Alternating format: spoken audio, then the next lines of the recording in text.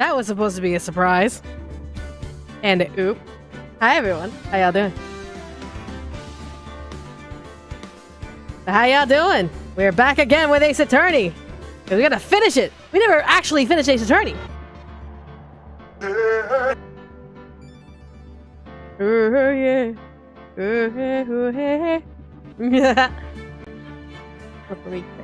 Quick. There we go. Oh, hi. Got our fancy clothes on. Yeah. But you know, Brian, you know, the thing with Ace Attorney, there are just some goofy aspects of Ace Attorney that may or not, in my opinion, be... There we go. Play it! Come on! It was supposed to be really cool. Like, you guys, I made the button happen. Do you understand how hard it was to make this button happen? Like, it's ridiculous.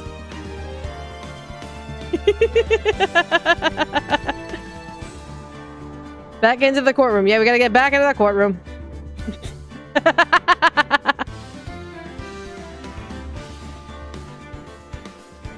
But my goodness.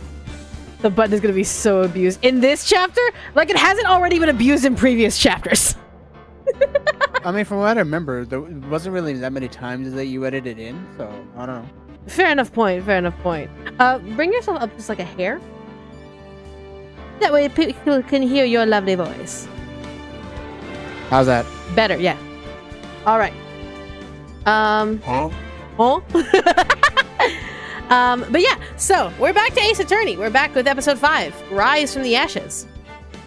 Because we know how long these episodes can be, Brian is on guide duty. He's on a guide. Like he has been before, but he's gonna be much more strict at making sure I don't just like randomly wander off the beaten path of how to beat each chapter. So I'm just kind of like, oh, I could just check each item in this room. He's like, no, click here, here, here. Like, okay, you got it. I'll obviously have my chance to kind of like guess before Brian hands me the answer. If my answer is wrong, I'll judge like, you know, when you're just kind of meandering and bullshitting around. Yeah, so it's a matter of I'm not trying to get spoiled. Brian's here to help me so I don't meander off the path. Does that make sense? So don't try and guide me. I got Brian. But let's see. Happy to be here for years. Oh yeah, happy for y'all to be here. I just realized also something. I also realized something. Give me a hot second. Because I gotta turn off a thing. Alright, cool. Making sure. Okay, cool. Just making sure things were working properly. Alright. Excited for Phoenix again? I am excited for Phoenix. I actually like this series. It's kind of weird when people, like, there have been some people that are like, do you even like this series? Do you even like this series? I do. It's fun. I mean, to be fair, the argument was kind of valid considering how pissed off you were in the last case. But just because I'm pissed off doesn't mean it's bad. Just because I'm pissed off doesn't mean it's bad. Let's get this quite frank here. If something was shit, I'd stop playing. I've stopped playing games before because they were shit. But just because I get angry, it does not mean it's bad. So me calling I will call it the dumbness of the last scenario of just kind of like why Von Karma would do what he did. Me calling it out is not saying it's shit writing. It's just how the characters were acting in that point. And you know, this is a big series where we see the characters grow over time. It's not like Maya is going to forever be like a dummy dum. It's like, no, she grows. She grows as a character over time, and it may not be in one episode, but it goes over time. Mind you, she's already been dealing with all of this backlash and all of this, like, I feel useless, I feel worthless, I don't know how to feel, etc., etc. And it's like, she's going to change, and it's not going to be overnight. If it was overnight, that would be shit fucking writing. That would be absolute shit fucking writing if she was like, I feel useless. Honk shoe wakes up, I'm a better person. I'm just like, what the hell? That would be shit writing.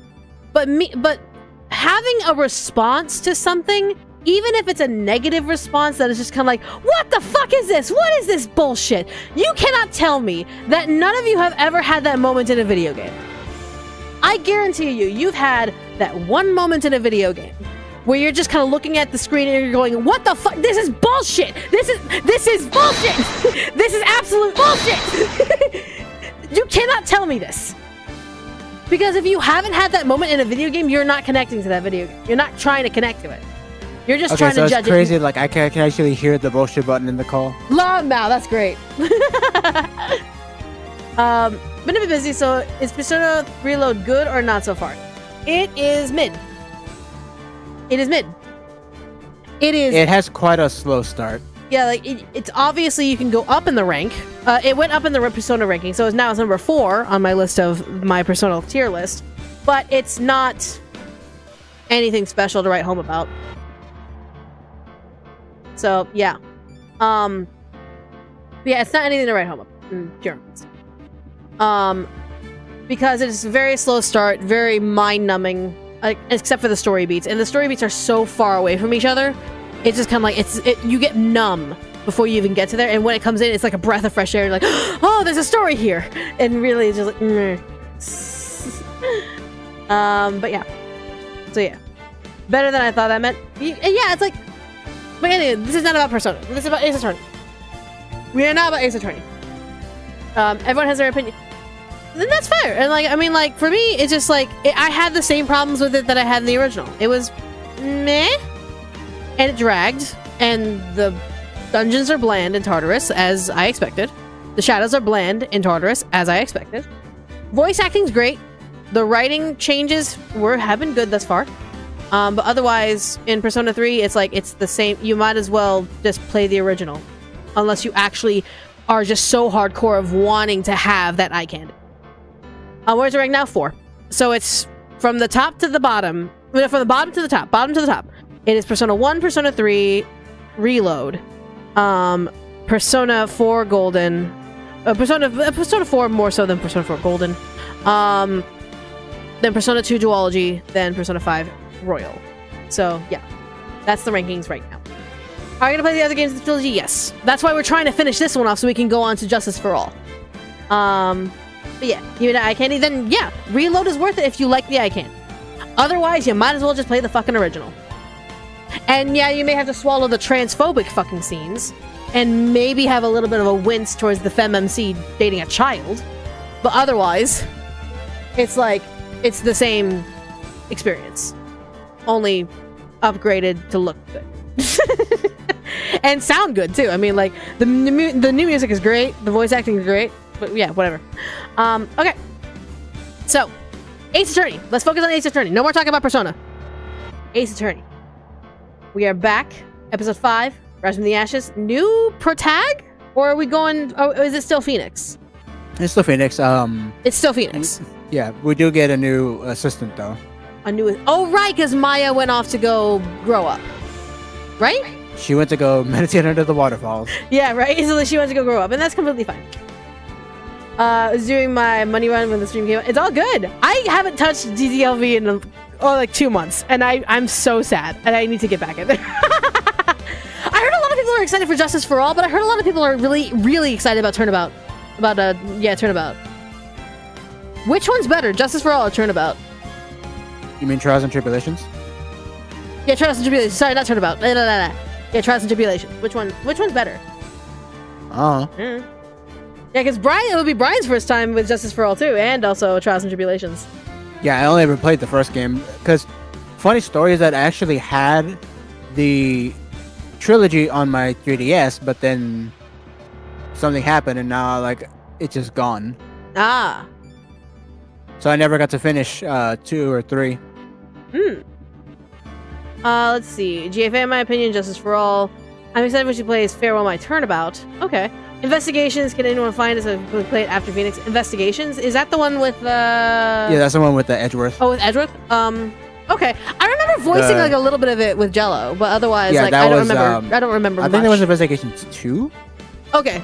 Investigations 2. Okay, cool. I like Trials and Tribulations more personally.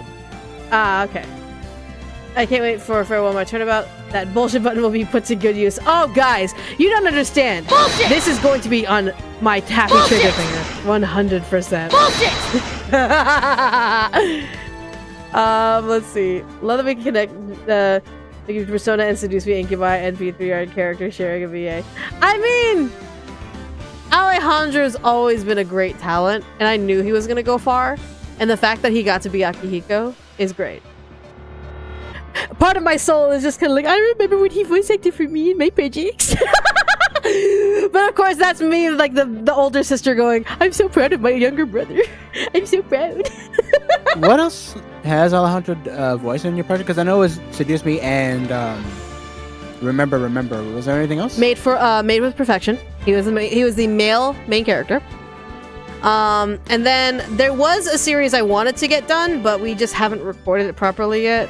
And it's just like, fuck. It's called Torch Song. Yeah, I was about to say, that's the one you remember telling me about. They also want Hayden to also voice. Yeah, Hayden has the voice acting in it. They both already turned in their lines. I just haven't like sat down to mix it. And I'm like, but yeah, so it's like, but yeah, I love my brother. He's so cool. He's so cool. He'll never hang out with me. Anyways, let's see. Would you ever consider using the BS button for games other than Ace Attorney? Probably not. It wouldn't fit. It wouldn't fit. It would not fit. Let's see. What about you? I saw you go emotionally overcharged where you spoke about people without doing research into the studio system. Wait, what? Saw you go into an emotionally charged rant where you spoke for people without research into the studio system. Huh? What? Explain? Explain, please? Because I do not remember this. Because, like, I went emotionally charged about, like... A lot of things? A lot of things. But, like, I don't... You're gonna have to be specific. Thank you. My little brother just came back from college. No. Yeah, like, where? When did this chart... Because I do go on emotional rants. It's just a matter of which one. And you gotta be specific. Did great job on the button. I would love to collab with my brother again. I would love to collaborate with him. I do more collaborations with Hayden. Like, I want Scylla Arya back in my life. God damn it. Yeah, eventually we gotta finish Drakengard 3. Especially, yeah, we gotta finish Drakengard 3. 100%. Down the line, we gotta schedule that in. Do you know any character that's going to be in Justice for All? No. I'm going into this series as blind as I physically can. If I don't know what the hell's going on, I genuinely do not know what the hell's going on. I want to be surprised. I want to learn things. I want to be able to be like, yeah. Go in the VA world. Does anyone with headphones have... I'm loud? Oh, I'm sorry. I didn't realize I was loud. Brian, am I loud?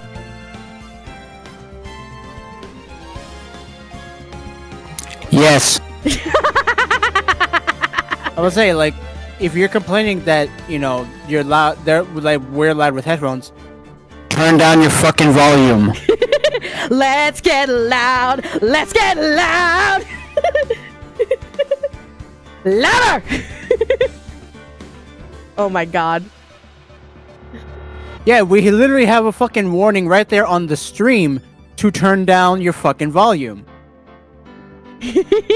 No, please.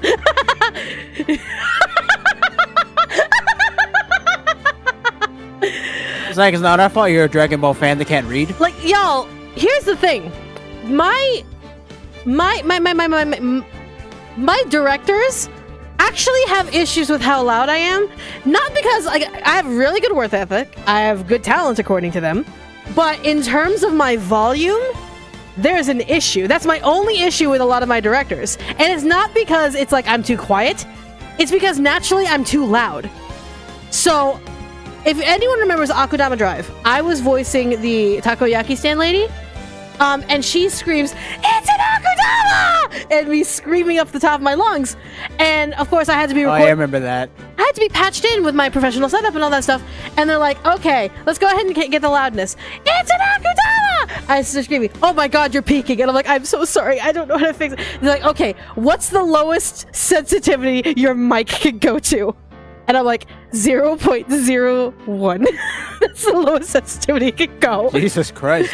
And they're like, okay, I need you to go there. And that's why I go there. I'm like, okay, sure, I'm there. they can barely hear me. Like, in terms of like, okay, I'm there.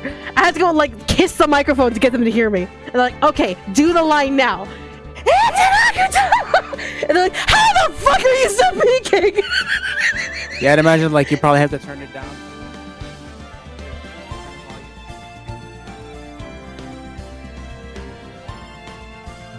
The joke was that I was lowering the volume on my mic. Oh yeah, but yeah, it's one of those things where like I was screaming into the microphone because as a voice actor, you do not hold back. If you hold back, you're gonna hear that someone's held back. And so me, I'm like, no, if I'm screaming, I'm gonna scream. But if I'm peeking, there's another problem. And so it's like, that's the only thing my directors have a problem with me with, is the fact that down the line, if I get cast in something that has screams of any kind, it needs to be realistically to where I can scream it at a 0.001 sensitivity without peeking.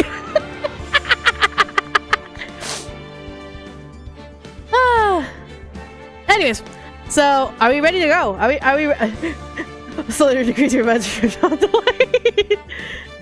I don't know. I'm like, I don't know. Because here's the thing, it's based on the acting. If I'm screaming at the top of my lungs, that's what you're gonna get. If I'm just kind of like, oh my god, I'm obviously gonna be normal. But like screaming at the top of my lungs is going to be a thing. So I was just like, Meh.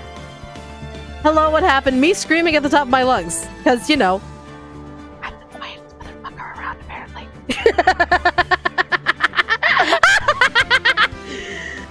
I want to peek into a microphone that's lowest sensitivity. It's hard. It's because I have big lungs.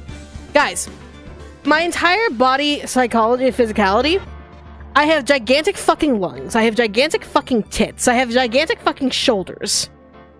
I'm not a Dorito by any means of the word. But the top body of mine is literally built like a fucking tank. To where I can hold my own if you try and push me via my shoulders. But that also gives me the ability to be extremely loud. I'm also classically trained. I was trained to be able to sing from my diaphragm. I was trained to be able to sing from my gut, as well as from my chest. So I know where to put my power, because I've literally had years of experience of people telling me where to put my fucking power in my voice. So the fact of the matter is, I've had this growing since I was like 5 years old. I'm now like, that's why I'm a powerhouse behind the mic. And that's why sensitivity needs to go all the way down. Versus me. It gives me the strength to loudly project. Exactly. So it's like, I want you to scream the entire stream. See, there's a difference between me screaming the entire stream and then me giving my voice giving out the entire stream, if that makes sense. Said that you did the rant at the end of Tuesday's Persona 5 stream? Persona 3 stream. What rant did I do? Oh, you mean the Has-Been Hotel shit? Yeah, literally, is it the Has-Been Hotel shit? That was the only thing I remember. Rant I can remember. Yeah, exactly. That's the only rant I remember from the Persona stream. Super excited for the stream. Glad I can make it. Absolutely lovely content. Thank you so much for the 5. Really deeply appreciate it. Thank you. But yeah, no, like... That was the one ranted about that. Yeah, I ranted about Has-Been Hotel and how the creator absolutely disrespected all of her VAs for a Broadway cast. But yeah, that's the only thing I'll mention. It felt a bit weird to me. The only thing weird about it is because I'm essentially, without context, it looked like I was trash talking a creator when I have a very viable reason to do so. And I'm emotionally charged about it because I am also a creator. So here's the thing. And this is me being much calmer now so you can get the context of why I was upset and why it viscerally upset me. Is because, one, a couple of my friends were in Has-Been Hotel. And the fact that they were part of the process and part of it becoming popular was absolutely phenomenal to watch. Like, you love to see projects get absolutely skyrocketed into success. Like, Glitch right now is getting major success with Digital Circus. Then you have, like, Lackadaisy. You have so many projects that are hitting the mainstream, and it's great. It's awesome. So in that regard, as an indie developer, as an indie creator, you have to respect those who put their time and effort into your project. It's not yours anymore. When you make a project, it's not yours anymore. It is everyone who put in. One way I see things that are a sign of success is when you have the shit content farms just flooding YouTube. Yeah, so it's like, it's one of those things where if you make something and it wouldn't survive without a certain element, and you can't make that element, it's not yours. I happily will always equate Seduce Me not only to my writing and my programming and whatever, but also to the artists who were involved, the voice actors especially. The voice actors really sold the love interests, and that's why I always will give praise to my 5 mains as well as my entire voice acting cast. And that's why if Seduce Me were to ever make it big, and ever make like an anime or like something bigger, if I ever remade the whole fucking game, I'd call them back and be like, hey, listen, like, get in here. You guys are part of this. This is your story as well as mine. It wouldn't be the same. I thought the old VAs weren't hired again because it's a bullshit excuse. MKU, I'm gonna tell you this right now, that is complete and utter bullshit. Because there's a thing called the Taft-Hartley. If you're not part of the union, obviously, quote unquote, you can't be part of union projects. Gigantic quotation marks here, because there's such thing as a Taft-Hartley. If you get Taft-Hartley'd in, you can be a non-union member and be part of a union project. You still have the benefits of the union, like union wages, union rates, all of that stuff, but you would still be able to do so under Taft-Hartley. Yeah, I remember another way you can bypass it is like you just go under like an alias or something like that. Yeah, so it's like... Yeah, like I remember, like best example I can think of is Steve Bloom, where I don't remember if like there were some... That's a reverse. projects. Steve Bloom is union. He can do non-union under alias. Okay. Yeah, it's reversed. Oops.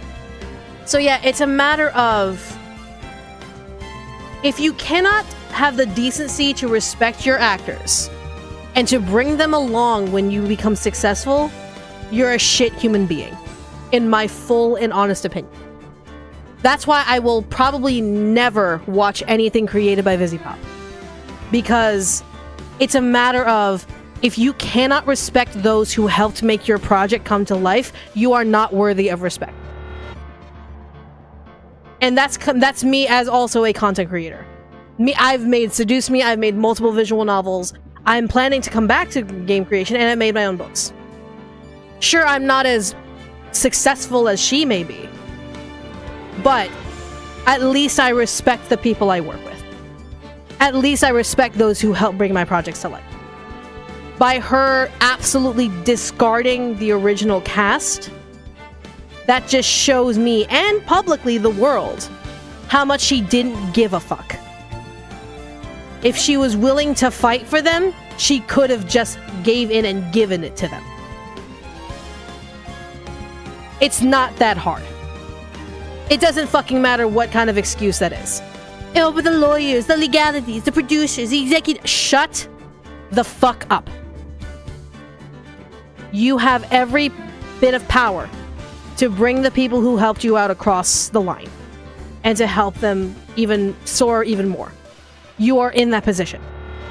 If you don't use it, that's on you. That is not on anyone's excuses. That's not on the people above you. It doesn't matter. I know you're not siding with her, MQ. I hope no one on here is siding with her with this, because my issues with her are legitimate. My issues with her are public, and I don't care if anyone like looks at me funny about it. I will happily stand my ground, because at least I give a shit about the people who help me out. At least I give a shit. Even if that means my projects won't go as far as VisiPop's. Even if like the project is my projects never soar as high as has been, or what, a Hell of a Boss or whatever, at least I'll have the moral high ground of knowing that the people I work with are more than just replaceable. The people I work with are damn talented beings. And I've been jaded by creations before. I've been jaded by artists before. I've been jaded by voice actors before. I still love each and every one that I work with. I still give them the benefit of the doubt. I still give them the respect they deserve, and I still praise each and every one of their talents. That makes me automatically better. And I say this as egotistically as possible. So if that makes me a shit person, oh the fuck well.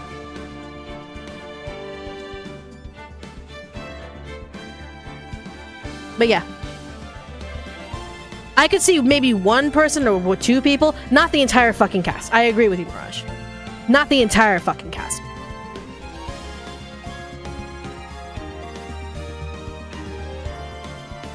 But anyways, no more of that. Let's not bring up this anymore. On the pure basis of this is a positive stream. We're about to go into Ace Attorney. We're already 30 minutes late. But that is purely my stance, and I hope that my emotional outburst back then is now explained. Because respecting other talents is a big issue for me. During a time when AI is trying to fuck us over. Alright. Have I seen any of the Persona animes? Yes, I have, and I don't like any of them. I don't like any of them. Alright. Episode 5. Rise from the Ashes. Right. Are we ready?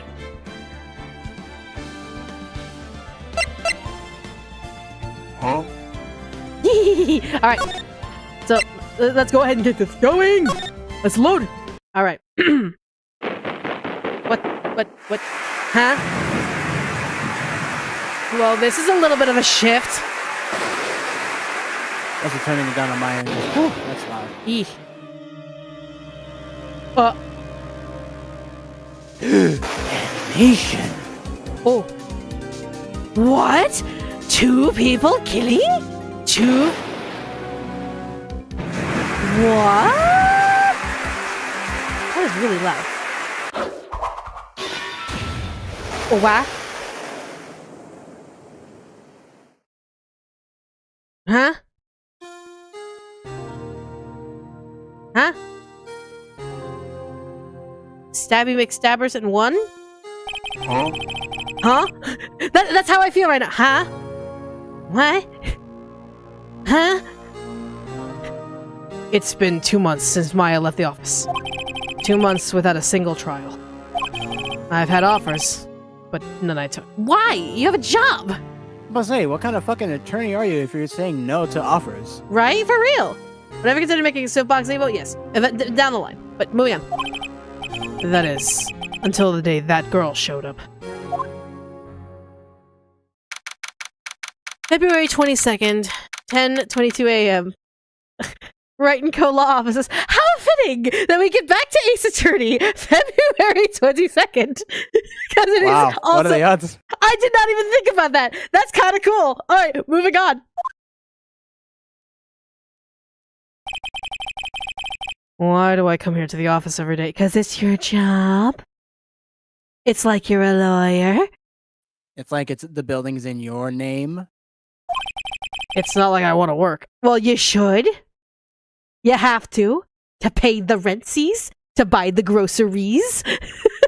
What else are you gonna do? There you are, finally. I heard girl, so I'm like girl. Huh? Who are you? What voice do I give her? Oh. Where have you been? My sister's trial is tomorrow. Phoenix? Phoenix just standing there like, Huh? Phoenix? Who are you? It doesn't matter who I am, it only matters who you are! The famous defense attorney Mia Fey. oh, honey, you are behind. Honey boo-boo. Please, I appreciate the candor of being open-minded of potentially Phoenix having a female name such as Mia Fey. A feminine name, that is. I appreciate the open-endedness of understanding that maybe it's a man with a woman's name, maybe it's a masculine person with a feminine name. I totally get it. Please reconsider. Please reconsider the stance.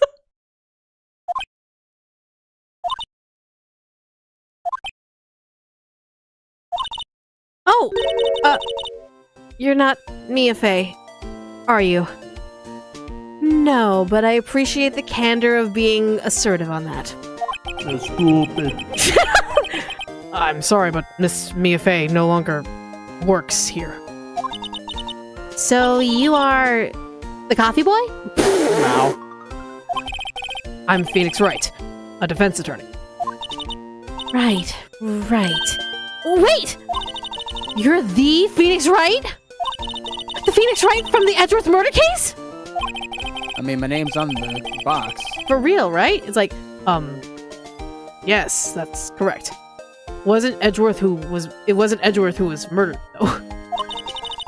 That's a relief then. You're better than nobody. I'm sorry. I'm afraid I'm not taking care. Dude, it's been 2 months. You're probably behind 2 months of rent. Probably 3 upcoming. You gotta take a case. But you are Phoenix Wright, right? The undefeated defense attorney? Look, I'm not accepting any new cases. I'm sorry, but you'll have to try elsewhere. Please! I'm out of time! What? Please, you have to help. It's my sister. Oh, the parallels are paralleling. Time to grind into your emotions. Somewhere in the back of Phoenix's head. Now I'm a little motivated. Maya, could it be? I mean, it doesn't help that she also has that same little bun like Maya does. And also, she's looking away the exact, just like a mirror opposite direction of Maya. It doesn't. She's not helping her case. Okay, I'll hear you out. Really? Thank you so much. My name's Emma. Emma Sky. I'm a scientific investigator. Scientific investigator? Well, first and foremost, who are you? Emma, was it? So you're a scientific investigator. Yes, that's right. Is something wrong? No, it's just you seem kind of jumpy. Maybe just young? Young? I'll be 16 years old. You are way too young! Honey boo, where is your parents? Where are your parents? Oh, I see. Wait, only 16? I'm set to be formally assigned to forensics in 3 more years. So you're not a scientific investigator, you're a scientific investigator in training. You are literally growing up to be a scientific investigator. I would be very shocked if you were one. That means you're a child genius. Are you a child genius? My work is becoming quite well known. At my age, no less. So you are a child genius. Okay. So what exactly is your current position then? Well, legally speaking, I guess you'd call me an 11th grader. Never fucking mind. Ah, great. And also, wasn't like Maya 17 or so when we? Yeah, 17 breaching 18. Yeah. But I'm ready to do my job. At my age, no less. Great, another future professional in training. That, I guess. Before I talk about this case, so you want to be a scientific investigator when you grow up? Excuse me? I'm not a child. I'll have you. Fucking Ariel. I'm 16 years old. I'm not a child. Yes, you are. Yes, you are, honey. If you legally cannot vote, you are a child. It's like you cannot vote, you cannot be drafted, and you cannot buy porn. Therefore, you are a child. You are a child. If you cannot access a legal porn site, you are a child. My lord. Still, it's been difficult. Albeit a very unusual one. I believe investigation should be done scientifically. Don't you? Yeah. Sure can't fault her for a lack of enthusiasm. But if this case is handled scientifically, I'm sure my sister's name will be cleared. Your sister? I've been doing research, you know. I'm developing a new scientific method of case investigation. I'll show you when I'm done. I'm looking forward to it. I guess I should get down to the detention center and talk to her sister. Now hold on, let's talk. Well, what is going on? What exactly is going on? So, what is this about a case? You said the trial's tomorrow? My sister didn't do it! She wouldn't stab someone with a knife! She wouldn't! So it's a murder case. Yeah, no, it's fine. He just fell on the knife. Right? I don't care if there's a witness who saw her do it. She didn't do it. It's fine. The witness, I saw her stab him 28 times. 28 stab wounds! I know she didn't do it. It's a scientific fact. And there's a witness. Just talk to her. You have to talk to her. Right. I suppose I will. I promised her I'd bring Mia Fey, but that's interesting. How would she know Mia? Yeah, how do you know Mia? My sister asked for Mia specifically. This Mia Fey person was a few years below her in school. Oh, okay. So they went to the same school, huh? She always told me to go to Mia if I ever needed a defense attorney. And well, I need one. Incidentally, Mia is a woman. Now that you mention it, I guess it is more of a woman's name than a man's. Well, it's nice of you to help your sister out like this. You must be close. You're not close, are you? She's your last family member and you don't want to be left alone. The fade out music already gave me that influence. Well, actually, when she gets like she is now, I kind of hate her. Yep. Huh? But she's my only family. Your only family? What about your parents? They died in a car accident when I was little. Oh, who would have seen that coming? Right? Oh, I'm sorry. Okay. Alright, then I guess we'll go fuck off. Alright, to the detention center. February 22nd, Detention center. I wonder what's wrong with Emma. She got quiet all of a sudden as soon as we arrived. Guard, I thought I told you I didn't want visitors. Sorry, ma'am, it's just your sister. No excuses. What did you not want a raise this year, I'm sorry? That's a lot of nuts! Wrong button. Understood, ma'am. What was that all about? Huh? Hi, Lana. At least turn around, bitch. Funny. I seem to remember specifically telling you not to come here. Perhaps my memory is failing? Look, I didn't want to come here either, okay? But your trial's tomorrow and you still don't have a defense attorney. I'll be the one in court tomorrow. This has nothing to do with you, Emma. And you have the same fucking hairstyle as Mia, too. What the hell? Isn't that right, Mr. Wright? Hey, how do you know me? Mia mentioned you. I've heard quite a bit.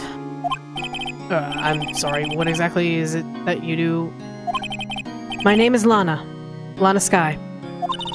I'm chief prosecutor for this district. Oh. You're a prosecutor?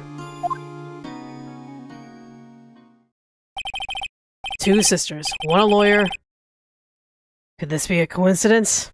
No, it's the writers wanting to just kind of tickle your balls a little bit. Yup. Emma, Lana, I mean, they're just like... Is something wrong, Mr. Wright? No. Yeah, let's talk. Who are you, first and foremost? I need to get to know you. So, you're the chief prosecutor? That is correct. I'm responsible for overseeing every trial handled by prosecutors in this district. I make sure the prosecutors have what they need to do the job and manage every aspect. Those are my Those are my responsibilities, in a nutshell. That's an awfully large nutshell. Still, I'm a little surprised. I would think you'd recognize the district's chief prosecutor, Mr. Wright. Huh? In fact, it seems impossible you wouldn't. Huh? Lana? What happened to your hand? Oh, this? I cut myself by accident. When I stabbed him, that is. Wait, so you're just full on admitting that you did? Huh? I'm not very good at being a criminal, I suppose. How am I supposed to defend this? Pretty much just like with fucking Edgeworth believing that he shot the other dude. It seems like it. Or maybe she actually is, and this is a losing case. Time to change the suspect, because you can't have a defense attorney have a perfect record. It could be a legitimate losing case.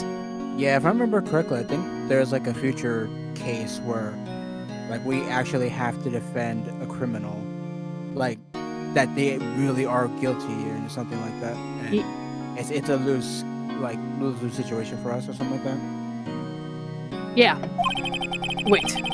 She was in class ahead of Mia, wasn't she? Mia. You were in school with Mia, correct? A few years above her? Emma told you that too, did she? Well, why not? I did drag him all the way here from his office. Although it seems he has very little in common with Mia. Hey! He was in law school.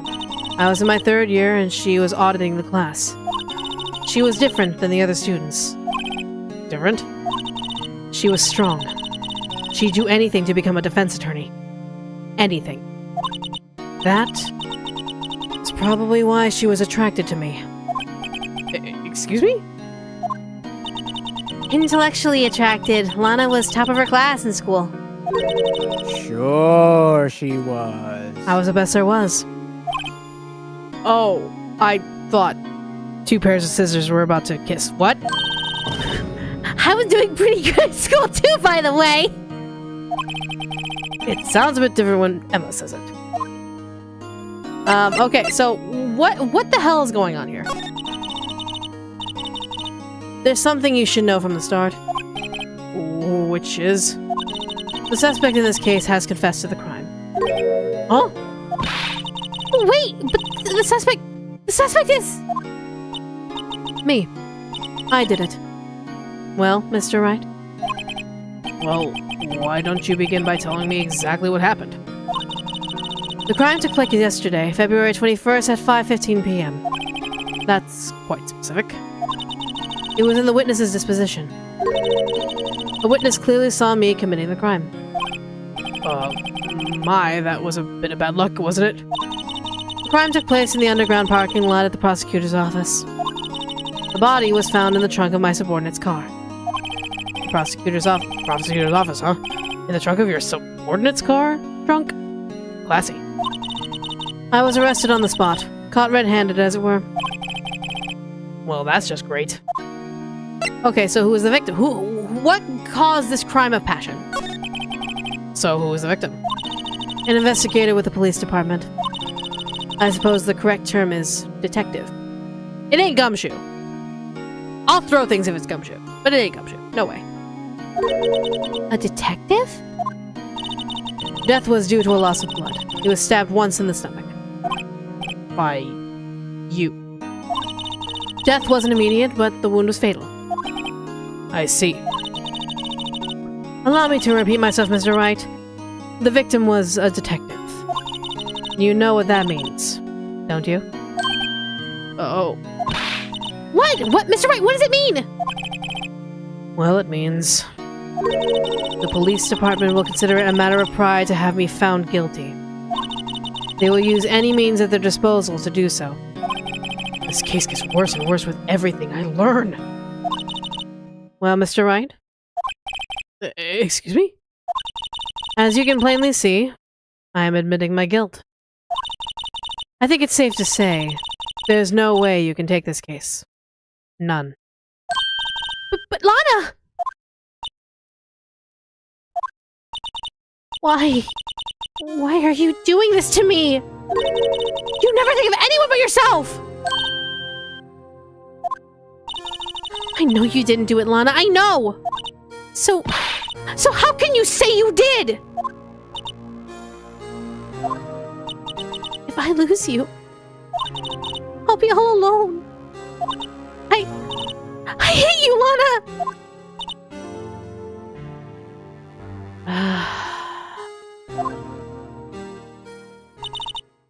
Mr. Wright?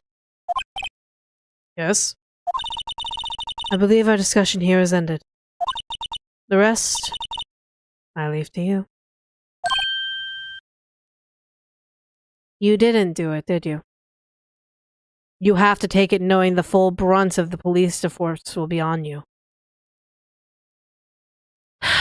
Kind of crappy in regards to being able to just try and defend yourself when you have a sister who looks up to you and takes care of you.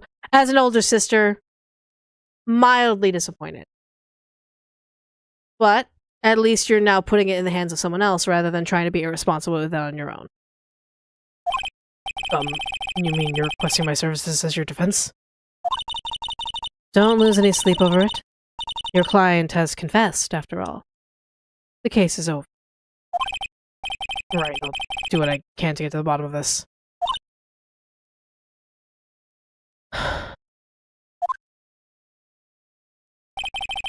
Lana has confessed to the crime, yes.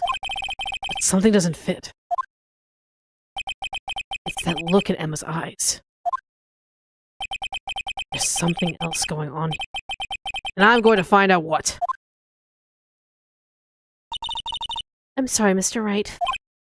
Huh? About what? My sister... She's not always like that, you know.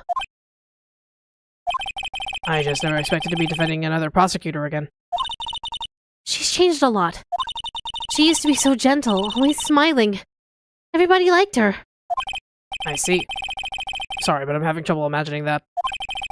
What happened to her? I don't know for certain myself. I think maybe she... Well, maybe not. Sounds like there's something there that defies a simple scientific explanation. Let's go check out this underground parking at the prosecutor's office, shall we? Okay. Alright. Is there anything you want to talk about? No, we're okay. Let's go.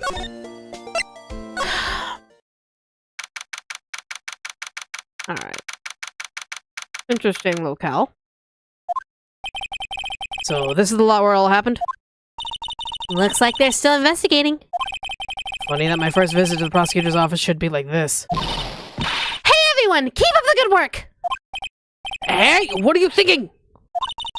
Well, they're going to be my coworkers 3 years from now, after all. No harm in saying hello. Actually, there is. You know attorneys aren't supposed to be examining crime scenes.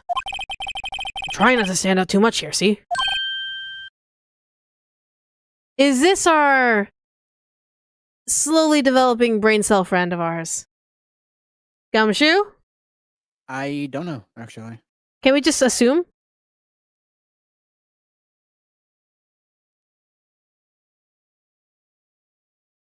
Let me say the line is Gumshoe. That way, if I'm wrong, I'm wrong. Hey there! You expecting to go unnoticed here, partner? That's not Gumshoe at all. That is definitely not Gumshoe. I apologize. Partner? Huh? What do we have here? Looks like a bambina got loose from the ranch is up to no good. I'm sorry, Bambina? We are not in Texas, sir. Folks gotta learn to keep them doggies tied down, partner. Are you calling her a bitch? Mr. Marshall! Marshall. Looks more like a sheriff to me. Nice knife you got there, buddy. Interesting that you seem so proficient with that knife. What was the murder case again? Oh, right, a stabbing. Interesting. Look here, Bambina. I know how you feel. Well, this is my gang's gold strike, see?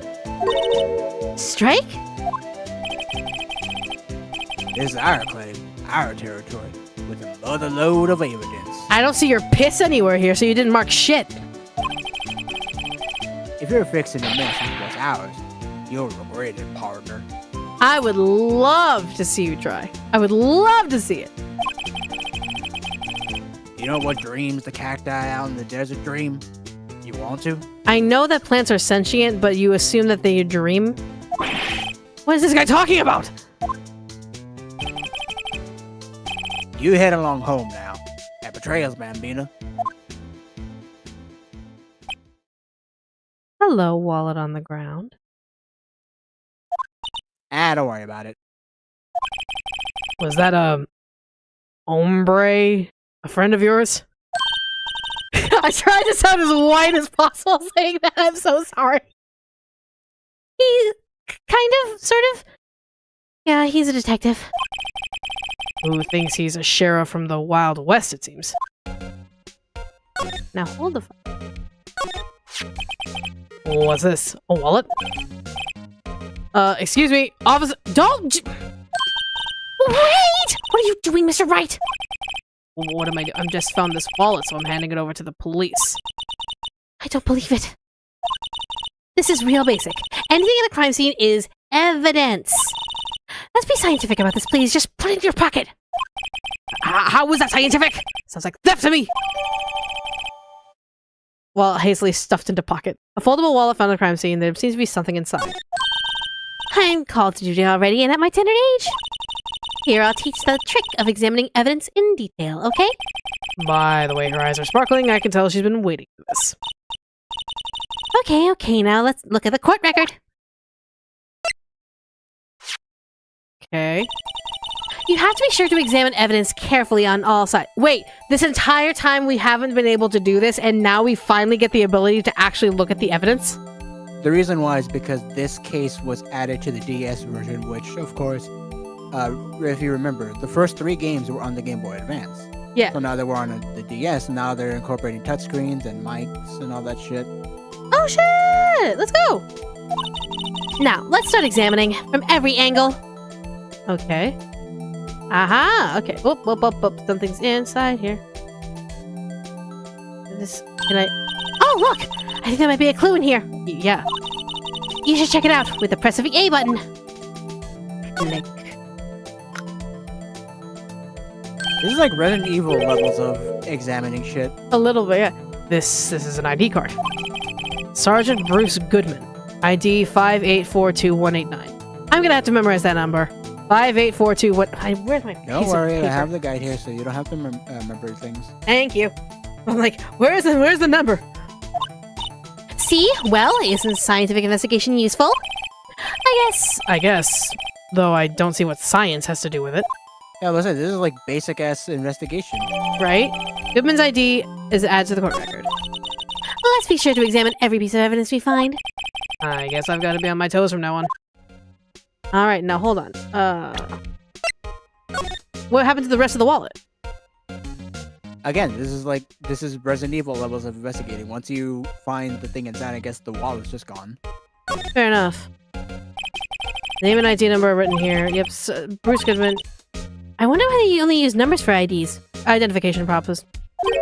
Yeah. What else would they use? Letters, silly. They're the reason we have written language in the first place. True, but did you expect them to be like, what, Golden Eagle or something like that? Like, no. Numbers are just fine. Sergeant Bruce Goodman. ID. Yabadab. Yabadab. See? Wouldn't that be better? No. No. Yabadab. Well, it does have a certain ring to it. If you go yabadabadoo. Exactly my point. Yeah, it doesn't take much to amuse her. Fair enough point. Is this our victim? I think so, yeah. Okay. You shall be eagle too. Exactly. Alright. I'm sorry, can you just hear me see if you could, like, examine the badge? So you can. Wait, what's that say? 26381. I thought, like, the stuff on top actually said something. So this is what the back of a badge looks like. And I always thought it had a safety pin. Each badge has a number carved into it. That way you can tell which attorney it belongs to. You mean you couldn't lend your badge to anyone? No, I'd be found right away. Well, that's no fun. Interesting. 26381. Alright. Alright, now. Aha! A ladder. That's a stepladder. Oh, here we go. What's the difference in scientific terms, please? Scientific, huh? Look at the basic nature of things, Mr. Wright. This all seems so horribly familiar somehow.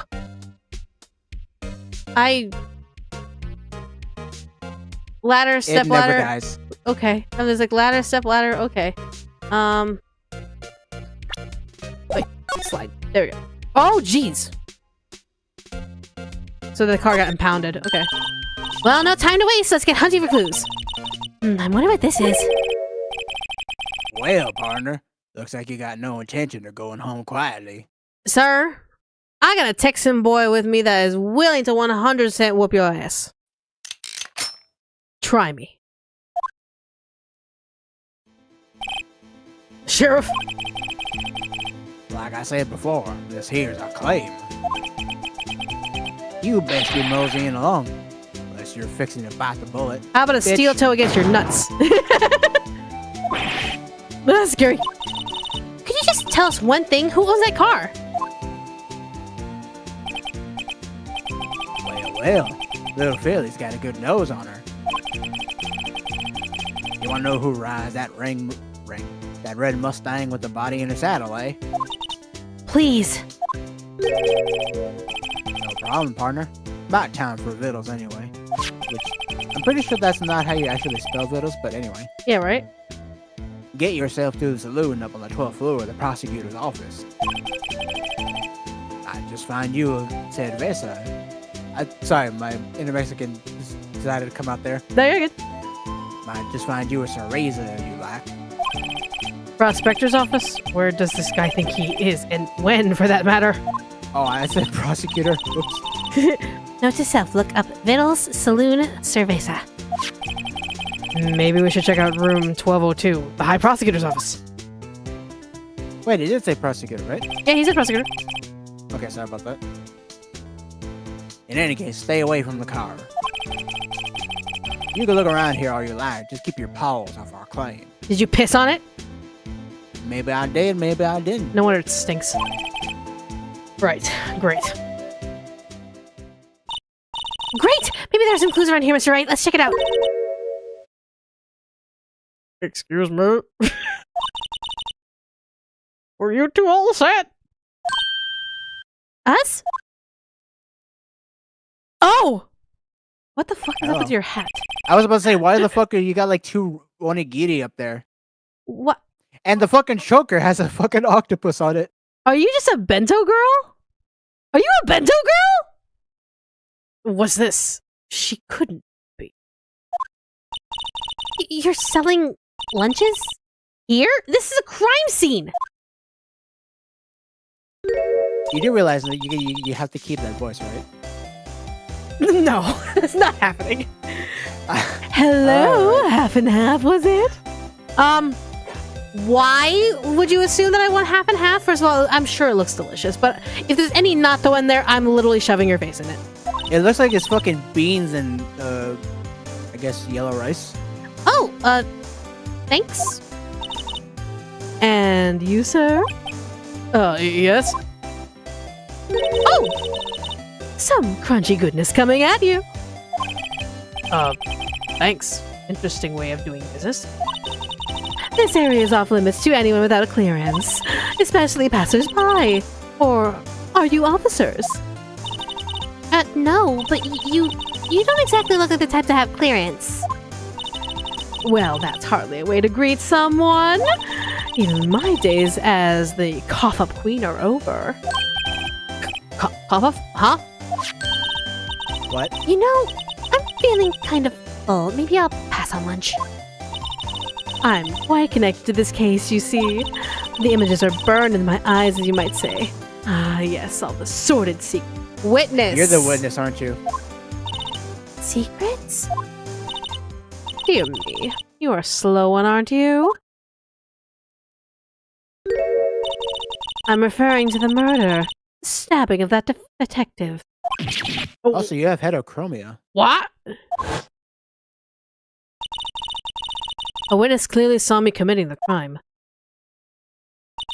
You mean you're the witness my sister was talking about? Please, cough-up queen, tell us what happened. The name is Angel Star. Don't you go forget it. Or, before you know it, I'll have you whimpering at my heels. Ayo? Yes, ma'am. She means it. Okay. Take a look at my attorney badge. Angel. Well, first of all, who are you? Could we ask you a bit about yourself, Miss Star? I come here every day to sell lunches. I import only the freshest and best from the Far East. So she probably means like the fucking convenience store next door. Probably. For some reason, the box lunches are a hit here. Why not make the lunches here rather than import them? Did you say something? No. Only true connoisseurs can understand. The kind you can only tell someone who has tried General Tso's trilobite lunch set. I'm good. I'm good. I mean, I love fish. I'm good. Never mind. You win. I don't even want to appreciate part of a trilobite's flavor. Anyway, I come here every day to sell lunches. My boyfriend works in the security room here at the prosecutor's office. Your boyfriend? See the security room over there? The glass-walled booth? I sell my lunches, and since I'm here anyway, I drop in to see him. Since you're here anyway, I guess selling lunches is more important than romance. You know, I will say, girl boss, get that money. Get that money. So, to scientifically analyze the data available so far, you, Miss Star, are a lunch vendor with an ulterior motive for coming here. Useful analysis. Not. Okay, so what do you know about this case? Somehow, I knew. Yesterday was a day of destiny. I knew something was going to happen. Just like I know that daily special on Friday every week is salmon. Salmon, you say? Destiny? Was yesterday special for some reason? You're a defense attorney, right? You should know then. You should know the foul misdeeds of the evil ones who haunt this den of inequity. Evil ones? Prosecutors. They have no qualms at all about blackening the names of innocents. And yesterday they paid homage to the most evil one of all. They gave an award for King of Prosecutors. What a farce. So she's saying there was some sort of prosecutors convention yesterday. I was almost compelled to lace their lunches with something foul. Do you have a personal grievance against prosecutors or something? Or is there some kind of scientific evidence of this, evil? Young miss, mock me at your own risk. You'll soon find out why they call me the cough-up queen. The most heinous of all the evil ones, the one they were awarded yesterday. It was in his car that they found the body. Proof that he devours the evilest lunches of all. Really? Really? I'm totally confused. One thing's clear, this lunch lady has a thing against prosecutors. Interesting. What did you see? So what exactly was it you witnessed, Miss Star? It was a fascinating spectacle, to be sure. I now feel I know what they say when they talk about a woman's wrath. To see Lana Skye wield that knife so... Her knife lashed in anger, bringing him to a sad end. It was truly a sight to see. You mean you saw the very moment of the crime? The sound of his silvery ties to this world being cruelly cut still rings in my ears. And the rhythmic beat of Lana Skye's knife. Wait a second, you know Lana Skye? Of course. It's quite a feat, becoming chief prosecutor.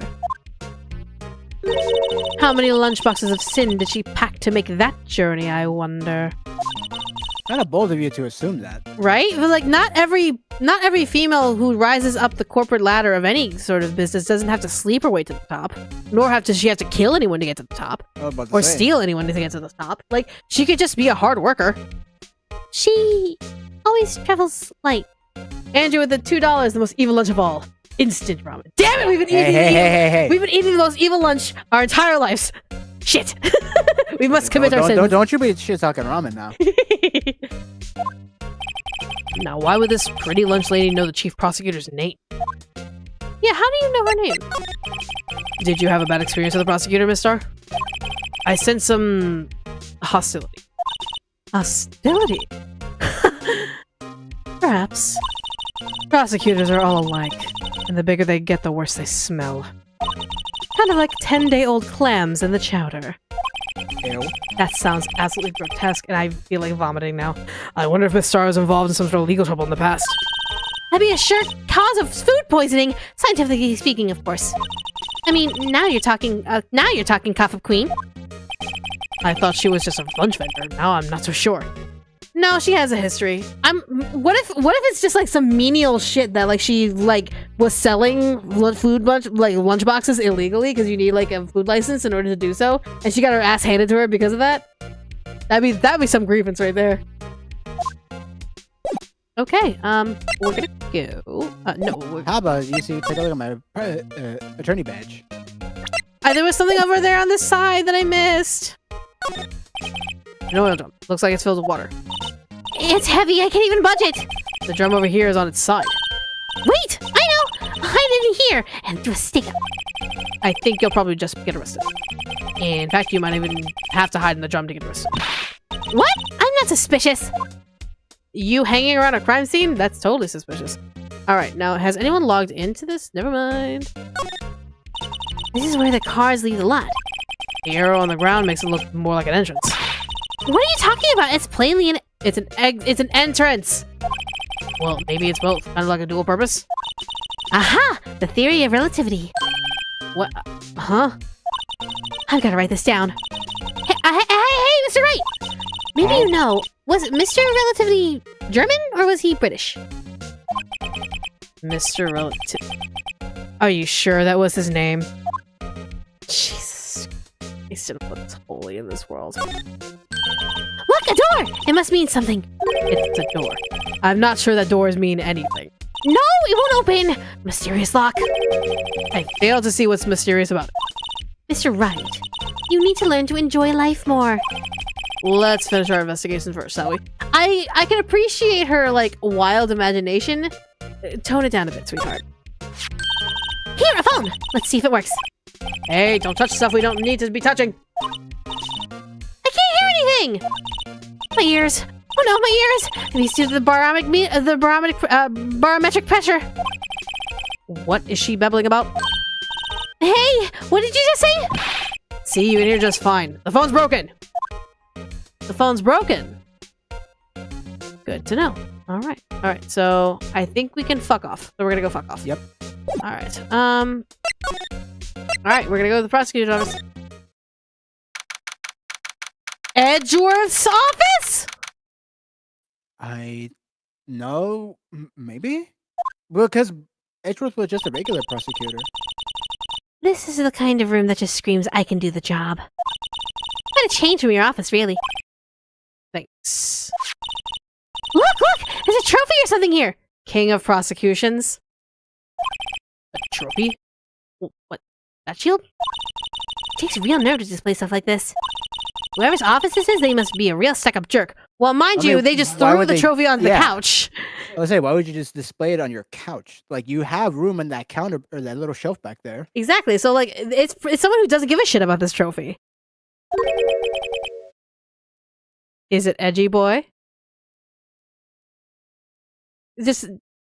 Phoenix, right? Yeah, it is. Look, alright. You never tire of prying into other people's business, do you? That voice. Edgy Boy! I think if that's the case, then that other code up there on the wall, I think that's his outfit in the investigations game. Oh, cool. Long time no see, Edgeworth. Huh? Mr. Edgeworth! You know him from somewhere? Of course! I'm his biggest fan! My sister introduced us once, and... Right. Her sister is chief prosecutor after all. You know, I also should have figured it out that it was Edgeworth with that chessboard back there. And I mean, also with the gigantic ascot. I don't give a shit what it's called. The ascot that's on the flower and also on the outfit. Fair enough. Well, what brings you here? I'll warn you. I've been known to be a real stuck-up jerk. No! Did I? No! It was just Mr. Right here. He... Hey, don't blame me. We're just here to investigate a murder case. Murder? A body was found in this nasty bright red sports car in the lot. Oh no, is it your car? Please do not tell me it's your car, Edgeworth. I think it might actually be his. Hmm? Hmm? That would be my car. Oh my Right up god! it. First of all, great choice in color. Nonetheless, second of all, oh no. Oof. Oof. You say great choice, I say predictable. What? Your car. See, I think you would go more purple. This is Edgeworth we're talking about here. Almost everything in here is red. Purple. It looks red to me, shut up. It's purple. It's red. I'll say one thing, she certainly can scream. Okay, edgy boy, how you been, buddy? To be honest, it's a bit of a miracle I'm still here at all. What do you mean? Rumors. Rumors? You've heard the rumors about me, haven't you? No. Enlighten me. Miles Edgeworth. It's hard to remember a time when there weren't rumors about this guy. Forging evidence, arranging false testimony, illegal searches, you name it.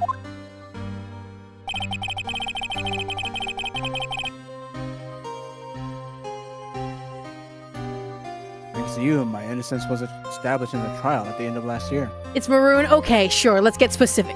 Let's get absolute. It's blood orange. It's fucking red. Nah, you want fucking specific? Show me the hex color on that thing.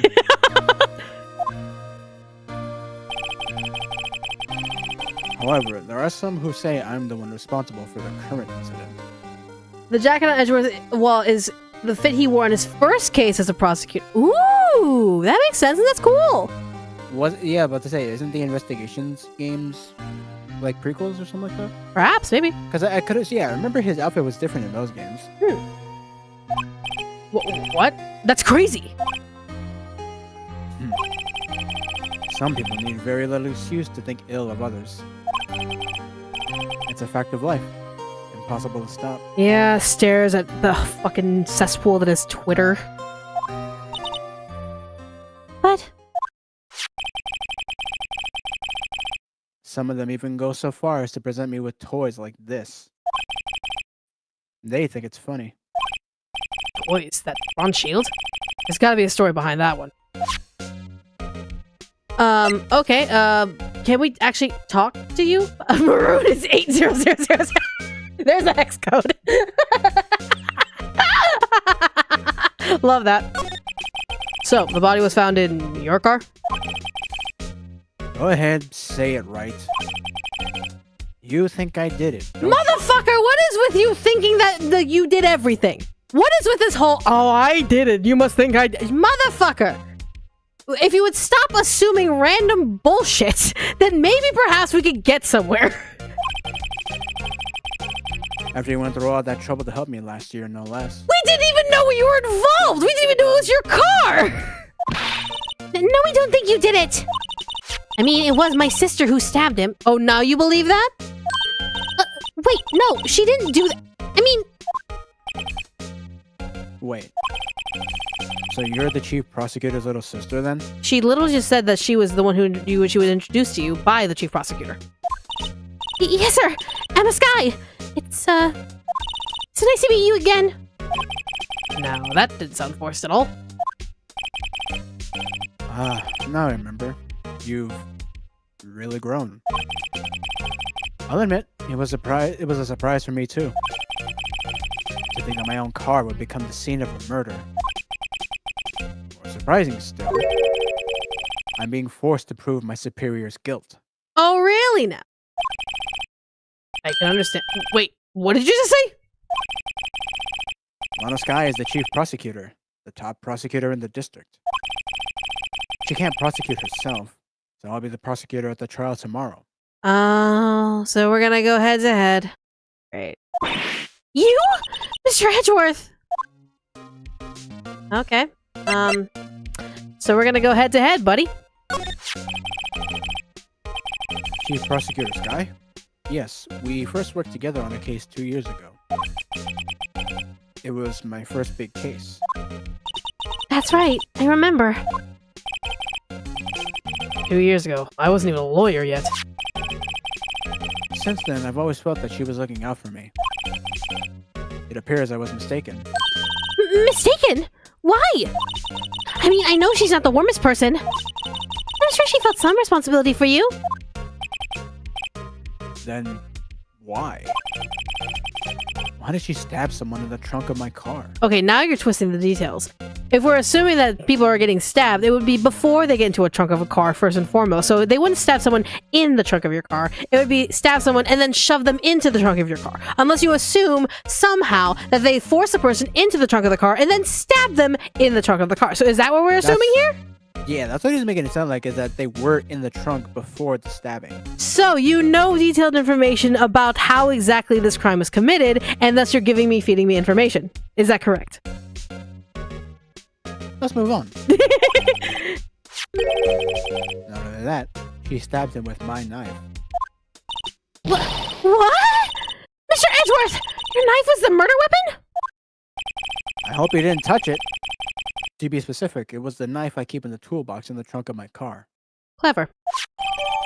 Edgeworth's knife adds to the court record. The murder weapon. Usually in Edgeworth's toolbox. Traces of victim's blood. No prints. So gloves. Interesting. Edgeworth.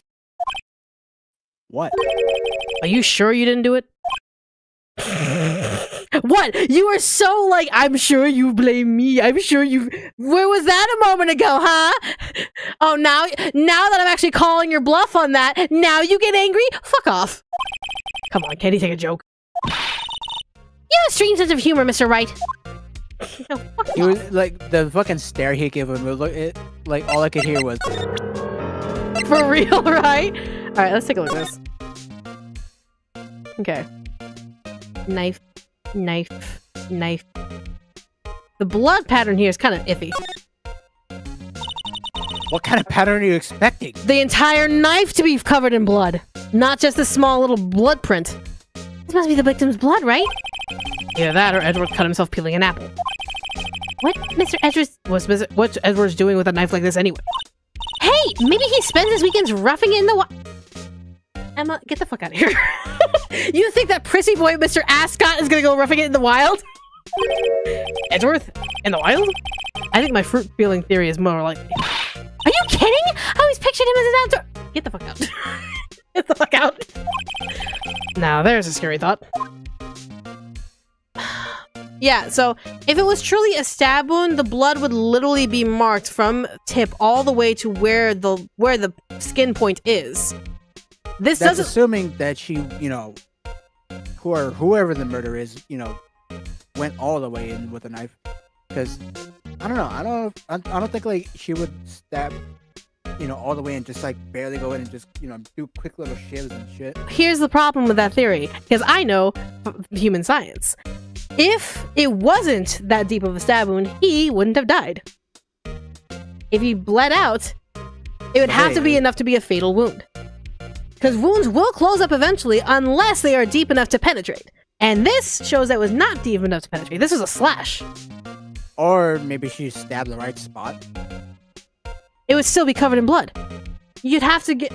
Basically, if we're thinking like, for example... Okay, hold on. Hold it. Okay, hold it. Let's take a look at this guy real quick.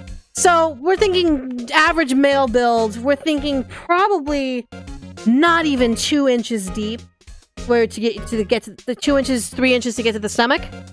That's still 2 or 3 inches you'd have to penetrate of just pure muscle and blood in order to get to the stomach. And then right in, you'd probably think like maybe 2 more inches in order for it to be like fatal. So it still would have to be that. So yeah, this blood mark doesn't make sense. This blood mark would have to be completely covered in blood all the way probably like 4 or 5 inches. Yeah. Especially like you'd think like a little bit of the bile, the acid of the corrosion that might happen in some of them. Well, maybe not so fast, maybe not too hard. So it's like this would be more towards Lana's hand. I need to see Lana's hand. Yeah, let's move on before we're like stuck here for hours just theorizing. Sorry, but I'm thinking maybe this wasn't I don't think this is the murder weapon. I think this is a self-defense weapon. Well, but it says traces of the victim's blood, so Of the see victim's about blood, maybe. Okay. so it could pretty hard case right there that this is the murder weapon. Okay. Do I really want to question any of these? Well, actually, let's talk about this. I've been wondering, what the heck is this? It has a big K on it. Huh? What was that? It's the King of Prosecutors trophy. King of Prosecutors? It's a great honor. They send that shield to the best prosecutor each year. What? So? So that K, that's... K stands for king? Yeah, you got a problem with that? I thought it was gonna be clown. That's just me.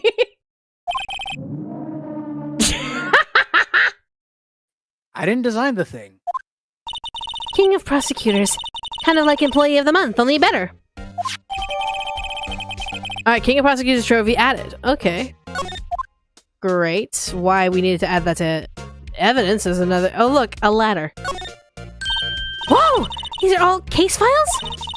They're all stacked up to the ceiling. There's even a ladder. Odd. I thought Edgeworth wasn't good with heights. He must have someone get them for him. Yeah, Gumshoe would be the one. Strange. Why did I just picture Detective Gumshoe? He must study these reports so closely. He's so cool. You wouldn't say that if you saw him sweating bullets up on the ladder. Fair enough point. Is there anything here that I do need to actually take investigating? Show him the trophy. Oh! Edgeworth. You want to talk to me about this? Well, first, I also want to take a look. What's this? The winner's list? That's what I'm thinking. Hey, check it out! There's a metal plate here!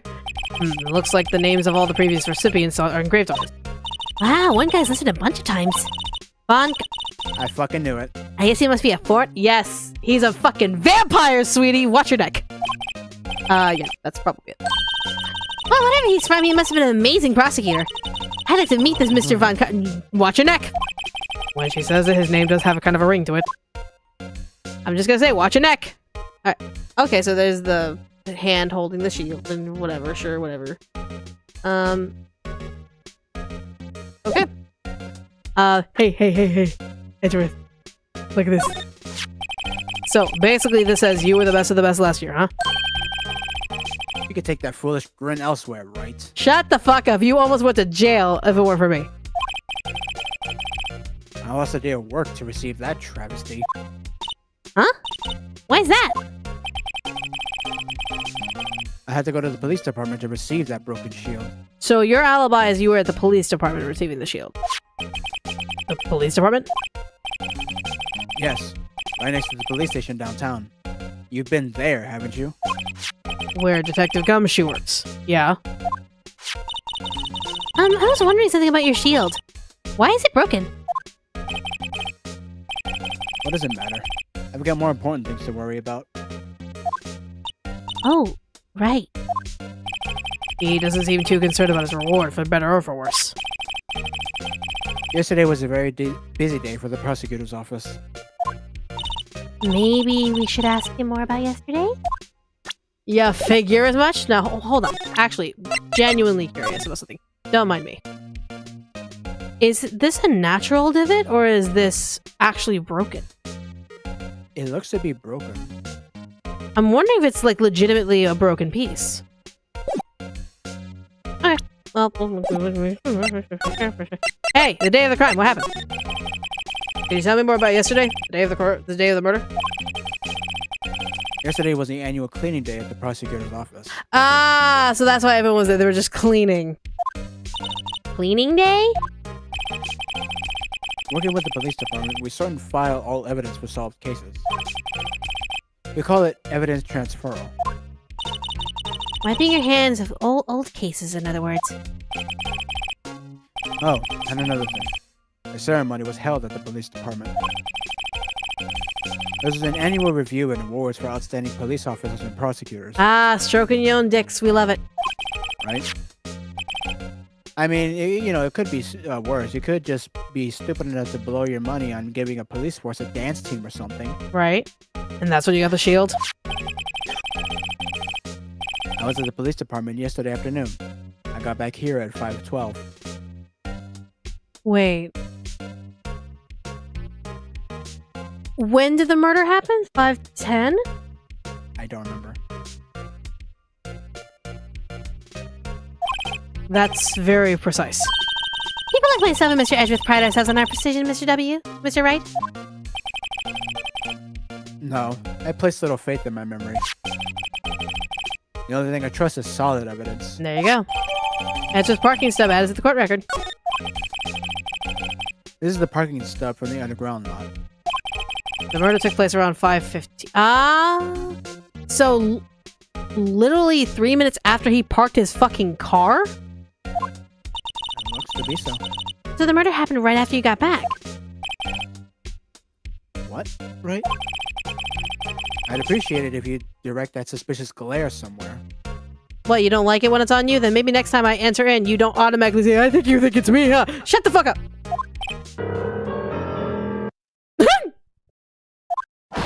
Wait! Huh? Excuse me, but is Mr. Edgeworth, anyone on the premises? I'm Edgeworth. What is it? I'm here, sir, at the request of the chief, sir. I got your report, sir. When we see that guy again, let me take a look at his hand. Yeah, straight up. Report. What? Did you find new evidence in the case against Chief Prosecutor Sky? I don't like the way this conversation is going at all. Yeah, his hand is busted for some reason. Why is your hand busted, sir? Why is it of the opposite hand that Lana's hand was busted? That's actually very sus. We'll worry about that later, though. Sky, sir? No, sir. No name of that kind, sir. Not in this report, sir. Then who the fuck are you talking about? I think I just heard Edward's lid blow. Mr. Edgeworth's lid hasn't gone very tight, is it? I made a clear request to the police department, did I not? I need to focus on the trial tomorrow, so don't bring me anything unrelated.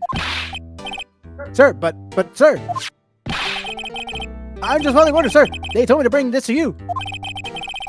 I wasn't aware of the particulars of your interview with us, sir! Give me your name. Yes, sir. Meekins, sir. Officer Meekins. Officer Meekins? Right. Officer Meekins, take your report and leave. And good luck with that raise next month. But sir, I didn't know. Poor guy looks like he was absent on the day they gave out brains and good luck.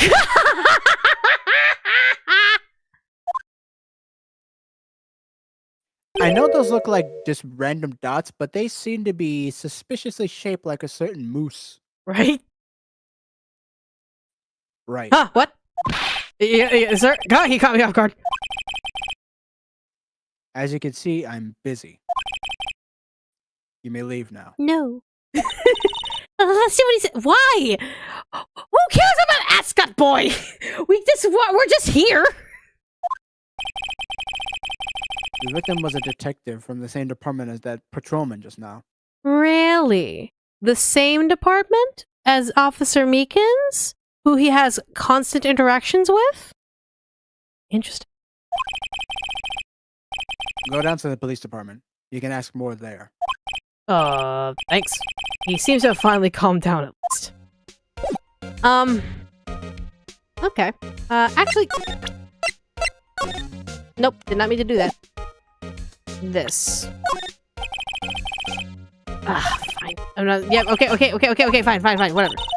Okay, fine, whatever. Alright. Yeah, that's the only thing to do now is just go to the police department. Okay. Okay, parking stub. Great. Okay. Okay, we're gone. Alright, we'll go fuck off. Bye. Hi!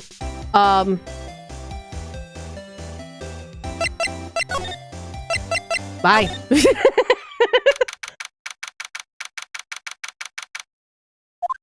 Also, that stub said that the date was on the 21st. Yeah, that's when the murder happened. Today's the 22nd. Sorry, I don't know. It seemed odd that there's a quick, like, I guess there's that time frame of, murder and then immediately trial the next day. You know what I mean? Yeah, that's Japanifornia law. I guess, yeah, because we're just so used to American trials taking for fucking ever to actually happen. Yeah. Can we look at the car again? No, we're banned from it. Because the sheriff of fucking Westworld is just forcing us away from it. Phew, we're finally here. Why would they put the police department so far away from the prosecutor's office? It's me. That took almost 30 minutes by taxi. And traffic wasn't even that bad. The police department, huh? I've only ever been to criminal affairs next door. Oh, hold on. What's that?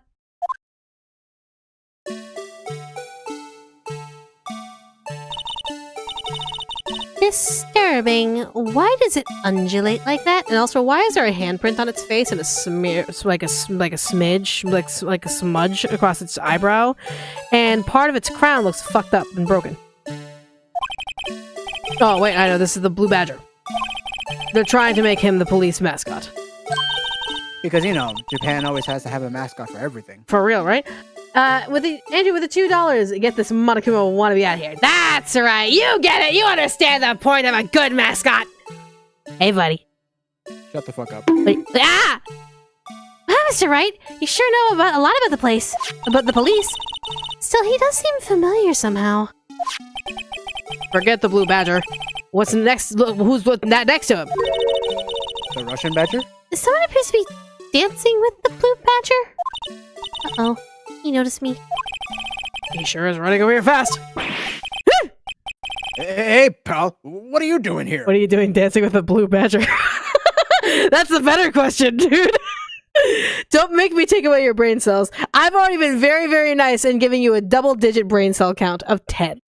Do not make me take away and put you back in single digits, my dude. That's my line, Detective Gumshoe. Specifically, why were you dancing over there?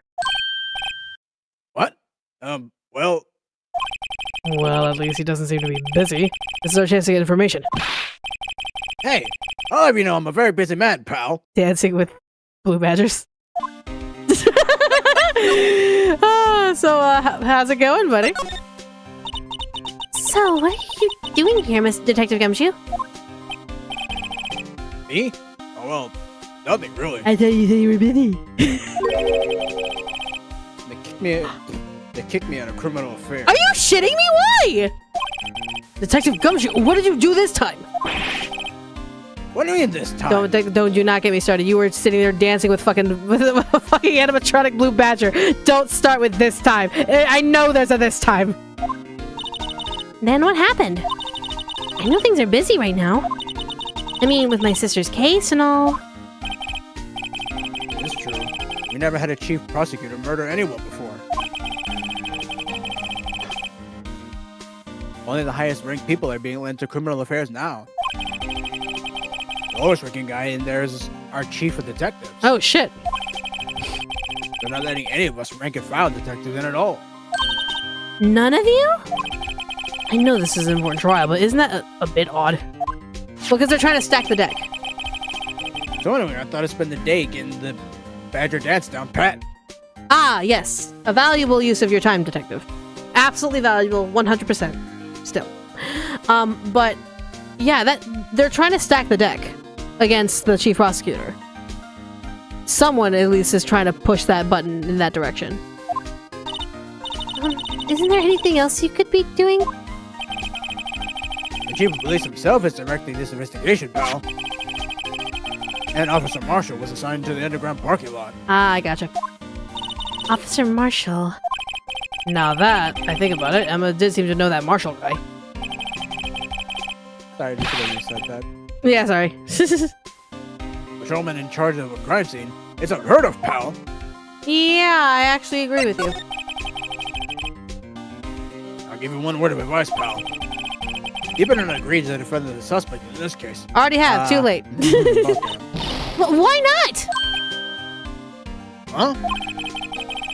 Well, it's just that the chief prosecutor has confessed to the crime. Many people have already confessed to their crimes, and yet you see me already breaking that, didn't you? She says she saw the detective to the prosecutor's office and she killed him. But what if she's not telling the truth? Yes, well, no. Come on, pal. There's plenty of evidence against her. There was plenty of evidence against Edgeworth, and yet here you were begging to me to help him out. But what if the evidence was faked? Hey, pal. Can I speak to you for a second? Well, me? Why is this little girl so peeved at me? She's a relative of the suspect. She's Alana Sky's sister. Whoa! The chief prosecutor's little sister? Just please investigate this case carefully, okay? Scientifically. Yes, sir! Oh, by the way, you might want to keep your voices down. You don't want to be overheard using words like faked. Huh? It's a sensitive issue with us these days. Right. What do you mean? I have a kind of an idea why. Okay, can you talk to me about this, Gumshoe? Hey, that's it! That's the King of Prosecutors award that Mr. Edgeworth got yesterday. I need you to rub all 10 of your brain cells together really, really hard, and I need the synapses to collect a little bit. The original design of this trophy, is it broken or is it full? Were you at the award ceremony, Detective Gumshoe? Of course, pal. I got an award for diligence myself. I'm so glad for you. Congratulations. Please answer my question. Congratulations. I was wondering, why is the award a shield? And why is it broken? Oh, there's a reason. Okay, so it is by design. Okay. I'll tell you what it is later. You can't tell me now? Apparently he's... God damn you! The temptation to take one of your brain cells. Temptation. I'm like... I'm literally that horror meme of just like reaching both hands out to go get the fucking brain cell. Like, nope, nope, nope. Let him keep double digits. Let him keep them. It's fine. It's fine. It's fine. Huh? But I was proud of Mr. Edgeworth for winning that award. Even with all the naysayers in the prosecutor's office. Naysayers? Must be because of the rumors. Okay. Tell me about this guy. Detective Gumshoe, what can you tell me about this? Huh? Hey, pal. This is a detective's ID card. You can't just keep that. You have to turn it to the police. Who the fuck are you gonna turn it into? You already got taken off the case. People like you that get me into so much trouble all the time. Well, then it's people like you that make sure that my job is actually, like, really difficult. Maybe if we started working together, maybe my job wouldn't be so difficult. Meaning Detective Gumshoe must drop his card a lot. Let's see. Bruce Goodman. Good. Sounds familiar. Nah, my mistake. But didn't you work together with him in criminal affairs? Whoa! Now I remember. Now the brain cells started activating. Bruce Goodman. He's the victim. I had a feeling. That's what I thought. Can you tell us more, Detective Gumshoe? Yeah, actually, could you straight up tell us more? Before we do that. Shit. Okay. Okay. Go ahead. You're the one reading. Oh, Phoenix! Sorry, I thought it was Gumshoe. So, this ID card belonged to the victim? He was the detective, like myself. Detective Bruce Goodman. Don't you think it's strange? I mean, why would the victim's ID card be lying on the ground where we found it? Well, Detective Goodman should have been at the police department yesterday. There was an evidence transfer for a case he handled 2 years ago. Really? Evidence transferal. Mr. Edgeworth mentioned that too. But Detective Gunman was killed at the prosecutor's office. Okay, so the timeline of events says he went to the prosecutor's office probably to grab the evidence for the transferal and then got killed but about to transfer it. Well, that's the thing. It's hard to say this, but... Well, it is the chief prosecutor's guy called him out there, to the parking lot. And Lana's confessing as much. Wait, what's up? Examine the, statue? No, the blue badger. Yeah, there's a bunch of markings on it that's clearly is like fucked up. Hey, I was wondering about that. What? That's a blue badger. It's my Gumshoe, you made that? it's my masterpiece. You made okay, you can keep your brain cells. That's actually really clever and cute. Children absolutely will not be traumatized by it. You made this, Detective Gumshoe? The chief threw together some designs and I just did my thing, pal. Nice work. It's battery powered, so it can go anywhere. Really? There's no switch, so it just dances until the batteries die. Okay. Poor Blue Badger. Needed to dance until he drops. Someone just paint some red shoes on him, he'll be fine. The work of art created by Chief of Detectives and designed by Chief of Detectives and created by Detective Gumshoe. What do you mean? Yeah, what red shoes? The story of the red shoes. There's a fairy tale about a girl who puts on red shoes and dances forever until she literally dances to death. Alright, hold on. I can't do shit. Okay. But as you can see, there are clearly some marks on it, such as a handprint on the face, some smub marks right upon the crown, as well as on top of the eyebrow, and part of the crown is broken. So that means there must have been some destruction on it. Alright. There's nothing else probably just to look at, other than maybe this. The usual wanted poses are hanging up on the bulletin board here. Do you know this face? If you do, call 911. You know, Mr. Wright, I've always thought this was kind of funny. I've never seen anyone who looked like the people in the posters. They hardly even look human. She has a point.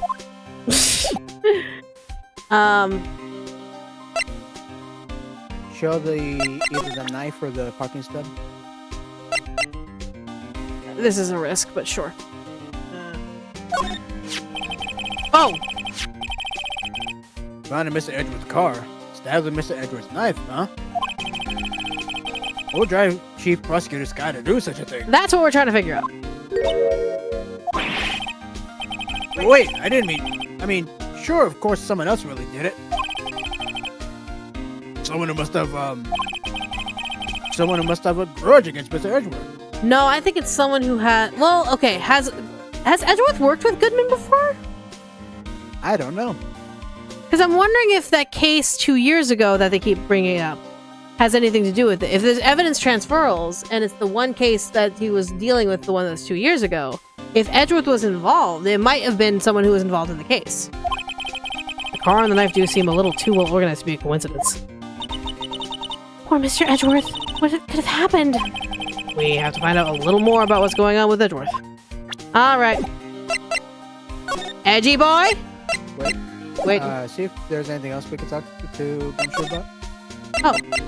Yeah! Now that I see it, what's up? Was he got troubles going on? He's in a tough spot again. Again? Yeah.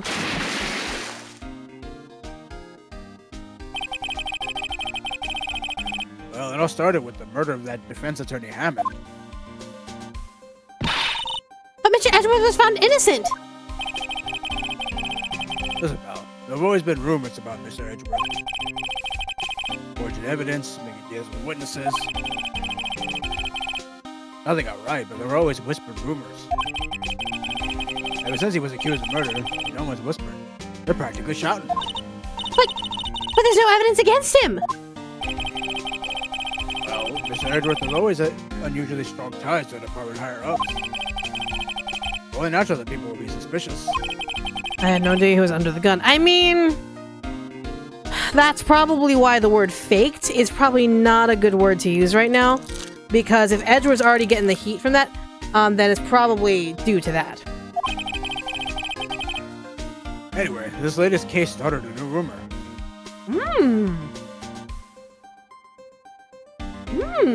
Sorry. Here, give that a bite.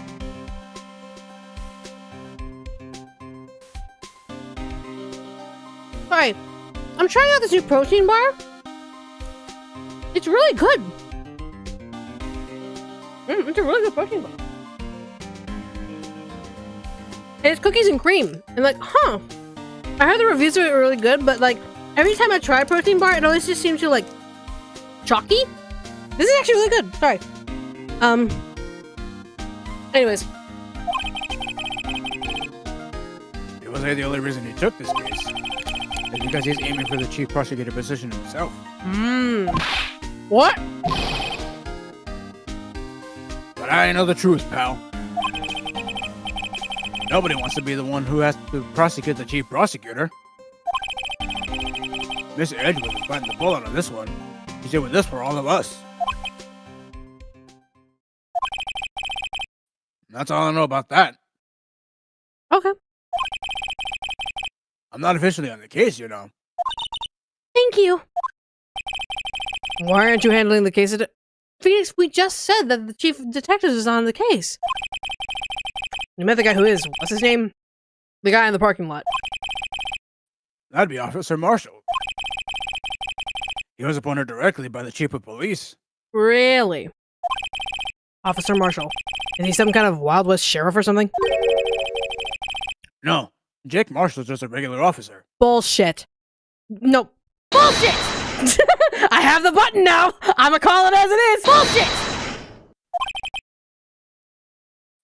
In West LA. Ah, so a poser! Okay.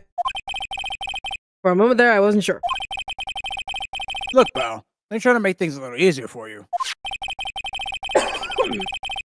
Show them this and they'll let you examine the crime scene. Maybe.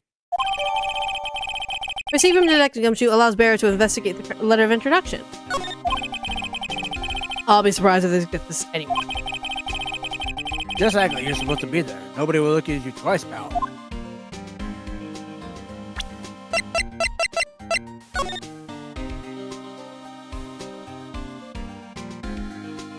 What does that say? $20? Hey, look here. It looks like something's been crossed out. Maybe it was a letter or something. Maybe it was a letter or something to Detective Gumshoe. Let's see. Annual bonus $20. Ow. I think a couple of zeros are missing. That was Emma. Oh, sorry. No, that sounds about right. At least in that detective's case. Maybe I should rethink my career as an investigator. No, I think as long as you have more intelligence than Gumshoe, I think you'll be fine. Okay. Alright, we're gonna go fuck off now. Bye. What?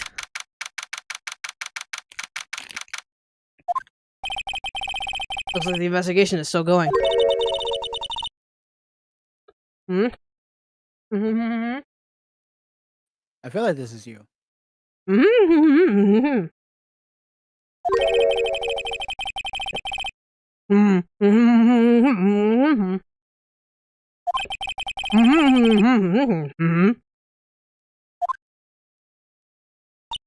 Thought so. Oh, still here.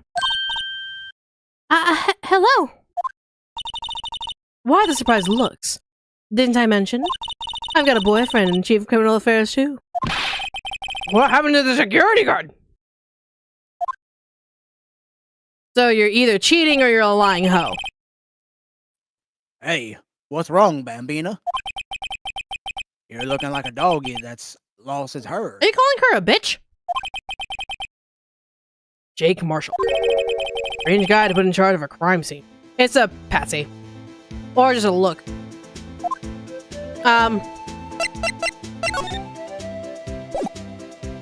Should I just present it first? Yeah. Yeah, shiver brains. Here you go. I pressed the wrong button. Shut up. Would you mind reading this for me? What's this? I warn you, fan letters to me go right into the spittoon. Sure, I want to be. It's a detective introduction from Detective Gumshoe. Maybe investigate. Gumshoe? Oh, that old cow dog? He's not that old! He holding a birthday party or something? Huh? Look, where it should say letter of introduction, it says invitation. Ah, I think he just miswrote it. Wait, why am I getting all defensive here? No worries. This proves it's from Detective Gumshoe. Better than a blood test. You know what? Fair. Guess I better let you in then. Thank you, Officer Marshall. Oh, that's right. He's a patrolman, not a detective. Which reminds me. Hey, wait a sec. Isn't a crime scene supposed to be handled by a detective or higher? Well, folks, the crews are calling. Looking to our gold strike. Be like the settler. Strike out for lands unknown. Despite the fact that those lands are already claimed, but whatever. Right? Want me to say it? No, I got it. Manifest destiny. Let's have a hootenanny. I prefer a hoedown, but whatever. Note to self, police investigations are like settling land. And invaders. Every single one of them. Well, Mr. Wright, what do you say? I say I won't be needing this anymore. Today just gonna choose letters, introduction, and crumple to discard. Alright, first, let's talk. The victim. Can you confirm that it's Goodman? Officer Marshall, could you tell us more about the victim? More than some ... would be nice? Good men always die young. Remember that, partner. Good men, huh? Are you confirming it's Goodman? Could you be a little more specific? Bruce Goodman. He was a detective, right? Well, aren't you a feisty little doggy there now? Hold on. I have a protein bar in my mouth. Sir? One, that is a 16-year-old. Two, quit calling her a bitch. I don't think that's what he's implying. But Detective Goodman was stabbed here at 5:15. The smiling Madonna told me the tale. I am assuming you're meaning the lunch lady. I think he means the witness, Miss Angel Star. One stab to the chest. Fine piece of work. Hold it! Lana said stomach. Did she? She did. She said stomach. Why is he saying chest?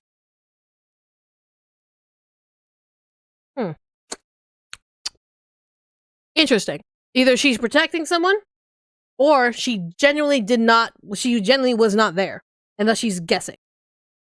And she figured stomach would be the best way. Are stomach and chest the same thing? No, they are not. They are two very different locations. The fact that you even have to ask about that. No. It's actually, the torso would configure with chest and stomach. But saying torso and saying chest is different than saying stomach.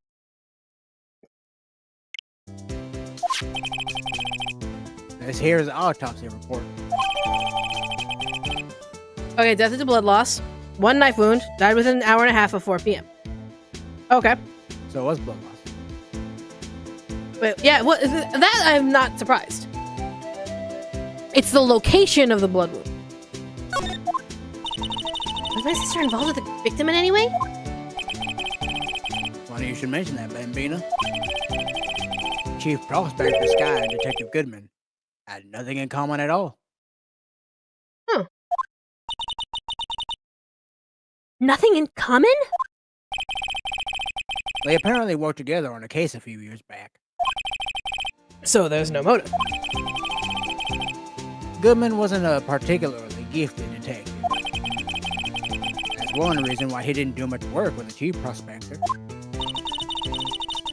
But my sister called the victim here on the day of the murder, right? Here to this parking lot? So it seems. Like calling an unarmed man to a shootout at high noon. Jesus Christ. Like, guys, the reason why I'm catching that specificity is because if she's claiming she's stabbed, mind you, she's basing this as a confession. If she says she stabbed this man in the stomach, while the body says that it was stabbed in the chest, then that means she couldn't have done it because even the location she stabbed in is wrong. So again, it's either she's lying, she doesn't know what the hell she's talking about, and she might be protecting someone. So who knows? So, Marshall. I don't mean any offense, but Officer Marshall, you're a patrolman, right? Not a detective? You calling me out? They shoot you for that in Texas. Before they even called you out, they'd shoot you first. Yeah, they'd shoot you for less. Huh? I was one of them fancy shoot detectives till 2 years ago, to tell you the truth. Oh, really? Oh, now he tells me. But you're a patrolman now, so how can you be in charge of a crime scene? Nothing gets by here, does it, Bambino? So why are you in charge? No reason. We're just short on hands right now. I'm keeping an eye on it in the meantime. That's odd, though. Detective Gumshoe was saying he had nothing to do. Nothing important, at least. He is nothing but a sad old cow dog. I can't find his tail. I would argue with you. I'm not going to. Maybe it's because he runs with that Edgeworth, eh? Edgeworth? That cow dog's been kicked out of his cattle run by order of the chief of police. Just, he don't realize it yet. Detective Gumshoe kicked out of the investigation? Okay, Kind of makes sense with the fucking, how close they are. yeah, with Edgeworth. and Yeah. How, like, he's saying that people are just talking mad shit about him. Yeah, can you confirm this is the victim? For real? What's that? Some sort of police passport? This is Detective Goodman's ID card, strangely enough. We found it a good distance away from the crime scene. Good distance? This rat hole? If you're on distance, get yourself to Texas. I mean, he's not wrong. You're not wrong. Takes like, what, 10, 12 hours just to get from one end of Texas to the other? Texas? There's a tiny little crime scene in a tiny little town with tiny little evidence. What difference does a few yards make, compadre? Note to self, if you encounter suspicious evidence, think of Texas. There's no better way to study than to hang out with a pro- Honey, don't rip that page out and throw it away. Okay, were you there when this happened? The toy shield suits the boy well. What exactly could you shield with that? A torn knot, maybe? Officer Marshall, don't you have anything good to say about Mr. Edgeworth? You don't like him, right? We get the point. You know, when I was a detective, I got one of these. Let me guess. Did it have a K for King of Detectives on it? Hey, they could use the same shield over and over. Note to self, the prosecutor office in criminal affairs are surprisingly cheap. Wouldn't surprise me. You know it. They've gotten cheaper with every passing year, I tell you. And yet we keep pouring money into the police system. Go figure. Okay. Speaking of miles. 5:12 p.m. Prospector's bright red steed came in at a trot, real slow like. Trot? My Madonna tells me the crime occurred 3 minutes later. It seems the chief prospector was lying in wait. Maybe waiting for her prince to ride in on his bright red horse. So what you mean is, in order to frame Edgeworth, she waited for him to arrive so that way she could stuff the body into his car. The killer intended to use Edgeworth's car all along. Sounds to me like this has everything to do with fucking whoever hates Edgeworth and not so much the chief prosecutor. Alright, no, let me take a look at this one. Between 4 and 5:30. Oh! So it wasn't specified that it was 5:50. Or 5:13. It wasn't specified. In autopsy, it could be anywhere within that time frame. So the body could have been killed before then at the police station. But how, though? Kill him at the police station, stuff him into Edgeworth's car while he's getting the reward. Edgeworth drives the body to the prosecutor's office. They have the lunch lady claim that there was a murder. They check the car, like, boom. It's only 30 minutes by car. So you can kill Goodman at the police station. Stuff him into Edgeworth's car while Edgeworth is getting, like, his reward. like have Edgeworth drive his car all the way back, then have Lunch Lady go, "Oh my God, there's a dead body," and they'll claim they saw the dead body at 5:15. But the body would have been dead long before then, probably around 30 minutes before then.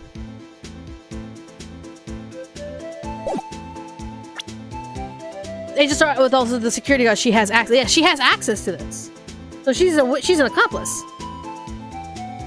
Let's take a look around. All right, yeah, let's take a look around. All right, now we can finally slide on over here. Okay, now what's this on the floor? This looks like a cell phone. Scientific analysis would suggest this belongs to the victim. Okay, I can't think of anyone else it could belong to. what's so scientific about that? Should we check it out? Yes. Right. Let's check it out. I'm not controlling it, so. It's like game. Could you hurt? You literally could have just pressed left once, but you just had to hit right so many fucking times. This phone's still on the redial screen. Redial? Mr. Wright, most phones keep a record of all calls you've made and received. You just press the blue button to display the last number you called. Convenient, isn't it? I'm surprised you didn't know about it. Sorry to disappoint you, but even I know about things like redial. Huh? Oh, I'm so sorry. It's just, you never know with people from your generation. Whatever, let's check this phone out. But yeah, it's weird that it only just has the one button. You would think with flip phones like that, there'd be the button to pick up and the other button to hang up. Yeah, so, also, interesting, but moving on. Now to see the owner of this phone is called last. Note to self, a defense attorney doesn't think first, he just pushes the... What else are we supposed to do?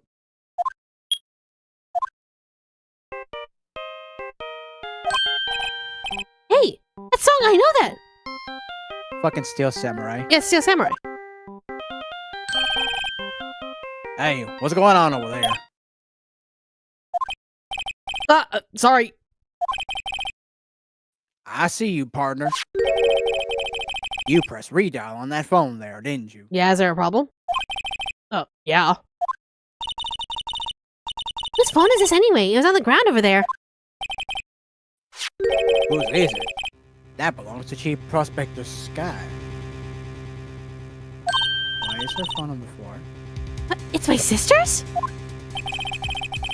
She apparently dropped it when she was taken into custody. Right Okay. after the crime. Okay. I'm painting a picture right here. Okay, let me paint a picture right here.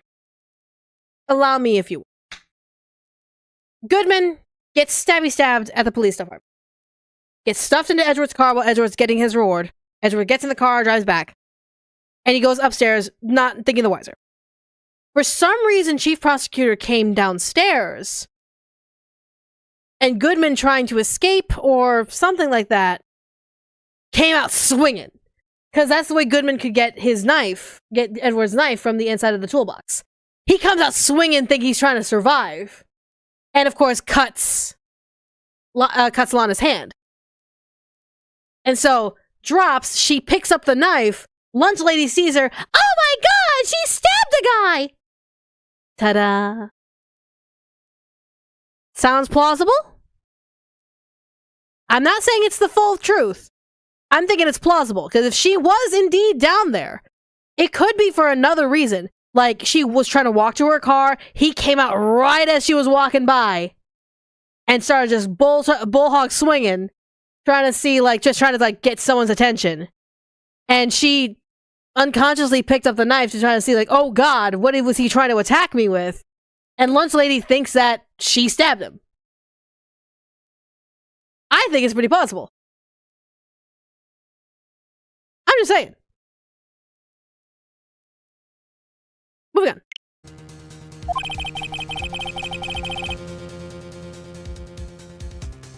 Look, the last call was made right when the murder occurred. Looks like she was fixing the call center. Except she only spoke for a few seconds according to this. Who did she call? Ghostbusters? No idea. Sorry, partner. Steel Samurai ringtone, though. If that's the case, then the only logical conclusion from that is Edgeworth. It could be Edgeworth or anyone involved in Steel Samurai. The only reason I say Edgeworth because remember he has that statue of him in his office. He does, but that's quick to assume that Edgeworth would choose the Steel Samurai as his ringtone rather than like anyone at the actual production company. Who else would it be? The fuck Cody? Yeah, actually, it could be Cody, who is like doing pictures and all that stuff. But why would she call a fucking kid? Take pictures? I don't know. It also could be anyone from the Steel Samurai production company, which we have. There are Salmonella, Salmonella, or it could be anyone from the production company. Regardless, No, it's you know. Whatever. I'm still betting it's Edward. Okay. You got a question for me, Park? You didn't read the line. I thought I did. Do it again. Now, I got a question for you, partner. I heard a phone ring just now. One of those newfangled ring tunes. Oh, that. Oh. I'm sorry. That was my phone. What? Your phone? Wait. She tried to call Phoenix? Yeah, it's kind of strange, but someone called me right as we picked up the other phone. Wrong number. Oh, I fucking thought like she called Phoenix. So, the call went through, so it wasn't a Steel Samurai ringtone, it's just his fucking ringtone. Which is a Steel Samurai ringtone. I hope you're not lying. They shoot you for land in Texas, partner. They shoot you for less. Uh-oh, I haven't cited the wrath of the Lone Star Patrolman. Cell phone added to the court record. Property of Atlanta Sky, last call made at 5:18 on the day of the murder. So 5 minutes after the murder. 3. The murder was at 3:15. At 3:13. No, it's 5:15. So, okay. Murder, 5:13. Call, 5:18. So that's 5 minutes. 5:15 was the murder. I'm saying the call. No, wait, hold on. Okay. Parking lot, 5:12. Murder, 5:15. Call, 5:18. So I was right, 3 minutes. You said 5. I originally said 3, and then you got me confused. No, you said Future 5 minutes Michaela, because when you edit this down, prove him wrong. Oh, I can't wait till you're Oh, wrong. I cannot wait to prove you wrong again! I've done it before, I'll do it again! Not this time, bitch. Alright. Okay, so anywhere within that time frame, so 5:12 Edgeworth entered in, 5:15 was the murder, 5:18 was the call. Interesting. Is there no way for us to check even more of the phone? Like, look at the screen and see who called and all that stuff? Man, what a boring strap. What's wrong with it? Everyone has different tastes, you know. Here, check out mine. It's a pink princess strap. These are hard to come by, you know. I see. The series is popular as ever with the kids. Huh, so there's... Okay, I guess I can't check the fucking phone. Let's check the trunk. Hold on, I was still looking at shit. Hold on. And what's this? It looks like a note of some sort. 675 to 12-2. I think that's a case number. It might be a case number and then the date of the case. It looks like an S. 67S? Could be 67S or 675. One of the two. Look, something's written on it! You're right. Let's see. 67S 12-2. There's a name printed on the paper above that. Goodman. Yeah, so it must have been his notepad. Probably a case number that he was getting rid of. Maybe it fell out of his pocket when he was killed. Well, so, what does it mean, Mr. Wright? How am I supposed to know? Note to self. For deductive reasoning, go to Edgeworth, not Wright. I'm sure Edgeworth wouldn't know what this means either. I have a feeling he would. But this is Edgeworth's car, huh? This appears to be the car where the body was found. It looks like the lock on the trunk was busted. Inside or outside? The crime took place in the underground parking lot at the prosecutor's office. The body was found in the trunk of my subordinate's car. What a luxury car. It screams, I have money to burn. Yeah, prosecutors get the big bucks. So I'm still thinking that he broke out from the trunk from the inside, and he was already about to die. It's rope. Is it? Yep. They laid it in the outline of the victim's body. So, wait, the victim must have died when the killer closed the trunk on- No, he was in the trunk, and he broke out, and then he died of blood loss. You have got to be the only person I know who could come up with that conclusion. Indeed. Let's see. There's upper floor, level floor. What's this? B block is through here. That's where the visitors park. I can see the lunch lane car from over there, far in the distance. Hey, you're right. I like the cute design of the door. I can see a cartoon cow munching down on a juicy-looking steak. Huh? It's fine. Doesn't that strike you as a little creepy? You've never seen a chicken eat the remains of, like scrambled eggs, have you? Just don't think too deeply about it and you'll be fine. You've never seen a chicken actually eat a roasted chicken before, have you? I have. It's funny. Alright, let's talk about Lana for a second. So, there's no connection between Detective Goodman and my sister. That's correct, but there's a gold mine of evidence against her. Uh-huh. So we said that about literally every case before this. And the prospect of tomorrow is none other than Edgeworth himself. I'm afraid your sister's fate is decided, Bambina. Many condolences. Officer Marshall! Yeah, Bambina? How can you say that? You and my sister. Exes? Are they lovers at some point? Is there something between this cop and her sister that I don't know? Is he her ex?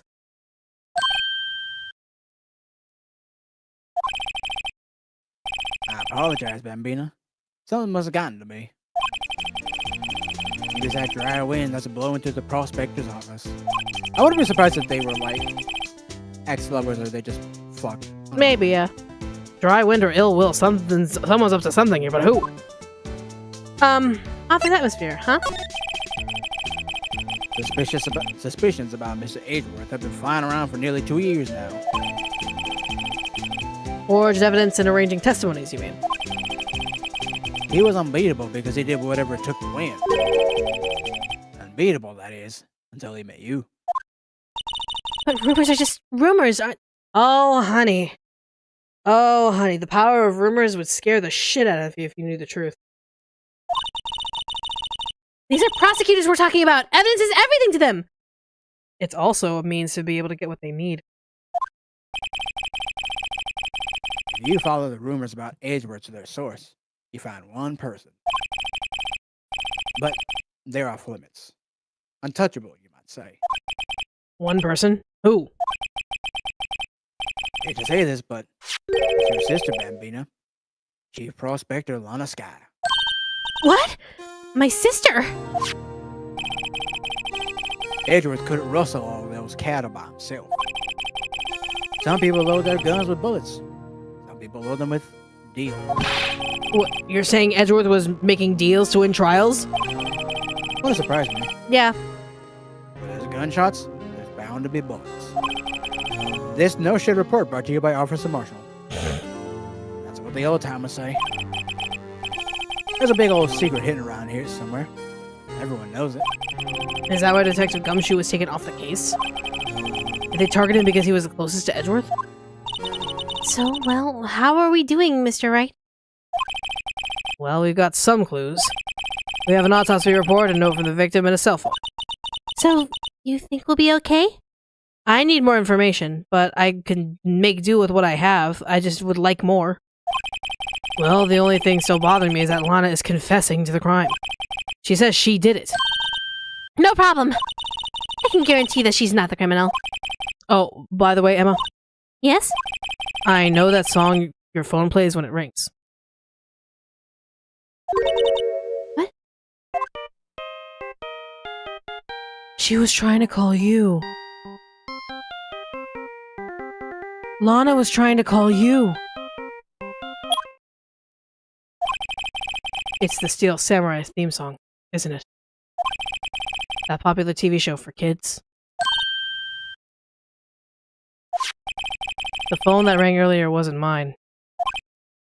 It was yours. At 5:18, just after the murder took place, your sister called you, didn't she, Emma? Oh, I'm sorry. Can you tell me what you talked about? She hung up right away. that explains why the call in lasted a couple seconds. I see. Cell phone updated in the court record. I wonder if this is going to be used to show that Lana actually trusted Emma. Because Lana knew that Emma was going to be a scientific investigator. And calling Emma to get her started on trying to find scientific evidence might be the key.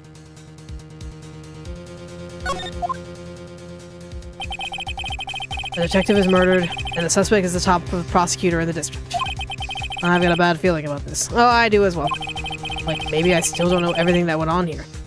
Oh no, there's a couple things I want to... Obviously, clearly there might have been 2 murders happening at the same time, based on the evidence of the first video that we saw.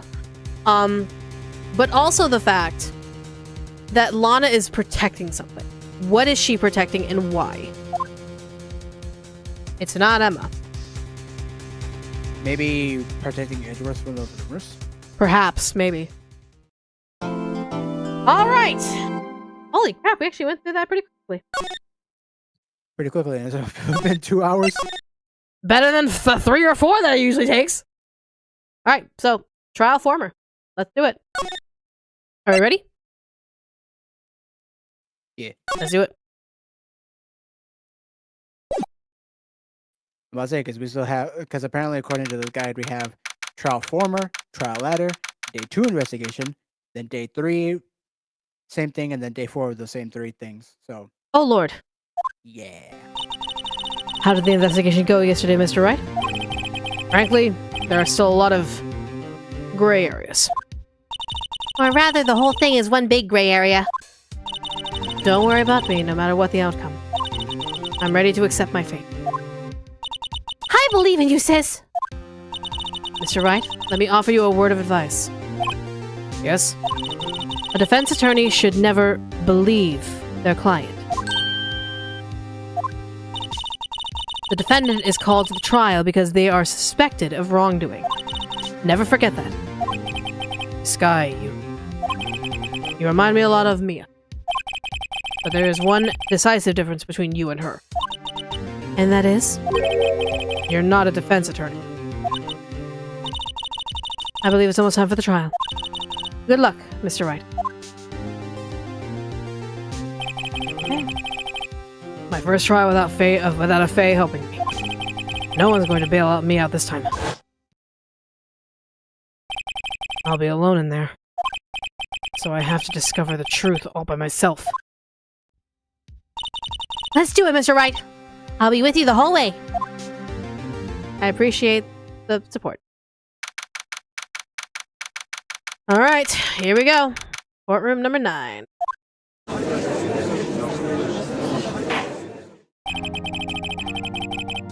Court is now in session for the trial of Miss Lana Sky. The defense is ready, Your Honor. The prosecution has been ready for a while, Your Honor. Oh, shut the fuck up, edgy boy. Edgeworth. It's been 2 months, but I haven't been to a courtroom since this trial.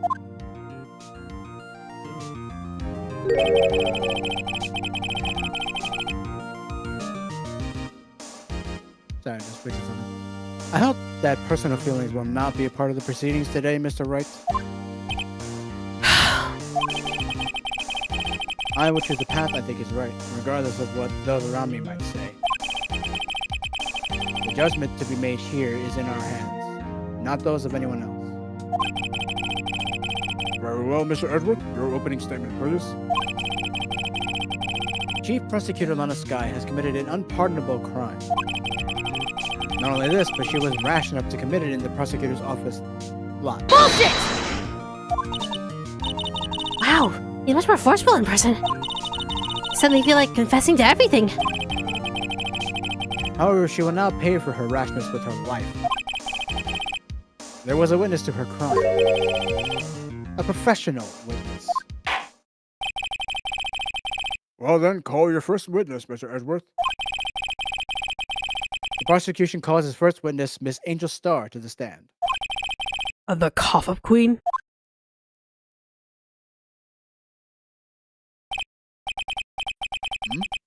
I want to see you somewhere. You ordered the caviar lunch, right? Oh, caviar. I've never eaten caviar before. So you're full of shit. The judge is really wolfing it down.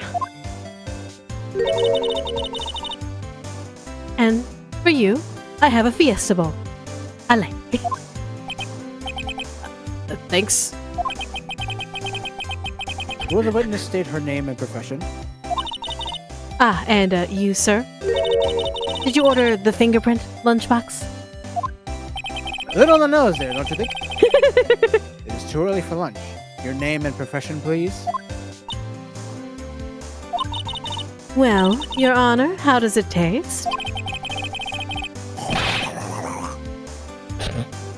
Well, this is why everyone raves about caviar. It's so tasty it hurts. It's not that tasty. I always thought caviar would taste like pickled tapioca. That sounds fucking No, disgusting. that sounds so gross. What the heck does pickled tapioca taste like? Disgusting! Name, profession, now. Me? The name is Angel Star. Don't go forgetting it. I find myself running Lunchland these days. Is that what you wanted me to say, Mr. Edgeworth? Very well, witness. Please describe the incident to us. Prosecution will wait. I'm not finished eating. Hurry it up! Very well, Mr. Edgeworth. As you know, we usually call him police rather than a description of the crime. Your Honor, as Mr. Edgeworth has said to the court, I am a professional. I don't like the way you phrase it like that. I don't like that either. What exactly does that mean? Until 2 years ago, Miss Angel Star was a special investigator with the police. Ah, so you have a viable reason to be a, not a witness per se, but, not a witness per se, but, accomplice, if you would. She was a first-rate homicide detective. Yep, this is all smelling so rotten. What? Miss Star was a detective? Huh. I know who you are. Cough up. Cough up Queen Angel Star, Your Honor. Long time no see. Very well. You may continue with the description, Miss Star. Just who is this lady? If I might have the court's attention over here, look up, please. No, I'm gonna be looking down disrespectfully now. The parking lot of the prosecutor's office is divided into 2 blocks. Block A is for the prosecutor's office personnel. Block B block is for visitors and clients. A chain divider separates the 2 blocks. I suppose that's to keep visitors from taking up prosecutor spaces, yes? The crime took place by a car in the back of A block, in the car's trunk. Like the killer stabbed the victim with this knife and went to drive the body out. The body out, not bloody. Same thing. Unfortunately for her, there was a witness and arrest was made on the spot. And who was this valiant witness? Why, it was me, Your Honor. Parking lot floor plans added to the court record. Witness, did you see the very moment of the crime? Of course, Your Honor. Immediately after that, I apprehended the chief prosecutor.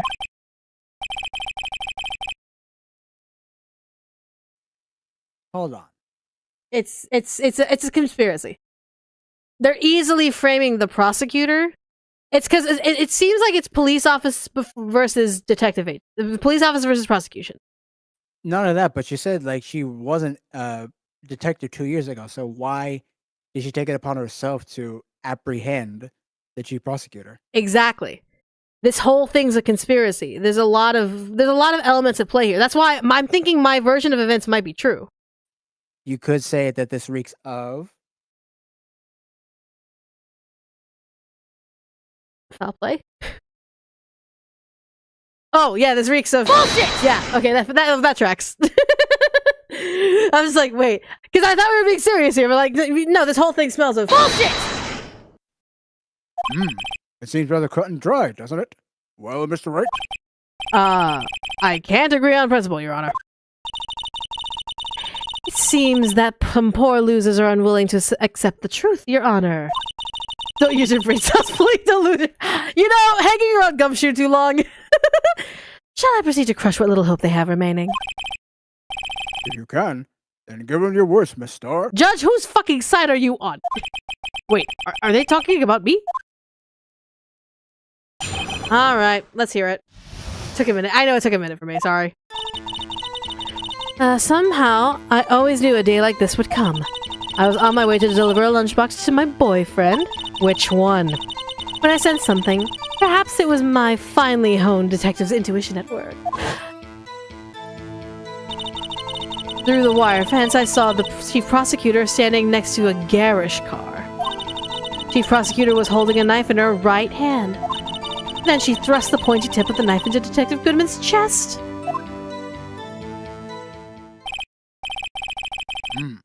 Bringing a lunchbox to your boyfriend. How touching. Which one? As you can see, there is no room for doubt.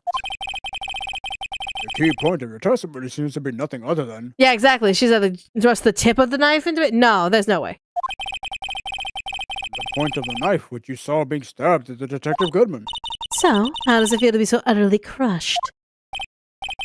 I'm still thinking about that. It's merely a flesh wound, Mr. Wright. Very well, Mr. Wright.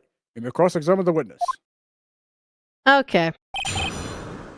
I need to ask about that knife, first and foremost. Car holding a knife in her right. And then hold it! Tell me more about this knife that the suspect was carrying. Well, I'd say the blade was about 4 inches long. Is that right, Mr. Edgeworth? It is your knife, after all. Yes, that's about right. Prosecutors are by nature well versed in the location of a man's vital organs. I'm sure it was easier than boiling an egg for my egg salad surprise set. You can't testify as to your ability to kill an egg. I mean, a person. Perhaps a chicken salad set would have been a better metaphor. You know, chicken salad, like, or at least especially a chicken Caesar salad, sounds pretty good. Chicken Caesar salad sounds so good right now. So, the defendant was holding a knife. What then? And she thrust the pointy tip of the knife into... Tell the court why you didn't try to stop this crime. You did see her raise the knife to strike, no? The defense has a point. Unfortunately, by the time I realized what was going on, it was already too late. Too late. Yes, the next moment, the chief prosecutor brought down the murder weapon. I see. It's only a flesh wound, Mr. Wright. We can make it. You said that before. Anything else? No, she's right. Because the amount of blood on that knife doesn't match. Scientifically speaking, Miss Starr's testimony is flawless. Sounds pretty fatal to me. Really? What do we do? Is this it? Is my sister... No, she's not. Let's just keep our heads cool and press the witness a bit, shall we? For some reason, having her panicking next to me makes me calmer. Don't smile like that! Somehow I always knew a day like this would come. I was on my way to deliver a lunchbox to my... Pardon me. Because I took a wait. Okay, let's check this real quick. Loss of blood to touch off by a 4.5 inch knife, which would match the knife's description. Hold on, let me look at the knife real quick. Wait, no, it doesn't give me details. No prints. A single stab wound was found, so nothing that matches there. They said 4 inches. The ½ inch is negligible. Yeah, probably could mean like the handle. Yeah, it's like the ½ inch is negligible. Did you say it was 4 inches and 4 inches and ½ inches? There's no real point in pressing that point because that's just semantics at that point. Hold on, I was on my way to the lunchbox with my boyfriend when hold on. Actually, about your boyfriend. Where is he located? His boyfriend. He's the detective? Not that boyfriend. The security guard. Aha! So you do have 2 boyfriends. That boyfriend? You have several? Yes. This boyfriend, that boyfriend, and the other boyfriend. Care to join? Polycule! The yet another boyfriend position is still open for applicants. I'll stick with the lunch, thanks. Note to self, the judge has to think before replying. The security guard room is in the lot, in A block. It's up on the 2nd level where you can see everything. That would be the room with the security sign. Incidentally, did you bring your lunchboxes by car? Since I'm a visitor now, I parked in B block. So she was in B block when she witnessed the crime. That's the thing. She's in a different cell block. How could she have seen anything? Well, remember, it was a wire fence. Yeah, through the wire fence, she saw the judge prosecutor standing next to a garage car, holding a knife in her right hand, so she thrusts it in his chest. How did she get past the wire fence? Yeah, hold on. How did she get past the wire fence? Pardon me. By garage car, not the garage car! The wire fence is what we want to ask, but okay. Mr. Edgeworth's car, yes. Mr. Edgeworth? Incidentally, the knife with which the victim was stabbed was also Mr. Edgeworth's, wasn't it? Indeed it was. What an odd case this is.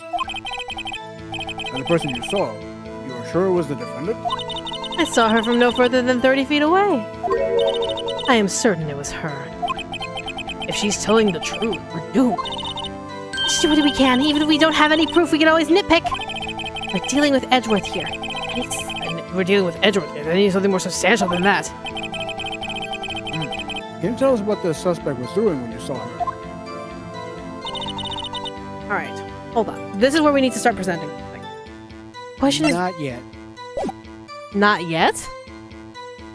There's still one more statement you gotta press. So I'm literally pressing every single statement. No, it was only just the 1st, 2nd, and 4th. So, yeah. How did you know?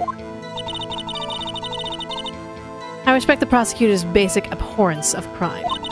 Yet their methods are ugly and twisted. Twisted methods will always lead to tragedy. The lunch lady's uninformed opinion is duly noted. Given that they are used to erasing inconvenient evidence at their whim. Killing off a detective that knew too much is merely an extension of that. Miss Starr, you have something personal against prosecutors? I felt that I had found my dream job when I became an investigator. And if I hadn't been laid off by those prosecutors over there, I'd still be one. Laid off? She was fired. Ah, so that's why she's an accomplice. To me, prosecutors are nothing more than worms. That said, I am a pro, as you know. My testimony is unbiased and flawless. Very well. You may continue, Miss Starr.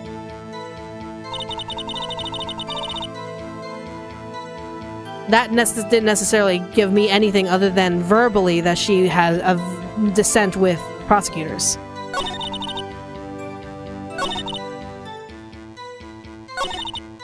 We got the photo, right? We do have the photo, yes. It's the photo of the base. It's hold on. It is. Yeah, it's a parking lot plans. That's all we got.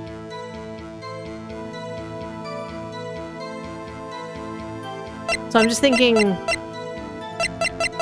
Yeah, because we should I'm have like- gotten another photo. Yeah, it's matter of I'm thinking. Well, because oh shit, I didn't mean to press it again. Sorry. That's my bad. I didn't mean to press it again. Sorry.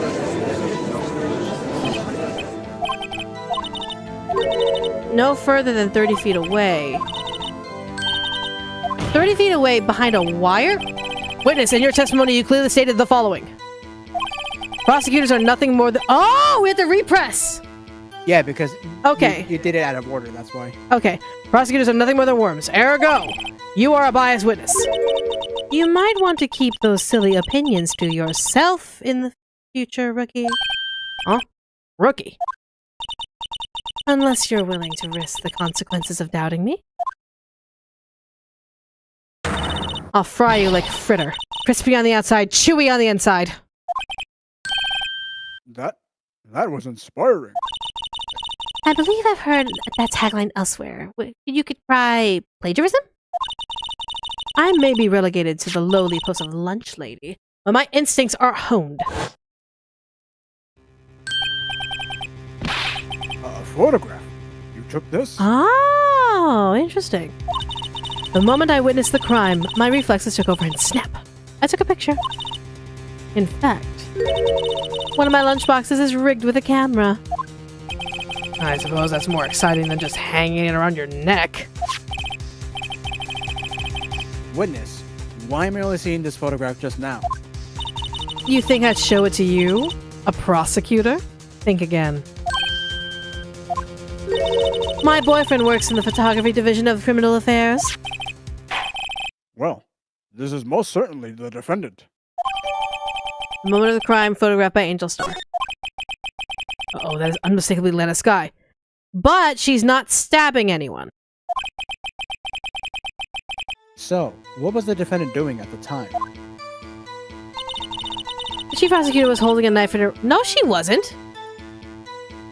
Okay, hold on. Hold on. Bitch! I don't see no knife nowhere. In fact, I see an injury on her. I'm calling it now. You're full of shit. You're full of bullshit. And you witnessed this.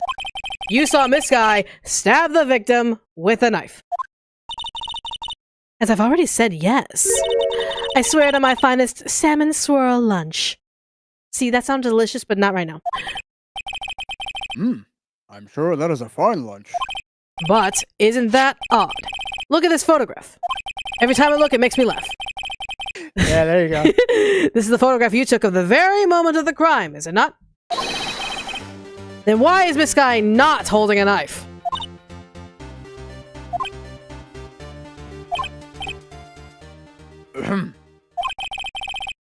Mr. Edgeworth, your thoughts? Objection. Bullshit! That had to be the weakest objection ever, Edgeworth. Yet it was still stronger than your ever-feeble mind. Bullshit! Bullshit! I wish I could just spam it. I can't spam it. Bullshit! There you go. What do you mean, Mr. Edgeworth? This photograph was not taken the moment before the stabbing.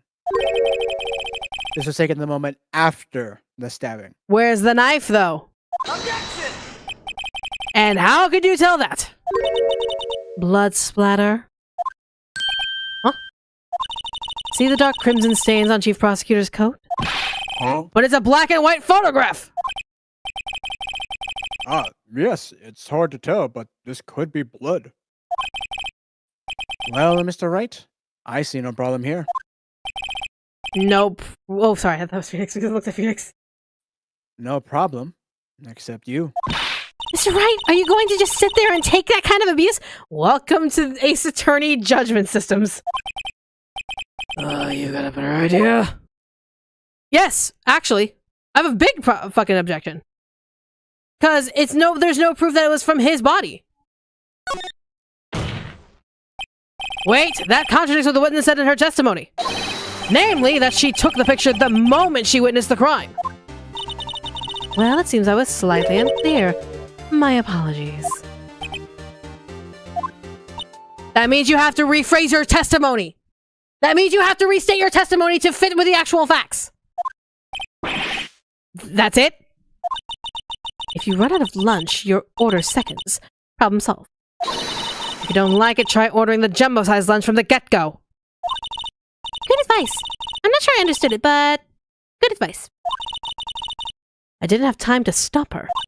Prosecutor Sky was cold, calculating like a robot. She killed without pain or remorse. It was a premeditated murder. Premeditated? How do you know? Look at the chief prosecutor's hands in that photograph. Well, are those gloves? Surgical gloves made of thin rubber, most likely. Why would she have those on? Because she has an injury on her hand? Why would you wear gloves for an injury? If it was not premeditated, she would not be wearing those gloves. Well, I guess like in certain jobs, you actually have to wear gloves if you're injured on your hands. It depends on the job. Like for example, chefs, whenever they're injured in their hands, not only do they have to bandage their hands, but they also have to put a surgical glove on it to make sure no blood seeps out on accident. It could be, and this is me throwing caution to the wind, and being like, if it was cleaning day. Oh my god, it was cleaning day. It was cleaning day. They had to wear gloves. To get rid of evidence, they can't fuck with the evidence with their own fingerprints. So it was cleaning day. What? These gloves do seem to tell a tale of premeditation. Premeditated murder, a serious offense.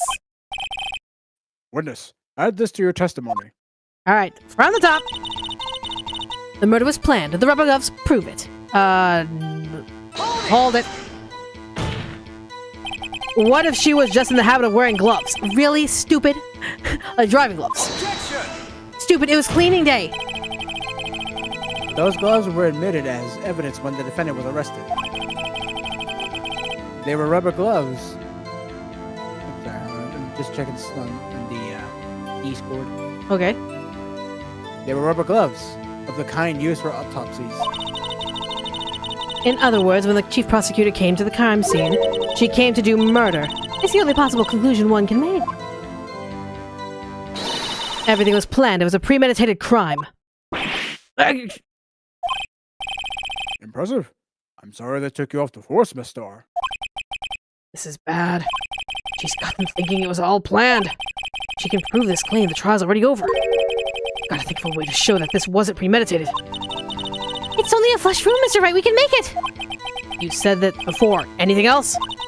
Scientifically speaking, it's flawless. Sounds pretty fatal to me. What do we do? What, this is it? Is my sister guilty? Shut up! Shut up! Okay. So let's think about this. What information do we have? Is there any way to clearly indicate to...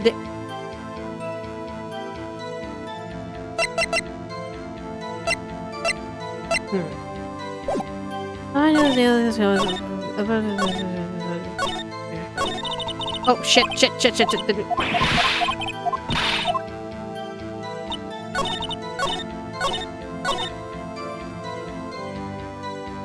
The rubber gloves don't...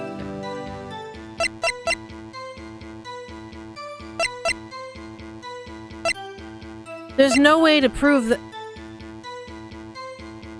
Okay. If I swing in this direction, this could be Goodman's note trying to find a case file. Handling a case file would require gloves. Okay.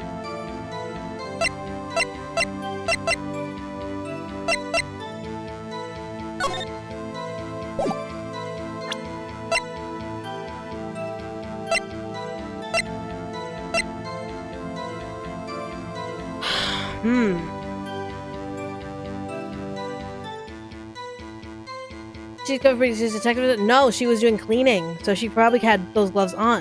However, we have nothing to prove that there was cleaning duties today.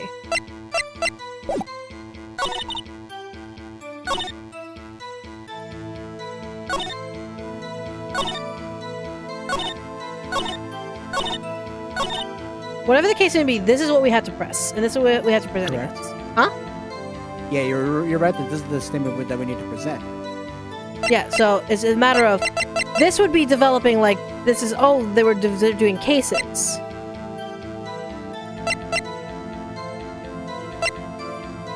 Showing this would not prove any point because there's no trace of fingerprints. So that would only prove the point.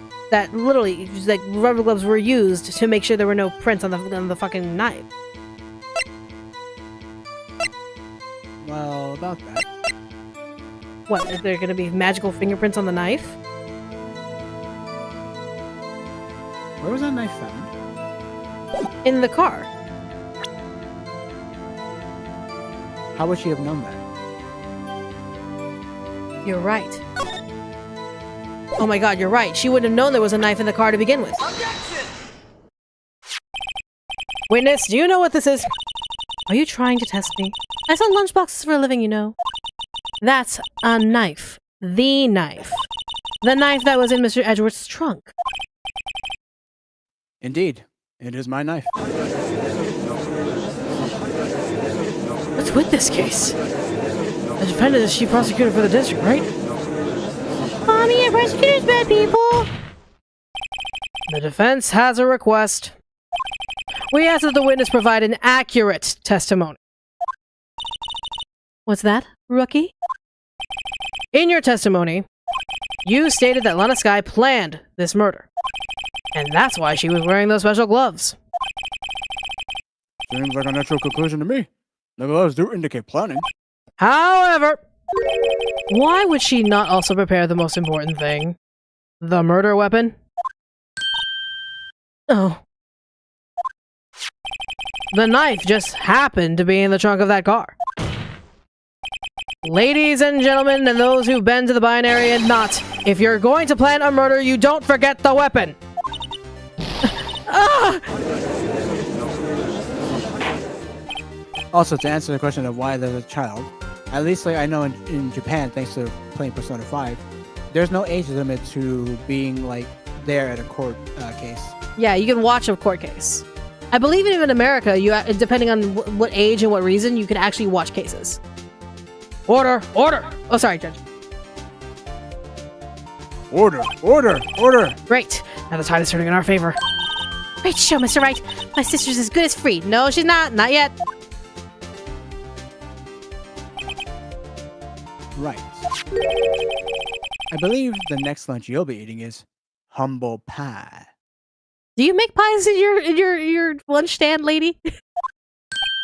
What? I hope you weren't deluding yourself into thinking that the tide has turned. Not over such a trifling detail. But this shoots a hole in the whole premeditated theory. Bah. The prosecution could care less if it was premeditated or not. The only one who seems to care is that lunch lady over there. The defendant, Lana Skye, murdered a detective with a knife. That is the only thing the prosecution need prove. Nothing else. Very good, Mr. Prosecutor. I suppose you think you're clever now. But you know as well as I do that she planned on killing him. It was all planned. If it wasn't, why would she have been wearing... I believe I'd like to hear your testimony again. Witness? Oh, sorry. Witness, please tell us only what you saw, not what you thought. How dare you? My powers of deduction are not to be underestimated. Really now? Then why were you fired? Exactly why were you fired? Lana Skye intended to murder Detective Goodman. That's why she called the victim all the way to the prosecutor's office. I'm sure the chief prosecutor had a grudge against the victim. Edge with the $5. Master of puppets and pulling your strings. Thank you for the 5. Nothing else could drive a human machine to plunge the knife in again. I already know what I'm swinging at. Right here. I already know what I'm swinging at. Yep. The victim was summoned from the police department to the prosecutor's office. It does sound a lot like premeditation, doesn't it? So if I ordered a pizza, does that mean I'm planning to kill the delivery boy? No. I mean, it's the same logic. It's just, what the fuck? That actually is the same. She's actually right in that regard. If I order a pizza, does that mean I'm premeditatedly trying to murder the pizza boy? In any case, the defense may now cross-examine the witness. 28 stab wounds. Okay, bitch. I'm not even gonna fucking play with you. I'm not even gonna fucking play with you. Get off of my fucking stand. You say she stabbed him again and again. But you couldn't have witnessed that. Are you testing me? Then I'll test you. With my moss surprise. That sounds so grotesque. I'm afraid the moss is growing under our feet as we wait, Miss Star. 28 bento boxes! What do you mean? I shouldn't have to explain this, but take a look. The autopsy report states that death was due to a loss of blood from one stab wound. Ah, right. Good show, Mr. Edgeworth. What a hunk! He's my hero, really! Honey, I would suggest hiding from the fandom because I don't believe if the fandom believes he swings in your direction. What about my objection? No one noticed? Well, witness. You got the crime scene set, right? Oh, thanks. It's just ketchup and rice. That sounds gross, but at the same time, I feel like that's like someone's struggle meal somewhere. That's a struggle meal, 100%. I always believed that no one could ever mistake ketchup for blood. But now I realize such mistakes are possible. So, you're saying you mistook something for blood? When she lifted her knife, I thought I saw blood at her breast. Splattered blood from her victim. That's why I thought she must have stabbed him at least twice. Then tell us what you saw. Then tell us what you saw that you thought was blood. Testify, sister. Her red muffler looked like blood to me. That's how ghastly the whole scene was. So wait, her red muffler looked like blood? What? Hold it! Her red muffler? Yes, like a scarf. The chief prosecutor always wears one around her neck. So she can be easily hanged at a moment's notice, I suppose. She's right. This guy was wearing a red scarf, wasn't she? But wait, isn't it odd that you mistook that for splattered blood? Well, people often mistake my beard. For what? For a bib! A judge with a bib. That's why this place feels so much like a kindergarten sometimes. Actually, I do think I saw some traces of blood on her chest. However, the autopsy report is clear on this matter. There was only one knife wound. Apparently, Miss Star isn't entirely sure of her own testimony. Mr. Wright, this is our chance! Chance for what, I wonder? Miss Star has turned out to be as short-tempered as she looked when we met her. Challenging her abilities as a detective really set her off. The short wick burns out the fastest. It is a scientific fact. I wonder, wouldn't it depend on the size of the candle? I mean, add more wax and it's a really short wick even a really short wick will burn longer. Obviously, more scientific testing is required.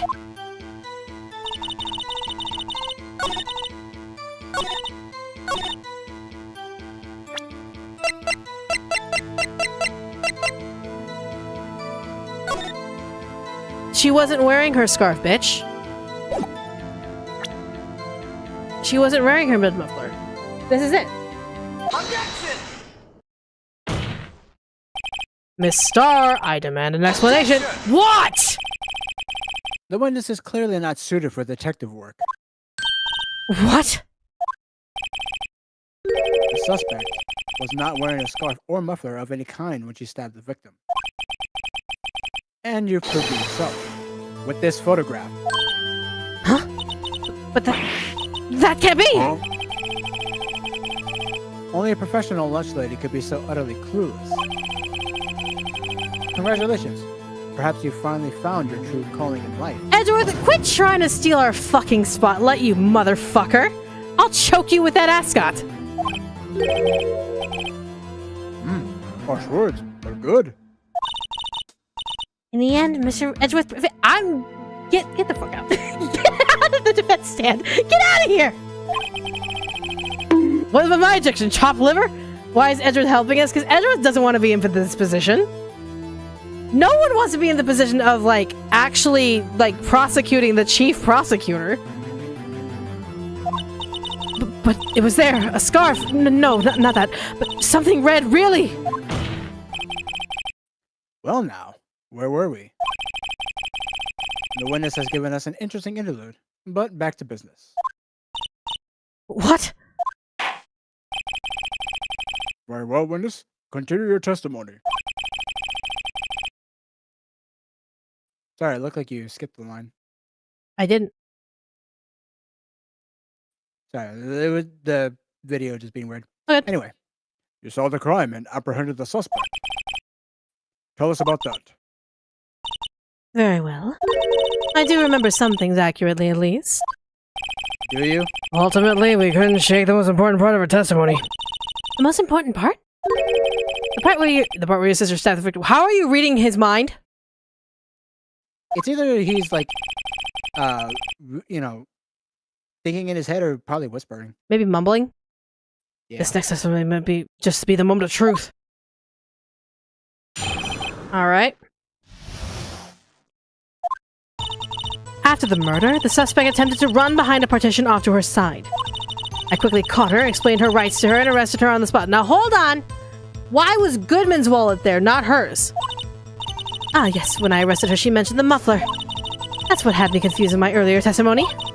The chief prosecutor made to escape, but against Angel Star, resistance is futile.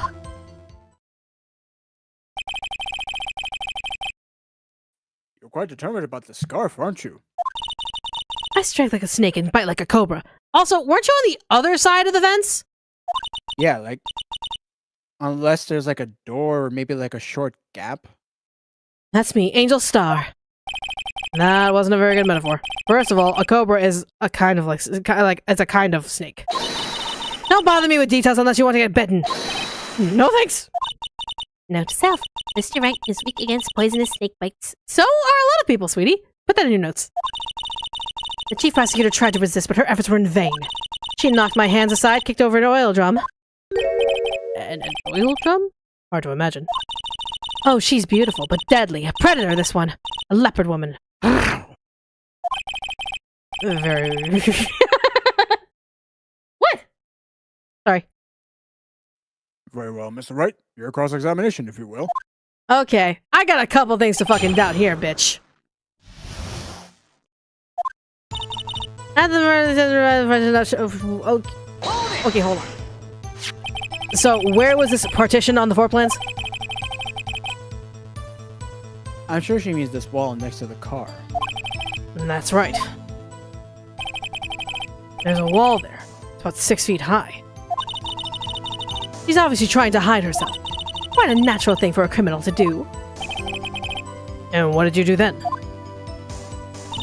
I quickly caught her and explained her rights to her and arrested her on this— Hold it! You say quickly. Were you close to the suspect? As I just said, I was only 30 feet away from her the whole time. Maybe I should press her for more details? Yes. I like to see this on the floor plans just to be safe. Lunchland car was...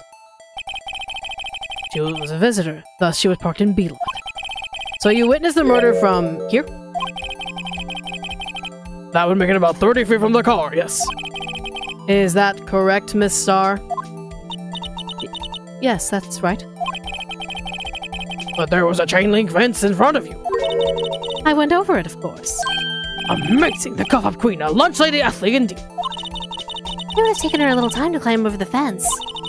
So she couldn't have gotten to my sister that fast. And that fence was about 9 feet high, too. So how did Miss Sky not get away?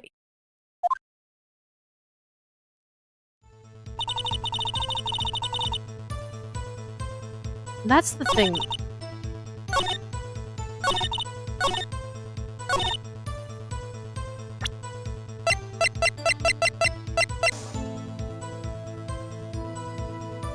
I'm pretty sure you couldn't have done this at all.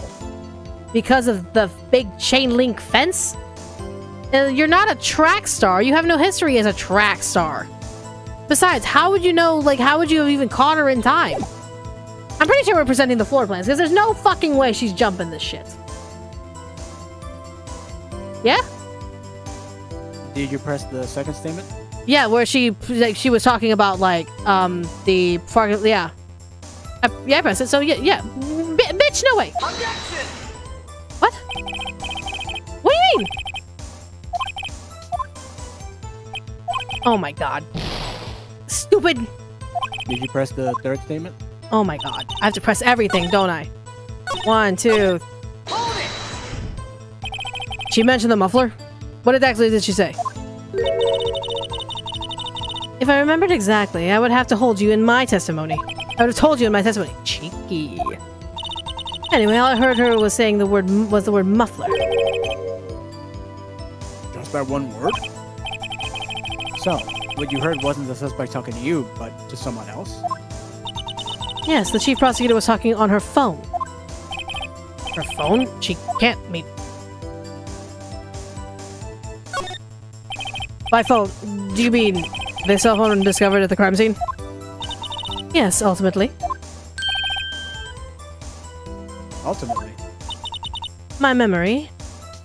It's like a salmon heading upstream, you see. No, the court doesn't seem as. I don't see either. The chief prosecutor first attempted to use the phone hanging on the wall. On the wall. That's right. Near the car. There was an emergency phone on the wall. Apparently it was... How would you have seen... Again, you weren't in Block B. You were in Block A. Because you saw all of this. Seen that? Exactly. She couldn't have seen it from her position in Block B. She had to have been in Block A. So she used her cell phone? Indeed, the emergency phone was out of order that day. Good witnessing, witness. Good witnessing. Whatever happened to good testifying? You should, of course, add this to your testimony. The things I do to please this rookie defense attorney. Her muffler was overheard during a call made to Emma at 5:18. So no, you fucking didn't. No, you fucking didn't. No, you fucking didn't. You fucking didn't. No, you fucking didn't. You did not. You're full of shit. Star, I have to conclude that you have a personal grudge against Miss Lana Sky. Objection! So I'm just looking at the guide real quick, making sure we're doing things right. Yep. The witness is a former detective. Her testimony is unmarred by personal bias. Well, who would have thought you would be my knight in shining armor, prosecutor?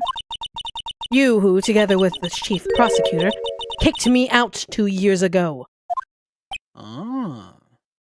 Oh, so you have now given us the reason why you are an accomplice to this crime. Thank you. It's like Edge was like, "See, she's unbiased." Yeah, see, and now she's like, "No, now I have a reason to have a bias." Like, bitch. Bitch! Well, Miss Starr, this is a fatal contradiction in your testimony. How do you explain this? I don't know what you're talking about. Mess with me, and I'll make you cough it all up. Let's look at the floor plans. You said you witnessed the crime from this point. However, if that's true, you couldn't have possibly seen Miss Sky making that phone call. I believe you see what I'm getting at. The emergency phone was on the back side of this part. If indeed you were in B block, you couldn't have seen it!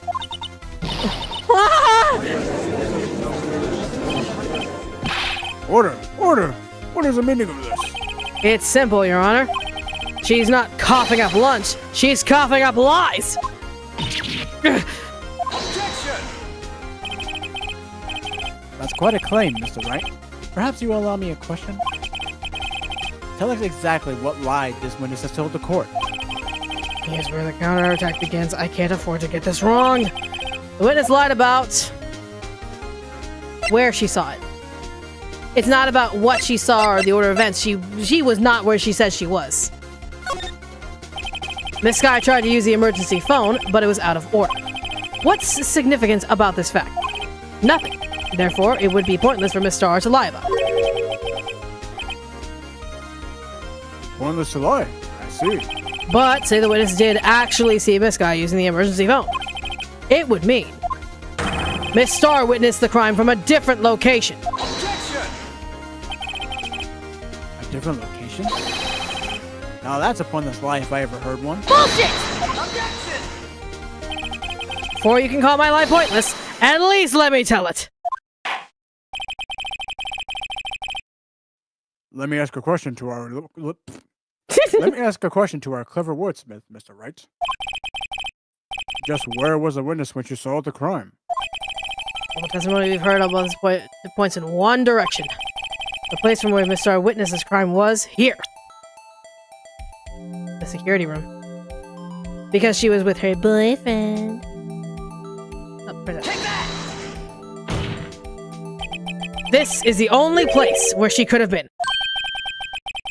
The security guard room? You know, with this boyfriend, or that boyfriend, or the other boyfriend. One of the boyfriends! Indeed. Oh, sorry. Is it? Wrong voice. Indeed, the security room in the underground parking lot is well positioned. It's built on the second floor, so you can see the entire lot. She would have been able to see the emergency phone from there. But why there? There are many other places where she could have seen the phone. Not in this case, Your Honor. The witness, not being part of the prosecutor's office, couldn't park in A-Lock. The only place where she could have seen the crime and the back of the partition is here. I remember in your testimony, you said you brought a lunch to your boyfriend in the security room, yes? Well, Miss Star, how many years have I been getting the better of men? To think that the tables could be turned. Today a man has got the better of Angel Star.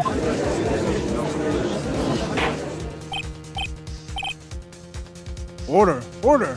Witness, I didn't have any ordered lunch from you. what have you done? You used to be a detective. You should know better. I'm not turning back. The guilty will be punished. And I'll do what I must to make sure justice prevails. The guilty? Is she talking about Miss Sky? Mr. Wright, doesn't this strike you as odd? Why did Miss Star lie? It doesn't make sense. She's part of the problem. Huh? She could have just said she saw the crime in the security guard station. What? They wouldn't change anything. Exactly. This photograph tells all. It was the defendant who stabbed the victim. That truth still stands. Objection! It still stands. I disagree, Mr. Edgeworth. What? If a witness is found to be lying, they're guilty of perjury. She knows this. She wouldn't risk that without a good reason. So, tell us what her reason was, Mr. Wright. Oh, me? Who else? Mr. Wright, let's review what we know. Miss Star witnessed the crime from the security guard station. But she lied and said she saw it from B block. It must make a vital difference. But what? That means someone else was there. Yes, angle of the view to the crime, distance, and, angle of the view. Yeah, so you... What?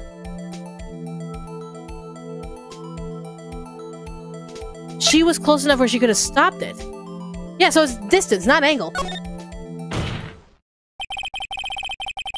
That changes the distance between her and the scene of the crime. Objection! What? My condolences, Mr. Wright. But one look at the floor plans and it's quite clear.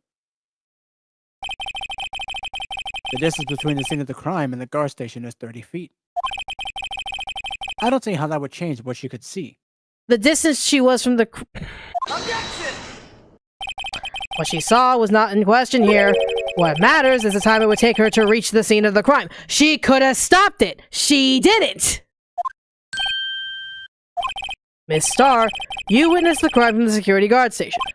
Now, how long did it take you to go from there To the scene of the crime where you arrested Miss Sky. Well, witness? You... Yes? You ordered the squid wheels, right? That's just rubber bands. I was gonna say it looks like rubber bands. The quality of my lunches has now gone from low to inevitable. I was bringing a PB&J lunch with my fresh boysenberry jam to my boyfriend. Boysenberry for the boyfriend. He wasn't in the station, so I waited. I witnessed the crime in the glass-walled station.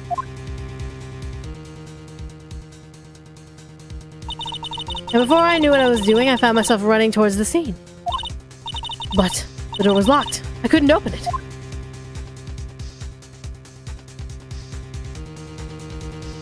So your bitch ass went all the way the fuck around. That's why I had to go through the visitors parking in B block. That's quite a detour. It probably took me at least 5 minutes to get to the scene of the crime. 5 minutes? Bullshit!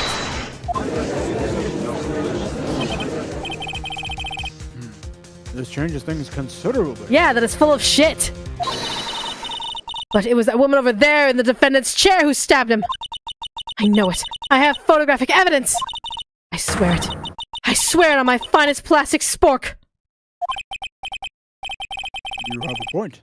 And the spork is a wonderful invention. Would you like another caviar lunch? Absolutely. Fucking briber. Oh no. Mr. Wright, you have to do something! Do I have any evidence to stop this? Yeah, because there are multiple people. It took you 5 minutes. When was the arrest made?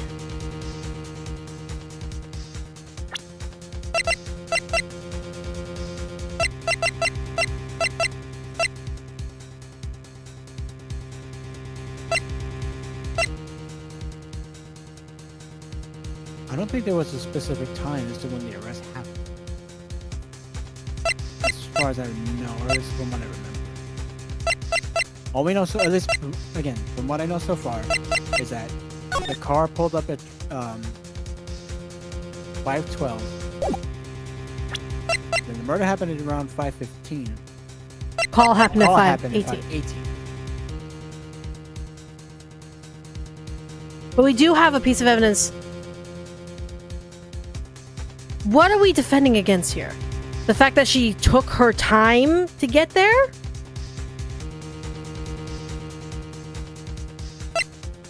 I feel like we can be able to raise an objection to this. Objection! 5 minutes between the witnessing of the murder and the arrest. Think about it. You could make pasta in that amount of time. You actually could. If you like it al dente.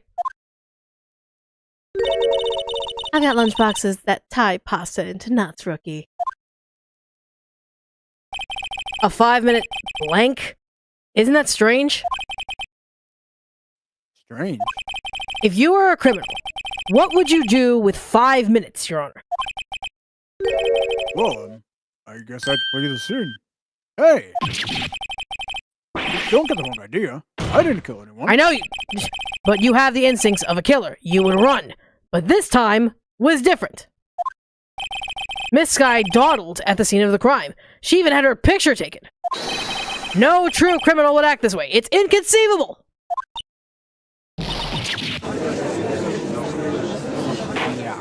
Yarr! Well, it seems to come to the end of this testimony. The witness has a grudge against the defendant and a blank in her testimony. Mr. Edward, is the next witness ready to go? Unfortunately, I appear to have overestimated this witness on account of her professional history. We did it! We screwed that can shut, Mr. Wright! That was too close. I'm afraid that the cough-up queen has been dethroned. With that, court is adjourned. Okay. What? Mr. Edgeworth, you ordered the squid wheels, right? That's the one she tried to voice off of me! I prefer not to take the defense team's leftovers. Anything else to say? I might be able to save you. I have decisive evidence. You said that how many times, and yet we proved that that was bullshit? For real. What was that? Is this another one of her trick lunchboxes? My apologies, but we have no further questions to ask of you, Miss Star. Ah. Is this your jumbo lunchbox? Woo! A triple decker. Watch, it's all poisoned. Right? Or just like laced with laxatives? Right? Out of deference to the witness's determination, I'll allow one more testimony. Of course. I'm pretty sure this is fucking bribery that this is happening, and yet It's you're allowing bribery! it. It's fucking bribery! And you know, most people would think bribery would involve money. Nah, it can also include food too, apparently. 100%. Like the Lunchline motto says, you won't be disappointed. That's such a shitty motto. Right? What is she going to pull out of her lunchbox this time? Alright. Decisive evidence. I should have mentioned those 5 minutes when I wasn't looking at the crime scene. And now, to the matter of the victim's shoe. Did I not bring this up? No. 2 types of blood were found on the shoe. One was, of course, the victim's, and the other blood type Match that of the defendant, Miss Lana Sky. Oh!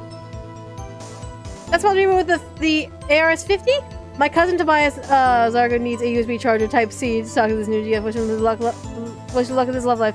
Wishing luck! Ah, that's the Argentino vessel. Woo!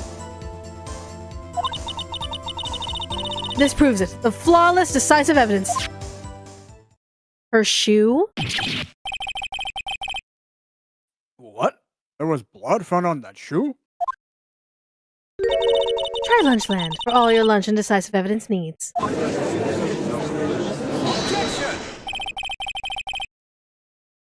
Witness, what's the meaning of this? Why is it the first time I've heard of this evidence? Simple, as I've already said. I don't trust you with evidence, Mr. Edgeworth. That's why I took the liberty of investigating this myself. And you had blood tests performed? Didn't I mention? I have 3 boyfriends in forensics. In any case, Your Honor, I can't accept this as evidence. What? You must know the true rules of evidence law. 1. No evidence shall be shown without the approval of the police department. In other words, this shoe is illegal evidence, at least for the time being. Is that right, Mr. Wright? It seems so. Edgeworth sure is celebrating. Not so fast, Mr. Edgeworth. Don't forget, I used to be a detective. As I mentioned previously, this shoe has already been tested by a member of the forensics department. As you can see, it was approved by the police department as of, today. Even the general public can produce official evidence, Mr. Edgeworth. This soon, though? Yeah, actually. In this law-abiding state, I guess. To enough to where Edgeworth's not combating it. Is that right, Mr. Wright? It seems so. Edgeworth is looking pretty solid. You can only study some evidence law, really! The prosecution's complaints notwithstanding, it appears that this evidence satisfies the first rule of evidence law. Now what about the second? However, it seems you have yet another count against you, witness. Anything to ensure that the guilty are properly judged. Victim's shoe added to the court record. White enamel shoe bears traces of blood from Goodman and Lena Sky. Very well, Mr. Wright. You may cross-examine the witness. Okay. Let's talk about this fucking shoe for a bit. Blah, blah, blah, blah, blah. When I bring this up, 2 types of blood. One, of course, was the victim's. You can't say for sure the blood belonged to the defendant with the blood test. You claim to know something about blood tests, rookie? Huh? Well, speak up. Oh. Blood comes in 4 types: A, B, O, and AB. However, you can't tell from a blood test whether a murder was committed in cold blood. Okay, fine. So put it in a microwave. That's just a figure of speech, Mr. Wright. Actually, we can differentiate between millions of types with all the blood tests out there. Which means that we can more than less narrow any sample of blood down to just one person. Or so I hear. You're not helping. That's pretty specific. If I had a little more time, I could have gotten the DNA test results. But they said there's very little doubt it could be anyone's but Mrs. Lana Skies. The suspect's blood was found on the victim's shoe. That ties it directly to the death of Detective Goodman. I was afraid you were going to say that. Hold it! So, you brought it to the forensics department? If you're going to submit something as evidence in court, you need it approved. To do that, evidence must be analyzed by a forensics expert. And she got away with her little coup because she used to be a detective. The shoe does appear to have bloodstains on it. Well, the man was stabbed after all. And the blood belonged to the victim, Detective Goodman. As I said, there were 2 types of blood found on the shoe. That contradicts some evidence here. Traces of victim's blood, not the trace of the second. Where'd the other second blood come from? Hold on, let's see. Single stab, blah, blah, blah, blah. Yeah, it's literally, if it's only the victim's blood, where is the other trace of blood? I think I'm right here. How am I not right?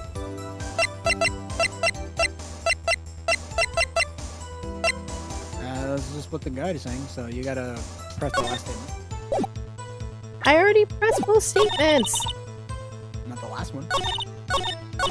Hold it! Why do I gotta press these statements when they don't make sense? Can't get this evidence go without a fight. You ordered the peppered fish guts, right? That's horrifying. If it's at least salmon, then maybe. Because it looks like, you know, salmon nigiri. Yeah. Some like it hot, Mr. Wright. Some, like your client, tease in enough hot water to make a whole vat of soup. Mr. Wright, do or do you not? Don't you have the problem with the shoe? A problem? This is critical.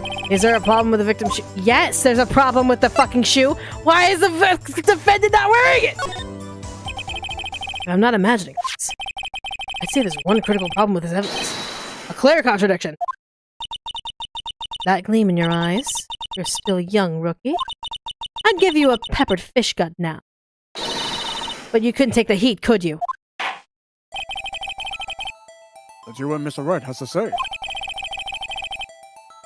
What is contradictory about the victim's shoe? Show us the problem with this evidence.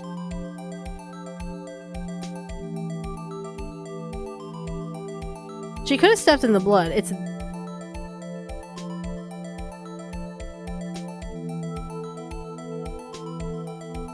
either this bloodstain or this bloodstain.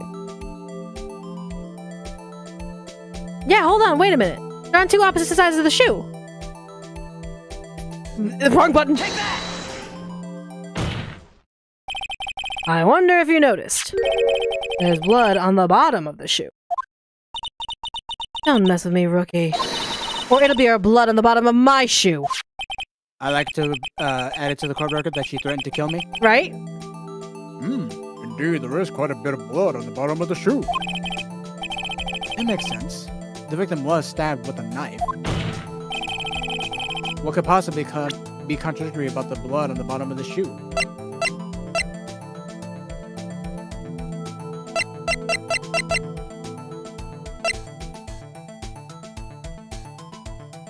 Wait, hold the fuck. She's wearing black shoes in this. Why are there white shoes? Why are white shoes being presented? Am I dumb? No. Like, hold on. The bitch was wearing black shoes. Take that! The problem lies in the footprint. Note the bottom of the victim's shoe is covered in blood. Then, isn't it strange? Why weren't there any bloody footprints found at the scene of the crime? That too. That too. Aha! As you can see, there were no traces of any such footprints at the scene of the crime. But even more so, she's wearing fucking black shoes! That contradicts your claim about this shoe. Objection! This picture only shows part of the floor, so there could have been bloody footprints. Objection! Bitch, are you colorblind? Also, where are they, Edgeworth? Because we checked the scene and found nothing of the sort!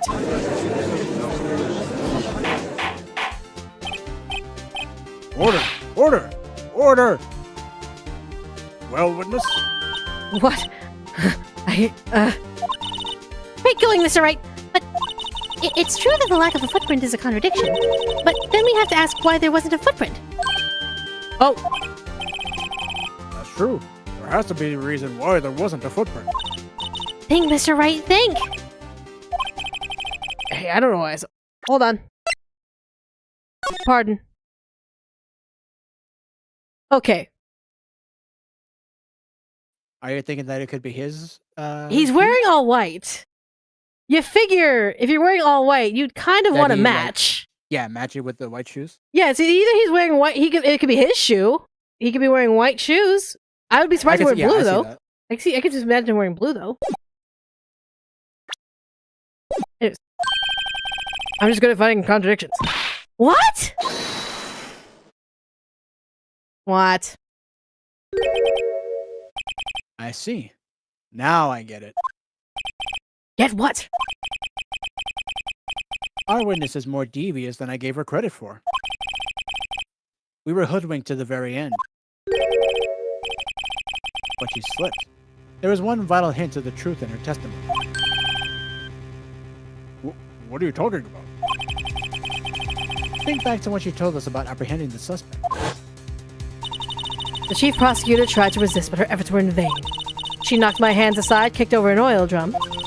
Oh, and she's beautiful, but deadly. A predator, this one, a leopard woman. Oh, I see where this is going. Mm. I thought that was a strange thing for the normally cool-headed chief to do. No kidding. Now, witness, allow me to ask a very simple question. This oil drum, was it empty? Oh, that? I'm not sure I like your attitude, Mr. Edgeworth. Though apparently you're not the slowest conveyor belt in the lunchbox factory.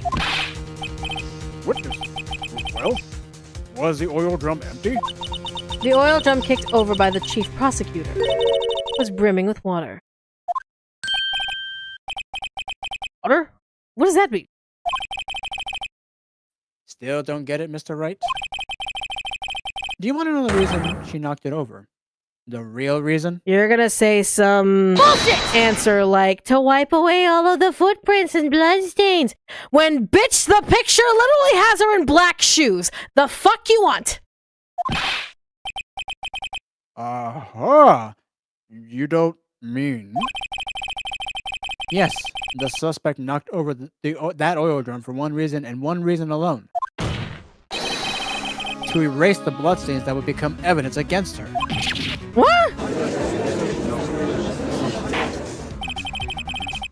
That ties things up quite nicely.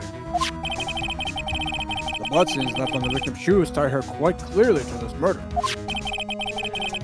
Then, after the deed was done, she knocked over the oil drum to erase the telltale sign. And that's why the prosecutor's specialty, erasing evidence. Hey, don't spoil shit in the chat. Wait, what? What was spoiled? Don't worry about it. Okay. That reminds me, Miss Sky's right hand was hurt. Didn't she say she cut herself when she stabbed him? So that's when my sister's blood got on the shoe? Well, I see no reason to prolong this trial. Motherfuckers! Mr. Wright, do something, please! What can I do? The picture right! Your sister has confessed to the crime and she tried to conceal it. But Enough. There is no need for further debate.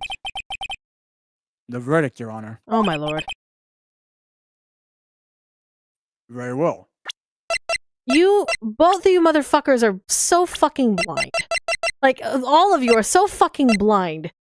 Literally, she's wearing black shoes, you dumb fucks! But Angel Star is on the prosecution side! She could have been lying about the water. This court finds the defendant, Miss Lana Sky.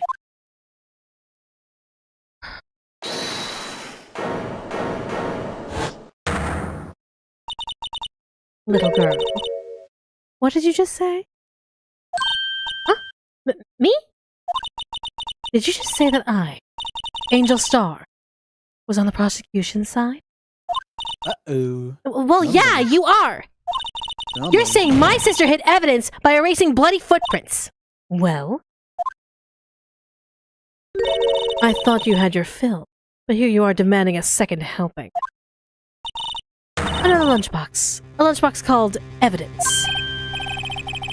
Wait, witness, don't tell me you have something else. Oh, Lord. Objection! The time for deliberations is past. Any further comments and you will be held in contempt of court. Your threats don't scare me, the cough-up queen. Look at this. You dumb bitches! I swear to God. I swear to God, if there is any sort of fighting chance amongst all of you for sort of a brain cell, all of you deserve to give me your brain cell so I can hand it off to Gumshoe at this point. A phonograph? I had it just in case anyone had the gall to suggest the white shoe didn't belong to the victim. You were suggesting it belonged to her.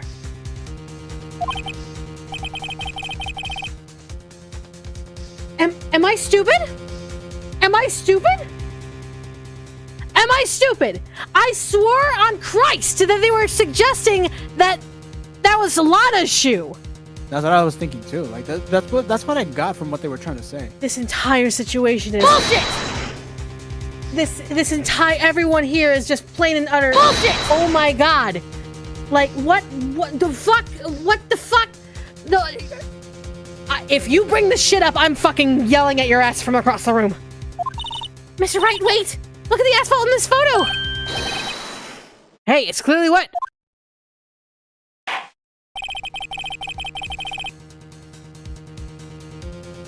Sorry, chat's getting a bit annoying now.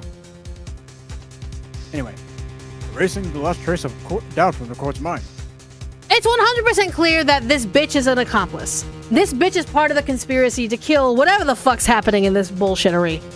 Like, it's 100% she's involved. But the thing is, it's like she's already dancing among this time that all three of these people, like, no, all two of the people that are here, the prosecution edgy boy and judge, obviously don't know how to read and don't know how to look at things. They're colorblind as shit. Immediately after the murder, the crime scene was washed with water. I'm sorry, Mr. Wright. I guess I couldn't help after. No, you actually did, because now we actually have the means to be able to defend. It's not your fault. I knew it. Phoenix! And it seems this is what your sister wanted anyway. Phoenix! Boot to the head. I'm sorry, Mia. And one for Jenny and the limb. Right? Wet or not. Don't be so quick to throw in the towel. Get yourself up off the asphalt. Take another good look. Don't give up. Not until the bitter end. This is the last piece of evidence. Very well. This time I'd like to declare a verdict for good. No! Objection! Thank you! Your Honor, wait. What is it with you people? Can't I hand down my verdicts in peace anymore? Can you not take fucking bribery food? No. Then I guess you have your answer. Whatever it is, can it wait? No! No, it can't. It will be too late. Look at this photograph. The last one submitted. This trial isn't over until we give each piece of evidence proper consideration. So, right. Are you saying there's a problem with this latest piece of evidence? Yes! Yeah, I think later. Yeah, there's a problem. We're wrong, I'm gonna go ahead with this. I suppose since we've come this far, we should give every claim a fair shake. Very well, Mr. Wright. Show the court the problem in this photograph. Motherfucker, wait! Also, what the hell is this? But also, like,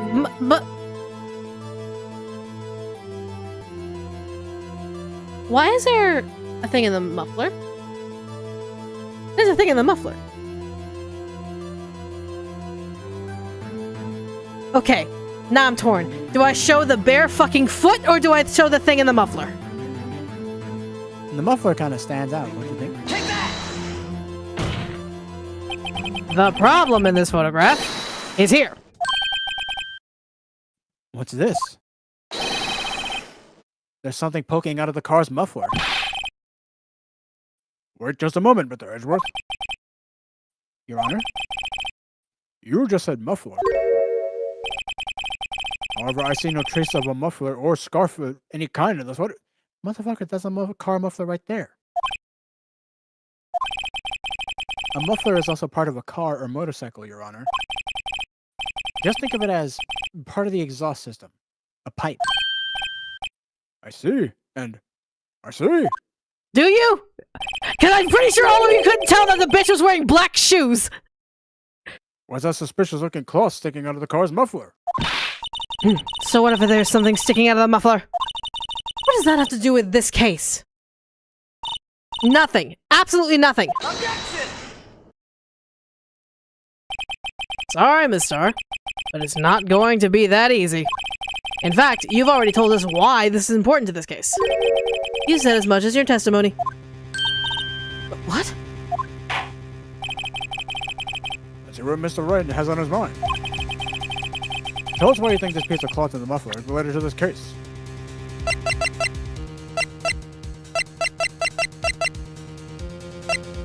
It would be the picture of her without her muffler. It's not? Nope.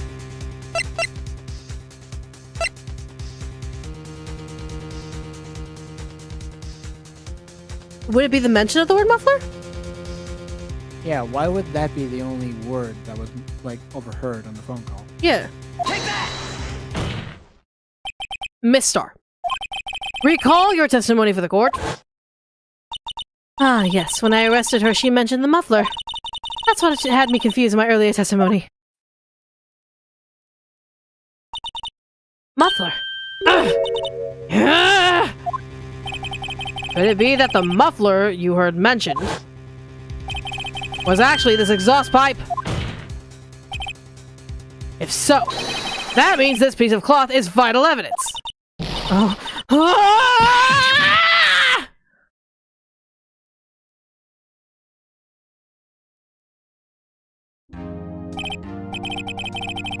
Well, it seems we will have to suspend the proceedings. Suspend? It's possibly black and white colorblind,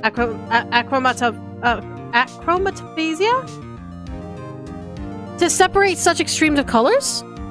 You learn something new every day if that is the true case. Then how would you be able to differentiate light and dark? That's my biggest question on that one. Regardless. I find myself wondering about that piece of cloth. If we leave any question unanswered here, we do a disservice to the law. Have the car of the crime scene inspected at once, and bring me that cloth. The verdict will wait until after we've seen all the evidence. Agreed? I suppose so. Ooh, that was close. But we made it. At least for now. This court will adjourn for a 30-minute recess. It's lunchtime after all. He's still hungry? Jesus Christ. Ah. Alright, do we go straight into another trial? Yep. As on the guide here, it says trial ladder. Okay. This is quite a fucking situation. Because everyone and their motherfucker is a dumbass. And everyone is just full of bullshit! So it's just like, Ugh. How do you deal with this dumbassery? Jesus. Well, at least on the bright side, looking at the guide, the trial ladder isn't as long as this former. So Okay. we won't be in here for too long. And I do appreciate the same. So, mind you guys, Ryan's only helping when I'm literally stuck against a wall. So me having to think on it, like, the things you hear come out of my mouth are the first things that I think of. If I do have to correct myself, it's because Brian looked at me like, you're being stupid. I'm like, okay, what am I missing? So yeah. And as Brian said, I don't know if Brian's been monitoring chat, who's monitoring chat, or whatever the case may be. Don't tell me the answers. Yeah, I've been keeping an eye on chat, and yeah, like, I know I have the guide and everything, but still, like, I'm only using the guide when I'm absolutely stuck. For example, like, for me, it's pretty fucking obvious that the shoes do not belong to Lana. And it's a matter of, I was told ahead of time with this game that you have to press them constantly in order to get to the issue where you want to go, rather than me having, a very powerful brain cell to be like, hey, this doesn't make sense. No, I have to make Phoenix get the witness to say it, rather than me, the player, try and answer it ahead of time. Because if Phoenix doesn't see it, then it's not a viable option to answer. It's the whole metagaming thing, really. Yeah, so basically, I'm smarter than Phoenix. But that doesn't necessarily mean that I can connect evidence the same way that he does. So my thoughts about the shoe were not about it being about with Goodman and all that stuff. It's the fact that that's not Lana's shoe. Because the entire time it was talking about how it was Lana's shoe and how she was walking around with, like, bloody footprints and all that stuff. But then all of a sudden it gets turned around. It's like, oh no, it's the victim's shoe. Like, okay, we got there, but we already knew that. We didn't have to go into this big humdo about it, about some sort of oil drum with water. So that's another case scenario. So the way my brain works is different from how this game works. And I'm still trying to get used to that, because you all know how I work. I try and get to the shortest route possible to get from point A to point B. So, that being the case, my reasoning and logic may not match up.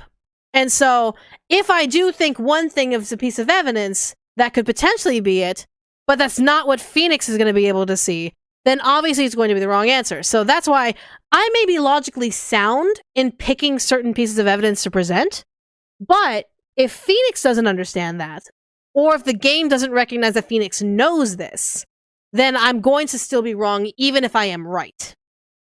So that's what I've kind of noticed about this game. I do know what's going on. I do understand what the hell is happening, but I'm thinking 3 steps ahead while Phoenix is literally tripping over sunlight. Does that make sense?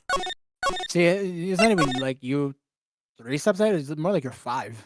So it's just like, yeah.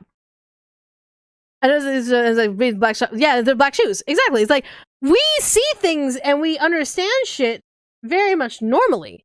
But Phoenix and everyone in this world is not necessarily as far ahead as we are. I mean, come on. We're just now getting to the idea of scientific evidence, into the idea that scientific evidence should be actually respected in congruence with cases in this game. The fact that Lana is pressing into the fact that, oh, we're going to have some major milestones in investigations, when for us, that's already been established, that we could easily find blueprints and footprints and fingerprints and blood prints and whatever the case may be. Maybe we live in a different spectrum of knowledge of how you can solve a case.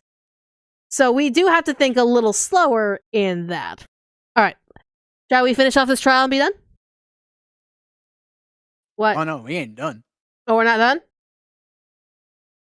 Because like I said, there's the trial ladder for not only just day 2, but also for day 3 and 4. Well, let's see how far we go. Let's go. Don't worry about it, sweetie.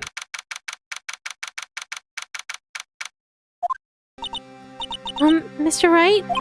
Huh? What? Are trials always like this with you? Like, Oh, honey, you have no idea. like you're swimming up the bottom of a lake, about to reach the surface? But no matter how hard you paddle, you never seem to get there? Pretty much. Except today, we're swimming in quicksand. So what happened to your sister, anyway? Apparently, she got called off to the judge's chambers. Probably something to do with that piece of cloth. So, this is where we turn this trial around, right? Our only weapon, a tiny, insignificant piece of cloth. Well, the question is, why was that cloth in the muffler? I'm the only one who's starting to feel tiny and insignificant, to tell the truth. Hello, Marshall. Hola, partner. Fucking California white boy. They say you show a red cloth to a bull, it'll file a temper. That's what they told me when I was young, at least. Officer Marshall! Thought I'd come and take a look, see how the trial's going. Looks like I'm late. They got the home range locked down tighter than a fort in enemy territory. That hard to slip out, huh? That hard What's to slip going out, on huh? over there anyway? What's going on over there anyway? Oh, my bad. I gotcha. All the police I've seen these last 2 days have really been on edge. Don't you got enough on your plate without worrying about other people, compadre? You could be worrying about the chief prosecutor's taste in mufflers, for example. Officer Marshall? The whole muffler thing didn't have anything to do with scarves. She wasn't even wearing a scarf. You don't say. Now don't that just beat all? I've seen the red breeze blow at her slender neck many a time. I saw it that day too. She was wearing a red muffler. What? At the award ceremony that afternoon. Ezra seen it too, I'd reckon. What does that mean?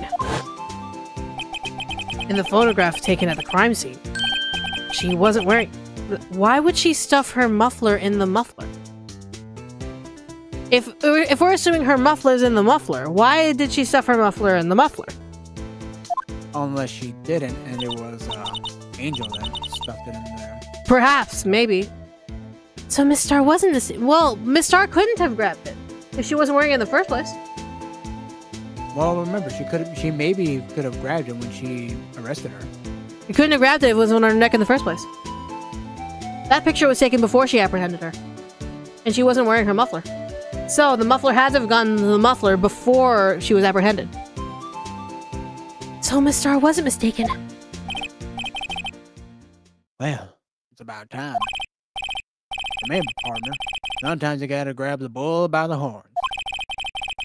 Sometimes you just gotta let that bull go where it will. Time will tell. She put her muffler in the muffler while eating a muffin.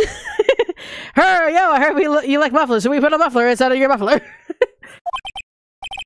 I have a bad feeling about this. So, what are we swinging now, Mr. Wright?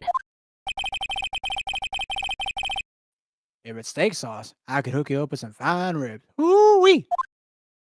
Sure, sir. We'll talk later.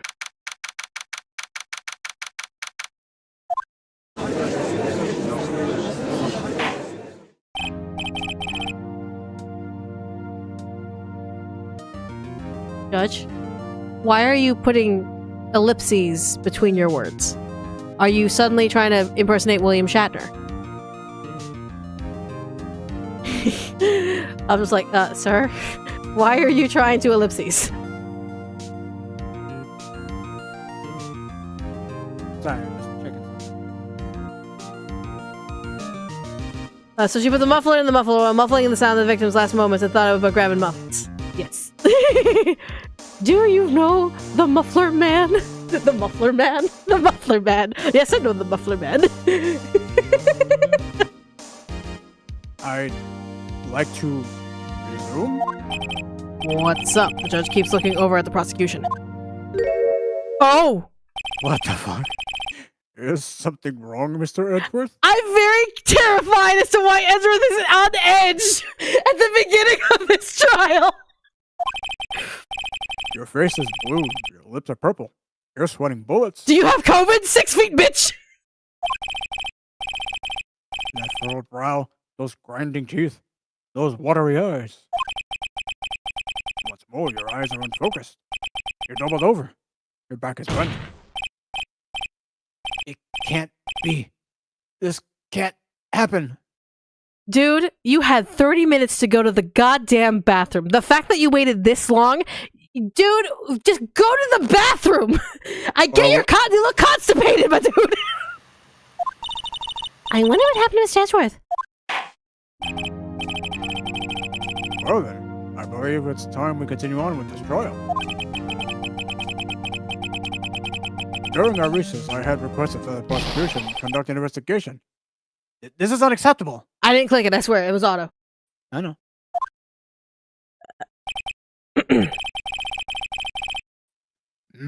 It seems our prosecutor is quite beside himself. I think it's Officer Meekins? Or it could, because it can't be Lunch Lady. It can't be Gumshoe. It could be Meekins. Or it could be Gumshoe. You know, it could be Gumshoe. Swing for Gumshoe. excuse me. Knock knock. Who's there? Oh. Huh. Who are you? What's with this guy? A strange, stuffy aura seems to be filling the courtroom. Well, obviously he's part of the police force, because all the police force is wearing that symbol. So, is he the chief of police?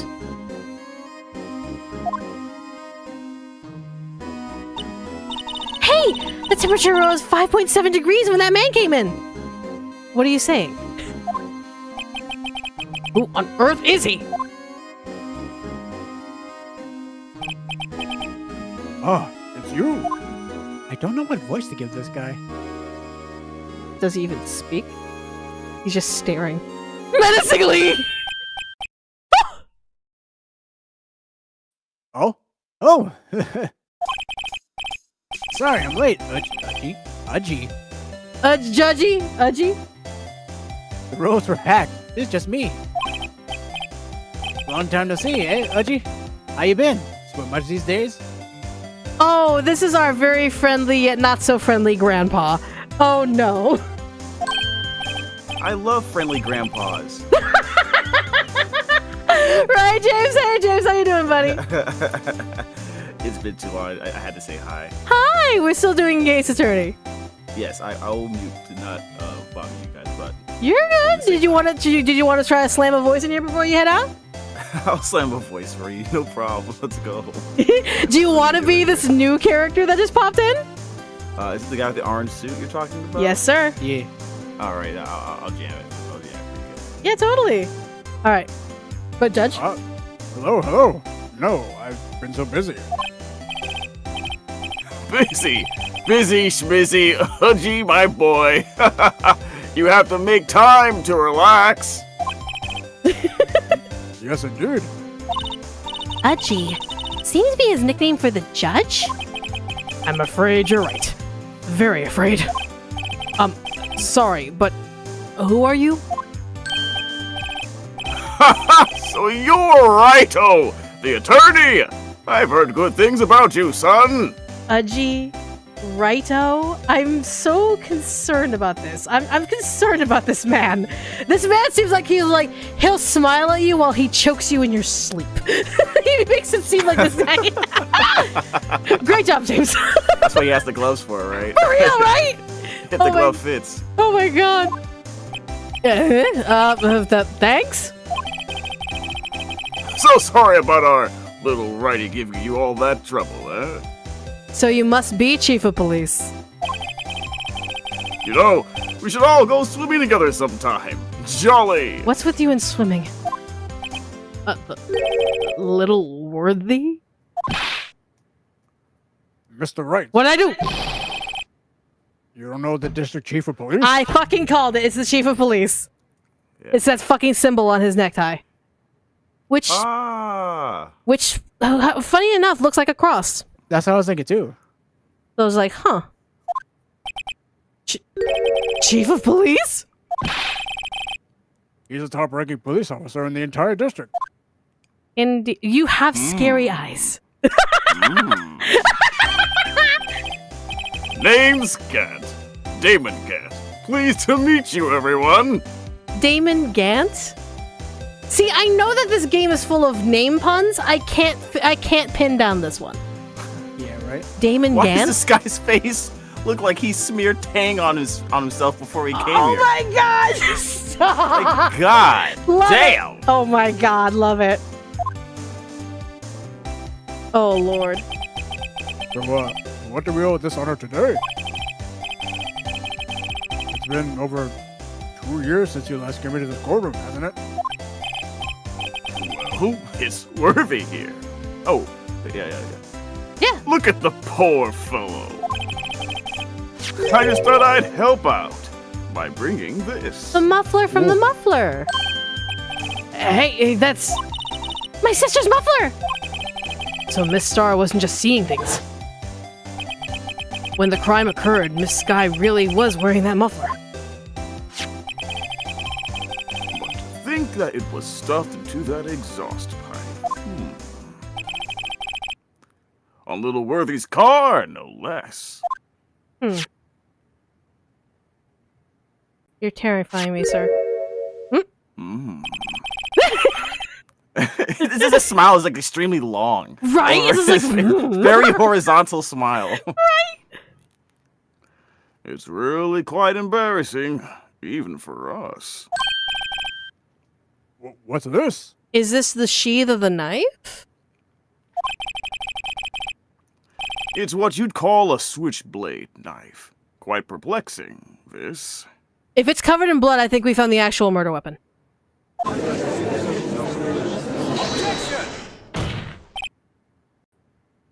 Chief, what kind of outfit are you running? Mr. Edgeworth, How could they miss such a vital piece of evidence? If your investigators are this lax, how do you expect us to do our job? Now, wait a minute, Worthy. I have no desire to hear your excuses. I'm telling you to wait. Or didn't you hear me? Oh. Have a look at this document, where it says person in charge of investigation. There's no mistaking that signature is there. Miles Edgeworth. Wait, what? Miles, you were supposed to investigate? That's not fair. On the day of the crime, I had... You had your head in the clouds because you got that award. I know how you feel. But you're the person in charge. I'll expect a written apology. What? Are you serious? Edgeworth, when were you supposed to be an investigator? Don't be too upset. We'll find a way to clean up this mess that you made. This is the first time I've seen Mr. Edgeworth at a loss for words. I'd be scared of that man too. Yeah, man. this kind of major blunder is unlike you, Mr. Edgeworth. Yeah. The court accepts this new evidence. But I'd like to ask the defense a favor first, What'd I do?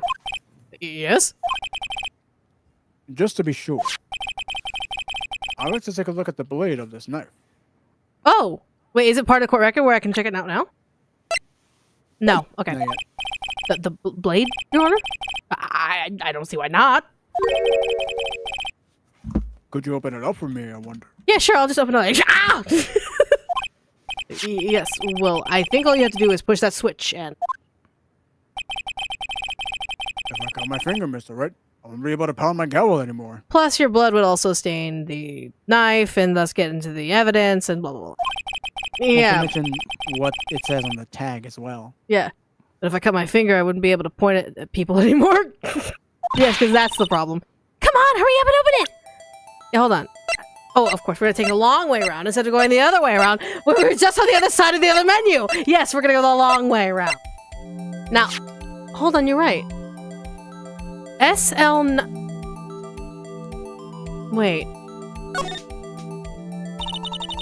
There's a small tag on this knife. It seems to say SL92.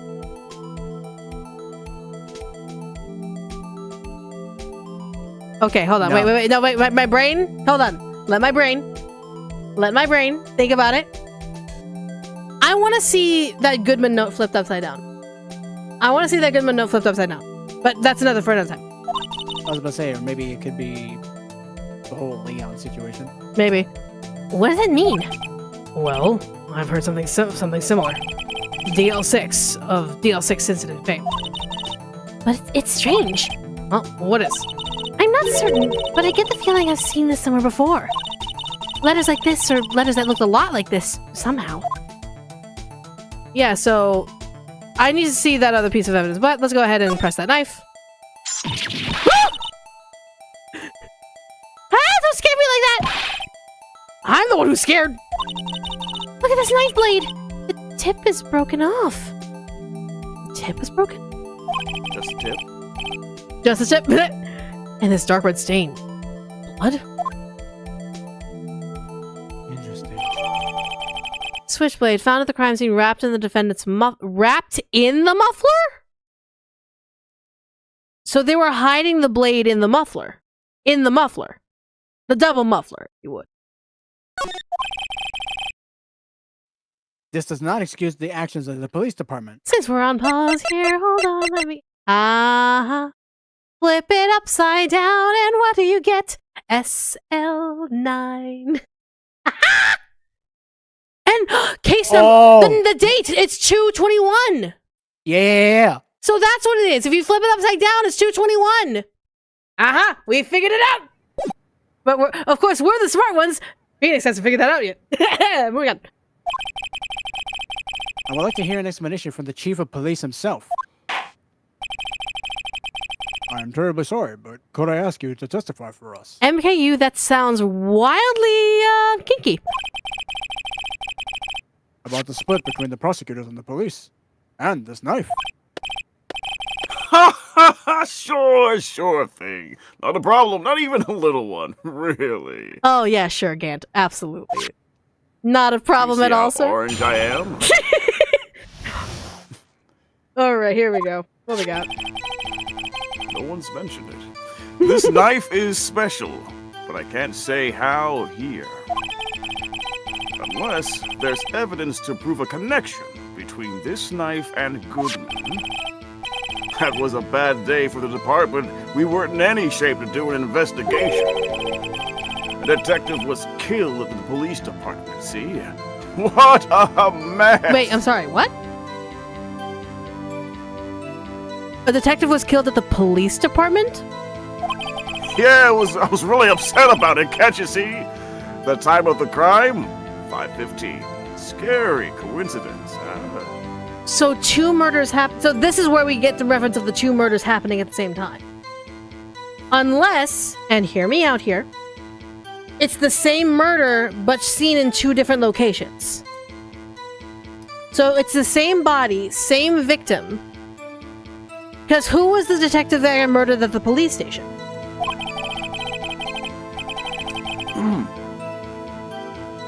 Sorry. It's all good. It's not officially linked to this here case, so I can't talk much about it. There was a murder at the police department? A detective? That's hush-hush information, OG. We haven't exactly announced it yet. Unless maybe there could be a second victim? Maybe. Wait a second. You said 5:15. That's the exact time that Detective Goodman was killed at the prosecutor's office.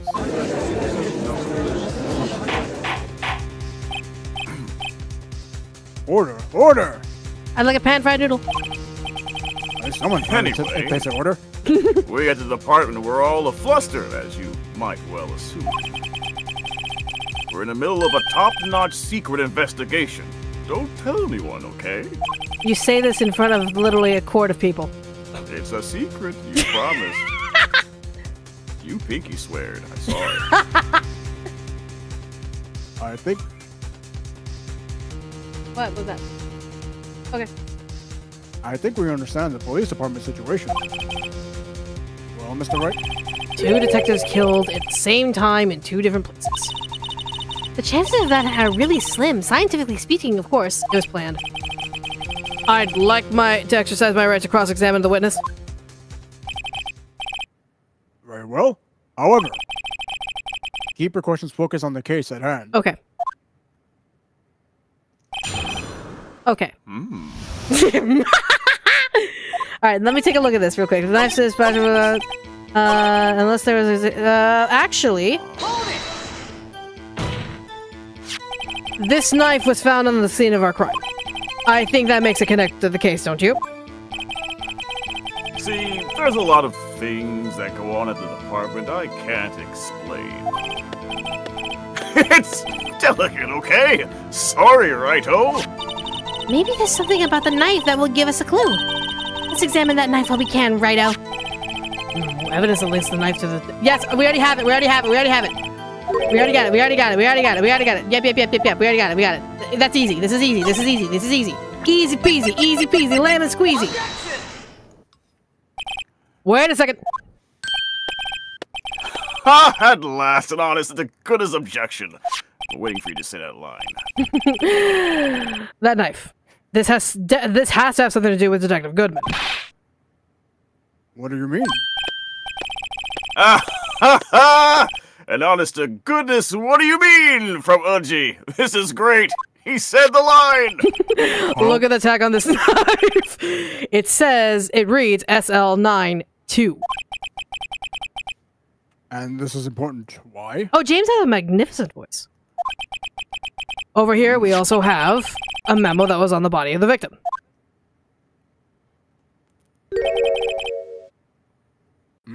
What's this? 6 minus 7s? 12? 2? Judge, allow me to flip it around for you. Your Honor. These are like grade school level. Right? It's upside down. Upside. Down, yes. The printed name on the memo makes it look like it's right side up. But turn it around and what do you get?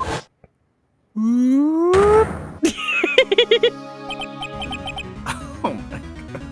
Aha! Whoever wrote this note was holding the paper upside down. Alright. That's the same thing that is written on the knife's tag. Order! Order! Well, Chief. Oh, shit, I guess the cat's out of the bag. You win, Righto. I win? What game is this guy playing? This knife was evidence in the case. It was stolen from the department's evidence room. That was a bad day for the department. We weren't in any shape to do an investigation. Okay, so this is just adding on to the testimony. Yeah, okay, cool. Yeah, I see. Actually, I'm gonna You can press it. It's just gonna add a little bit of like. I need to know context. So this knife was stolen. Yes, but on the day of the murder. So it's on the 21st. It was evidence, you said. Was it in fact a murder weapon? Nice. Good show, little worthy.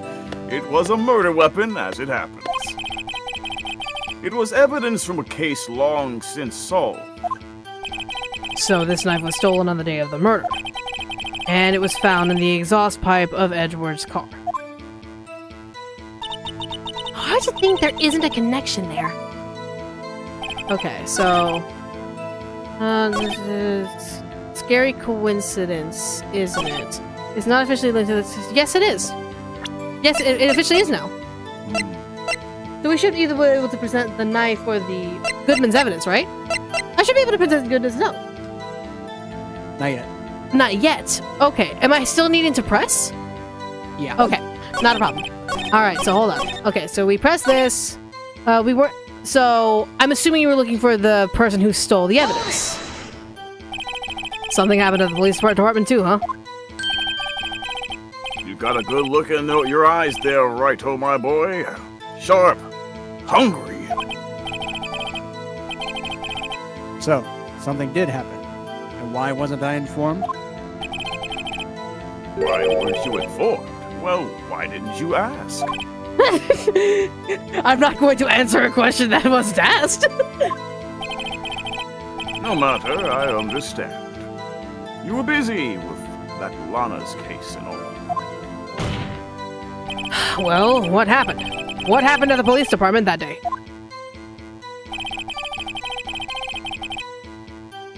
A detective was killed at the police department scene. Okay, who? I wish the text was orange. Yeah, right? On the same day the detective was killed in the prosecutor's parking lot, another detective was killed at the police department? That's a fact. Surprising, isn't it, NG? I'm at a loss for words. I just need to know the identity of the body. And the perpetrator. Do you have a suspect? Well, I know he's not orange. Well, there was a suspect. Just arrested him, in fact. Just arrested? That was quick. But there's still a lot of unanswered questions. Maybe you could help, Wright-o? I suppose I could help if you help me by giving me data on your case. Oh, good one. This kid's sharp. Okay, here's the deal. I'll tell you one thing and one thing only. I think the most identifiable thing that we could do is how he was killed.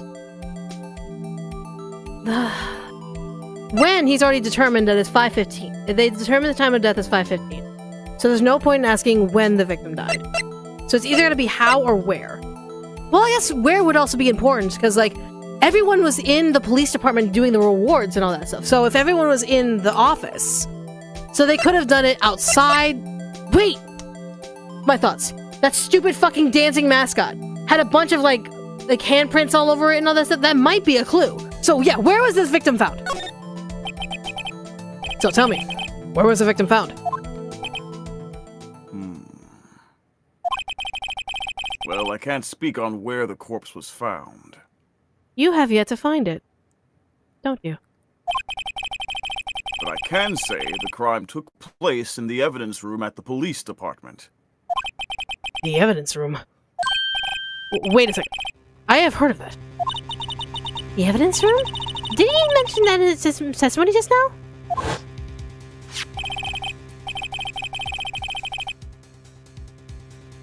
Yeah. There's the connection between the two cases.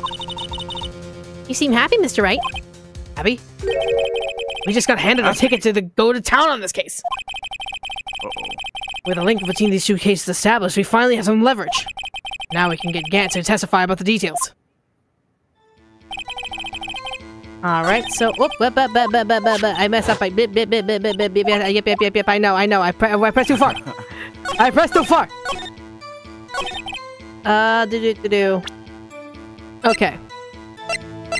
So, it's either I bring out the switchblade knife, or I bring out Goodman's note. Because it was clear that they're both mentioning the fact that this was found in the evidence room. Now, whether or not it was Goodman's note that led him to the evidence room, or the knife that was brought out of the evidence room, that's going to be the connection. My question is, which one? That's the thing. Because if we give Goodman's note, it is the case number and probably the date of the case to be taken out. While if we take the knife, it is the literal piece of evidence that was taken out from the evidence room. I could do both. If I get pinged, that is what it is. My gut is telling me the note. Do you want to swing or not? I'll swing. Nope, I was wrong. Yep. Okay, I was wrong. That's fine. Not a problem. Not a problem. Okay, so it was the knife. Okay. Nope. It's not the knife? You gotta press the last statement. Okay.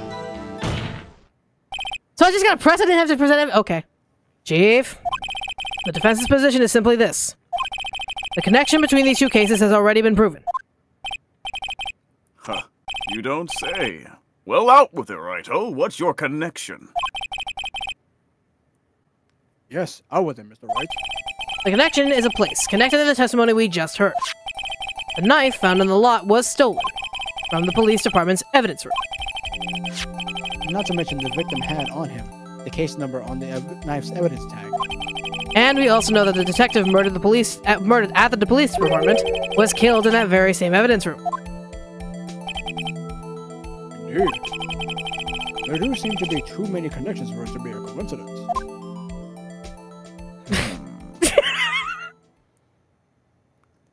This man terrifies me. You two make a good pair. I ship it. It took my men 2 days to find out what you two deduced right here. Oh my god. Because they're fucking stupid. No wonder they only get paid $20 as a raise bonus. What? Oh, God. Chief, I request that you release your information on the victim at the police department. Bitch, you don't tell me what to do. I mean, that's the tricky part. It hasn't been announced yet, and all. My question is there an actual body? Oh, that's a good one. Can we get the information unofficially? Unofficially. Sure, why not? It's unofficial after all. What? Really? Who would have guessed? Okay, let's hear it. Okay, we're gonna I'll press it. cooperate, but I can't reveal the name of the victim at the department, okay? His name is... I'm willing to bet it's Goodman. I'm willing to bet it's Goodman. If you're going to tell us a little, why not tell us everything? Well, case information is just a case of stuff. You'll have to do everything properly. Oh, well, I guess I might as well try to get what I can out of him. Oh, ID number, please. Okay, how about you tell me the victim's ID number?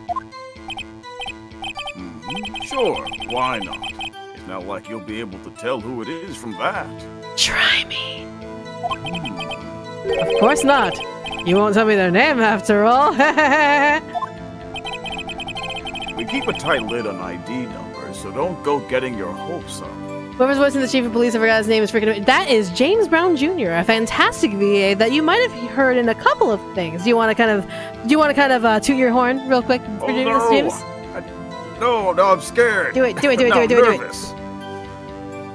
I voiced in Yu-Gi-Oh! 7s as Roa Cassidy. And another show that's going to be on Cartoon Network if it isn't on there already, called Hero Inside. Make sure to check it out. Yeah, he's a pretty cool dude.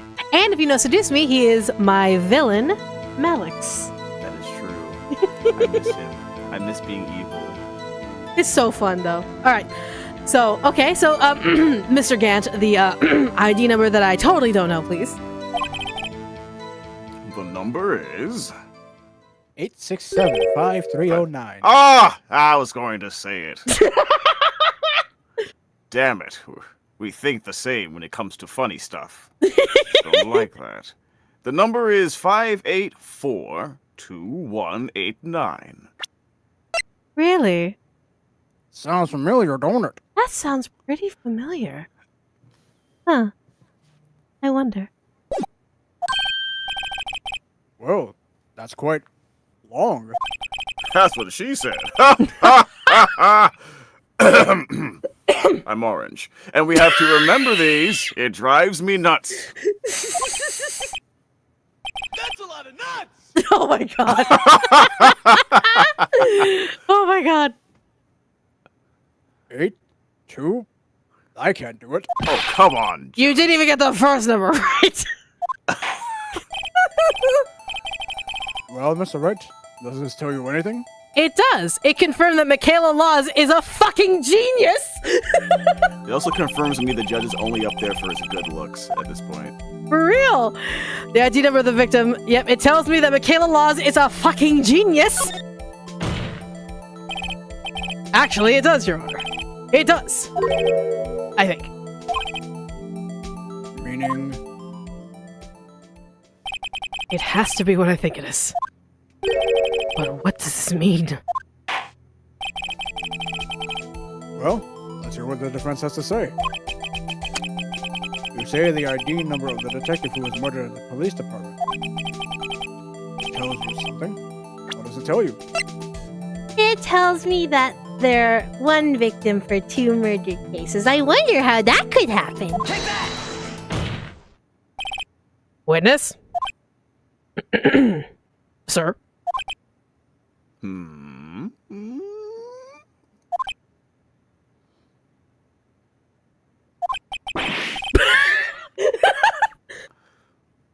What is it, Mr. Wright? You're grinning like a schoolgirl on prom night. Well, I'm just about to ask the chief out to under the bleachers. No, it's just I got confused. And this is news. Damn! Huh? Huh? Just come out with both guns blazing, like you always do. The police department, prosecutor's office. 2 places, 2 detectives murdered at one time. No. 2 places, 1 detective murdered. Actually, I happen to have a police ID number here. Whoa. Is it yours? Do I look like I work at the police department? No, Your Honor. I'm a defense attorney. Remember, I'm literally wearing the badge. Huh? This is the ID number of your victim. Of our victim, Detective Goodman. Ha! Shame on you, Wright! Oh, personal IDs are top secret. Detective Goodman's ID number is 5842189.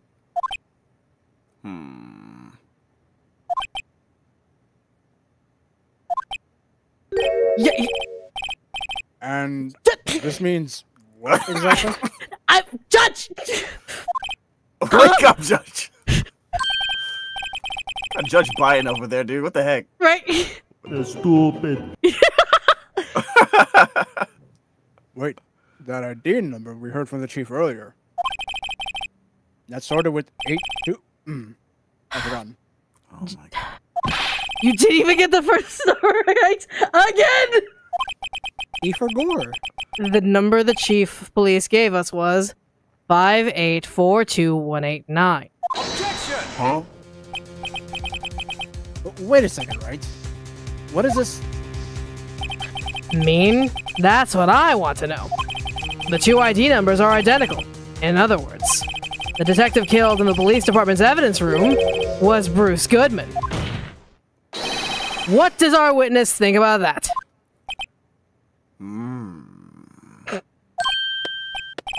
Ho ho ho ho ho ho! Sharp as a tack, Righto! Sharp as a tack! Wait, our Detective Goodman is our victim. He was killed at 5:15 in the underground parking lot. Yet Detective Bruce Goodman was also killed at the police department, in the evidence room, at the exact same time. That's impossible. So what we're saying is, the same person was killed at the same time? In 2 very separate locations that literally takes 30 minutes to get to each way. And in a completely different location?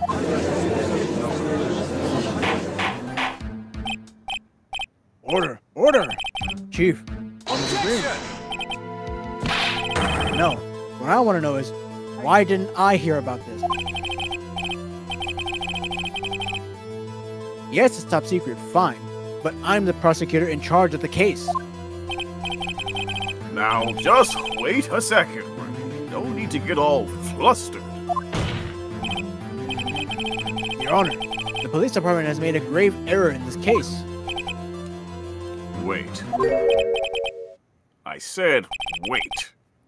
Or didn't you hear me? This man is scaring the shit out of me. What? How? I'm so orange. It's a friendly color. Very, very friendly, sure. Okay, yeah, orange. The oversight. The grave error. Mr. Edgeworth, they're yours.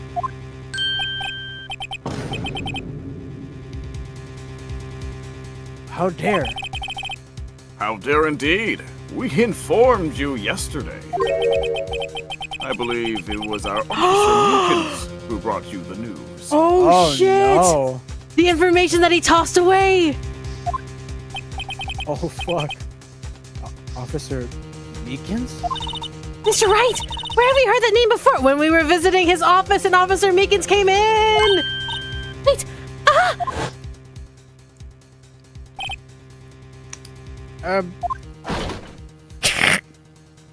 Oh God.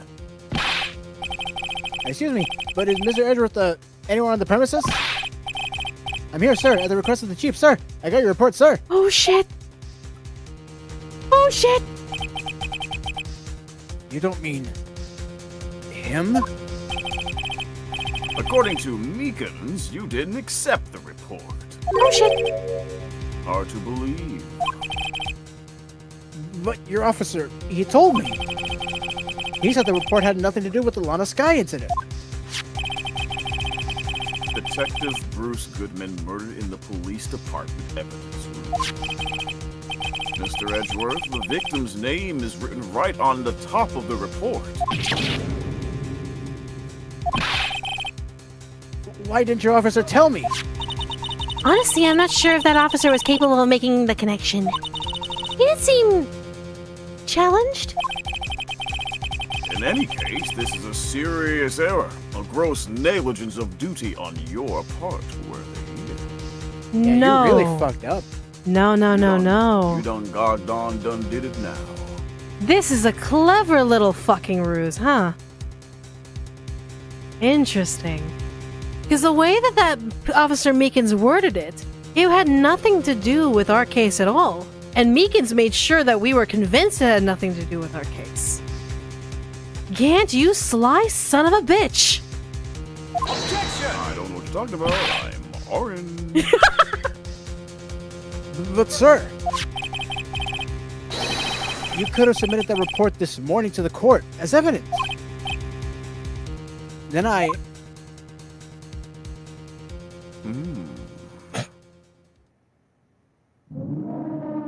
Jesus Christ! No such luck this time, Worthy. Or should I say, unworthy. What? Now, what was the second rule of evidence law? Well, Mr. Wright, Huh? Oh, well, it's, Rule 2. Unregistered evidence presented must be relevant to the case on trial. And how is this rule relevant? Normally, you submit a list of evidence to be used in court before the trial. This report wasn't on that list. was the shoe that we found before on the list? Right, or like anything else fucking Angel kept bringing up in the middle of the trial? So, what does this mean? I couldn't submit this evidence until a connection was proven in court. And Edgeworth was supposed to be able to make the connection if he was able to listen between the lines of Officer Meekins' description. Officer Meekins slyly changed his words so that it made sure that Edgeworth wouldn't see the officer report. Either Meekins was involved or Meekins just is dumb as shit. But Edgeworth was supposed to make... Meekins being dumb. Yeah, Edgeworth was supposed to get this on the list. But without Edgeworth's approval, it was never gonna get on the list. Interesting. Ant is a sly motherfucker! The connection was just proven by Wright over here. Good job, Wright, my boy. Wait a minute. It just sounds like the Link, my boy. Link, my boy! I was just doing my job. No. No! No! Meekins 100% is a pawn. But whether or not he's a willing pawn is another story. Yeah. It seems we have come to the end of this trial. I know you're going through a tough time, Worthy. But with all those rumors, you were even in the defendant's chair just this past December. I apologize for this terrible lack of due diligence on my part. But Mr. Edgeworth, please, just give me one day. I'll get to the bottom of what happened. If it's the last thing I do. You'd better get results this time. Really. You have my profound apologies, sir. or Mr. Edgeworth. don't think there's ever been an error this serious in the history of this court. Can someone explain how Orange Man is scary? He's annoying. He is scary because one, when he entered the room, it's not about how like friendly his laugh is. It's about the fact that tension rose in this room. Because everyone except Phoenix knew exactly who this man was. And if the room gets tense when a man enters the room, that means he has power. So the amount of power is equivalent to how much power he has in control of this room. Mind you, he's being very friendly with the judge. He is 100% looking down his nose at Edgeworth. And he's laughing with Phoenix. Now, mind you, this entire case has been about how detectives and investigators are against prosecution. Right now, Edgeworth and the chief of prosecution are both getting grilled hard by the police force. This man is scary, and I'm willing to bet he's absolutely a part of this murder mystery. Whether or not he orchestrated it himself, did the murder himself, or organized it to where no matter what the situation was, it was going to be the police department stacking the deck against the prosecution. I would not be surprised if like he was the one that orchestrated all this. So yeah, this man is scary. He's terrifying. I will grant one further day as the prosecution has requested. Will that be sufficient, Mr. Edgeworth? Yes, Your Honor. Thank you. Whatever your punishment for this is, for your sake, I hope it's not decisive. Very well. Court is adjourned. Jesus. No, that is holy in this. That man scares me. Would you say that that big orange man could beat you to a pulp? Yep. Ah. Oh, that's funny. That you're a funny man. Oh my god. Yeah, the fact that he's doing it with such a friendly face, that is, like I mentioned when he first entered in, he looks like a man who would smile while choking you in your sleep. So that's the kind of vibe I'm getting off of him, especially since he is 100% in a public court, not only giving unofficial notes about what's going on. When he is the chief of police, he should know fucking better. 2, using this to kind of step on Edgeworth, using Phoenix for a small mistake that might have been orchestrated by him to begin with. It's a show of power. This is a show that both the chief of prosecution as well as Edgeworth are on a shit list right now. And also, yeah, he's fucking Jack. Yeah, man. Looks like a Street Fighter character, man. Like For real! He looks like a Street Fighter character. All right. I wonder if the same company made this game. Right? I'm hungry. What about you, Brian? Yeah, I'm getting hungry myself. All right, do we want to continue this next week? Yeah, that sounds good. We can call it here because there's still quite a lot of investigating and trials to go through. So we'll go ahead and make this is probably going to take next week and then the week after. How hungry? Pretty hungry. But thanks, James, for joining us.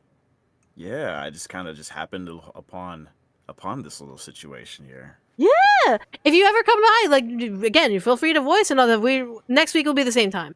So around 3 p.m. Central Time, and then we'll just go until we feel hungry. And Okay, yeah. Just give me a little ring if you want me to drop by for the Orange Man. yeah. Yeah, no problem. All right. So tomorrow again is going to be Lethal Company with a bunch of cool beans. And then next week we'll be able to figure out. Well, obviously we're going to have game dev.